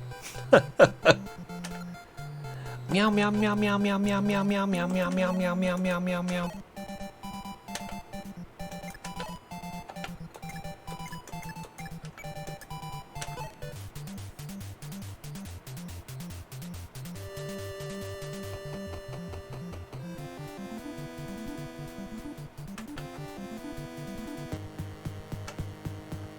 Yeah, kinda SGBO. That's a little bit like it, yeah, for sure. And I mean, like, seriously, however anybody else wants to handle it, it's fine, but for me personally, I just, want to keep it as authentic as I can.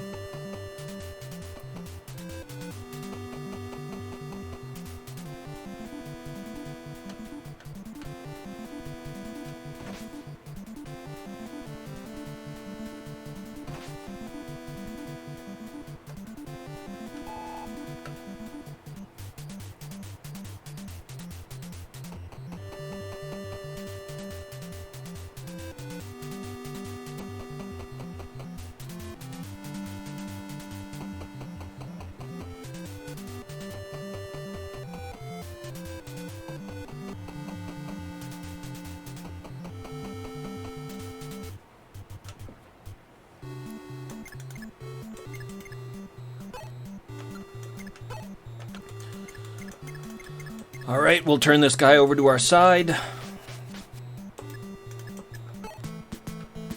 Sword fighter Navari. Why is a swordsman of your caliber a bodyguard for thieves? Brr? I have no business with women or children. Get out of here. Please stop this senseless fight. Somehow you must lend us your strength. If you're unwilling, you may cut me down right now. I won't point my blade at a woman. You risked your life to request me, so I have no choice. No choice.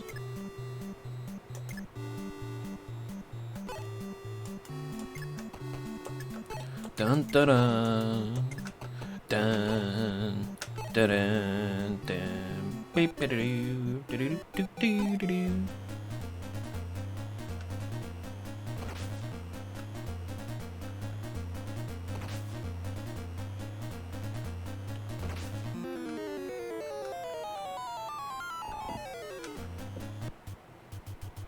What's the matter, Marth? You can't kill a damn thief?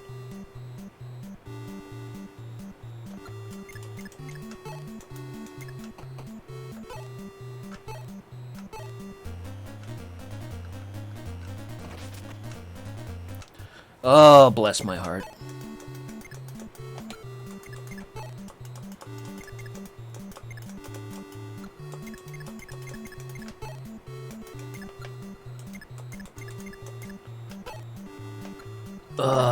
Didn't I kill that guy last time?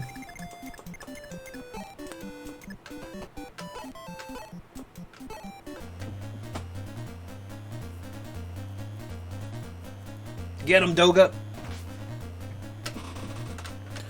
Nice. We want a level on Doga. So, yeah, I don't mind keeping him here on the front line. He can get the kills on those two axemen as they come in. Do do do do. Do do do do.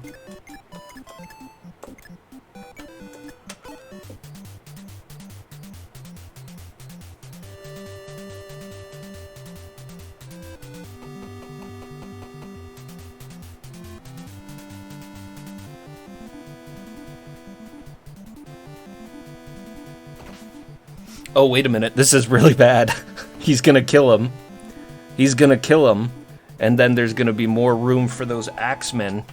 And the axemen are gonna come in. Well, at least his HP went up. That was a better level than he got last fight. Don't you dare kill him.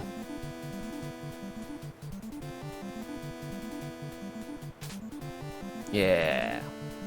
I mean, if it was gonna happen, at the beginning, I guess, is the best time.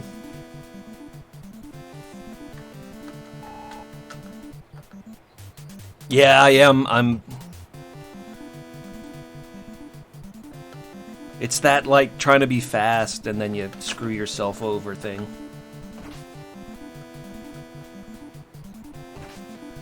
I guess I assumed the equipment still gets used up on the counterattacks.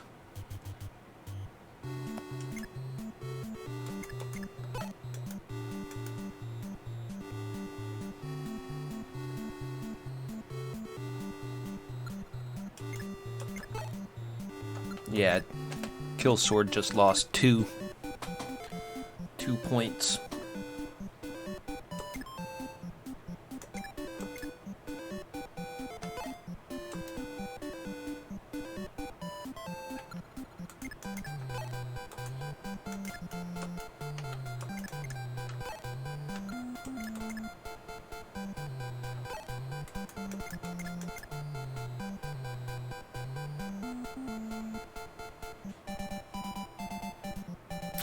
Yeah, now that's playing risky.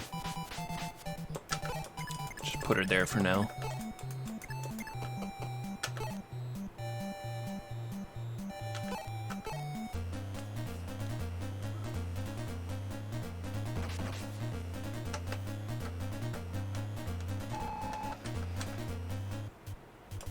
Good job, Gordon.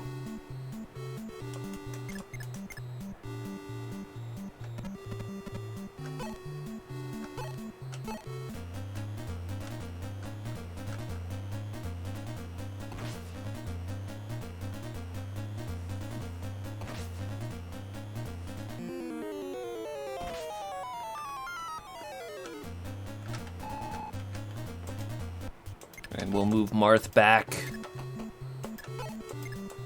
into the fort to recharge.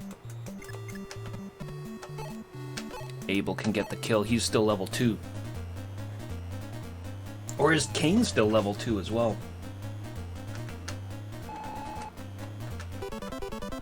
Let's go. Strength 1, skill 1.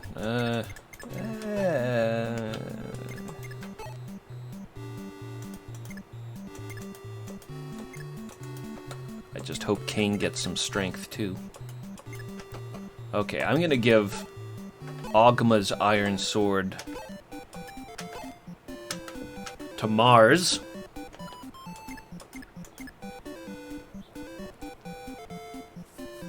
So I don't have to keep using the rapier.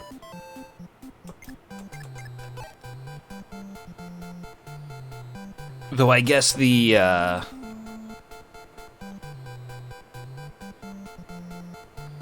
Iron Sword might be weaker, now that I think about it. Rapier just doesn't seem very strong.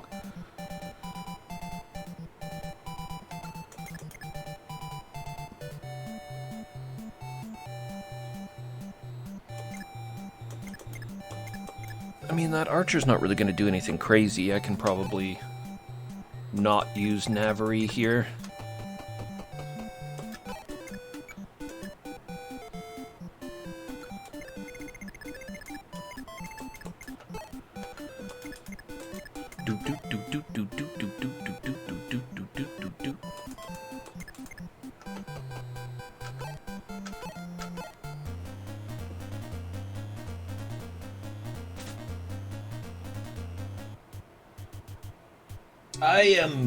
I'm so soapy.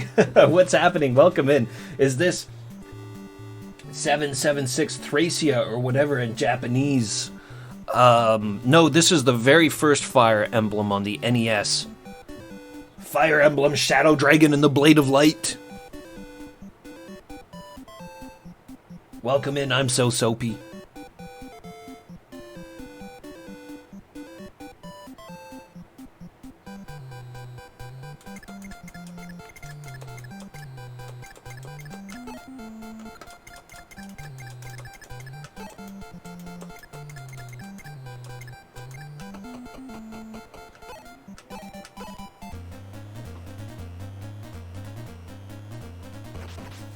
Shock, yeah, it was a SNES game.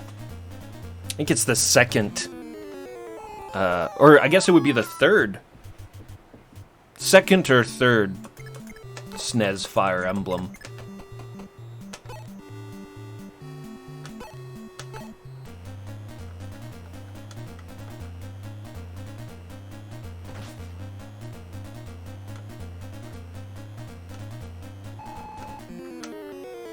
Go Doga.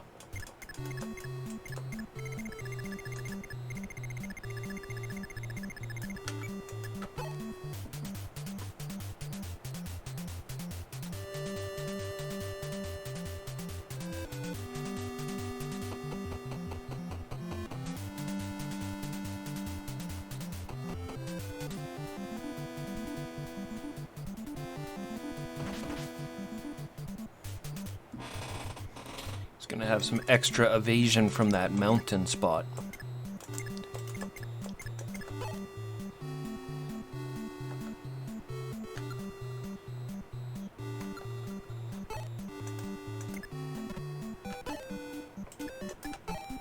Get him, Kane!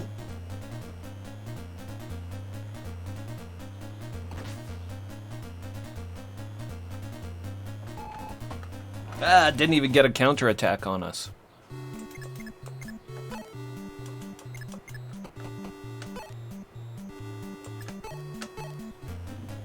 Try using this crossbow more. Seem to miss with the steel arrows a lot more. Ah! Gordon! You're supposed to be getting the double.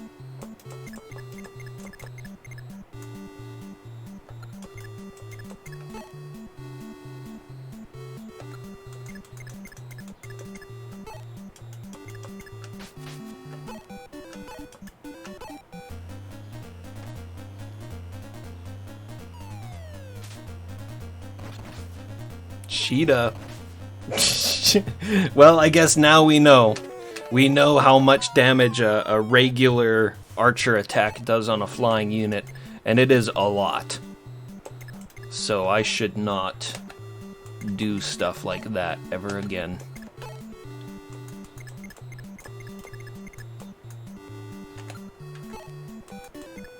If I want to hold on to Sheeta anyways. Do do do do.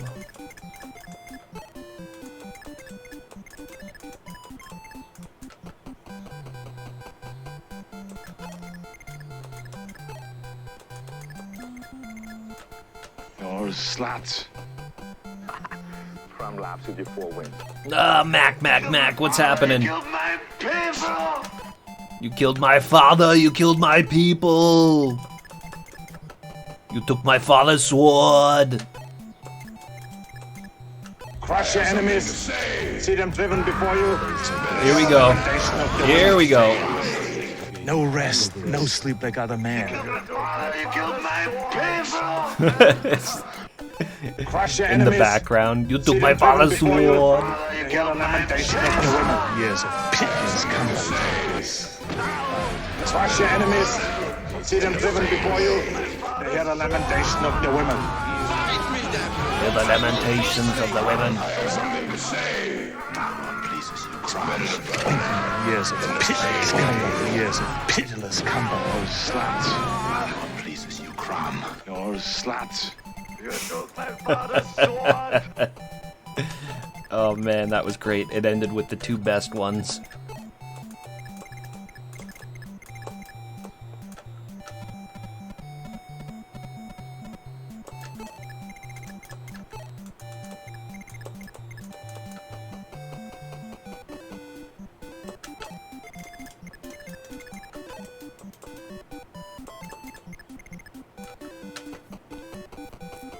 Is this the Twitch channel with the most Arnold noises?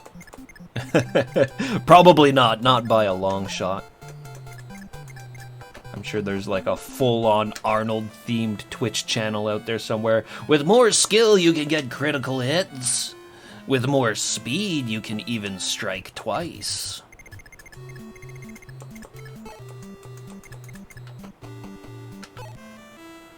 Compared to archers, hunters have greater strength and less defense. They should avoid close combat.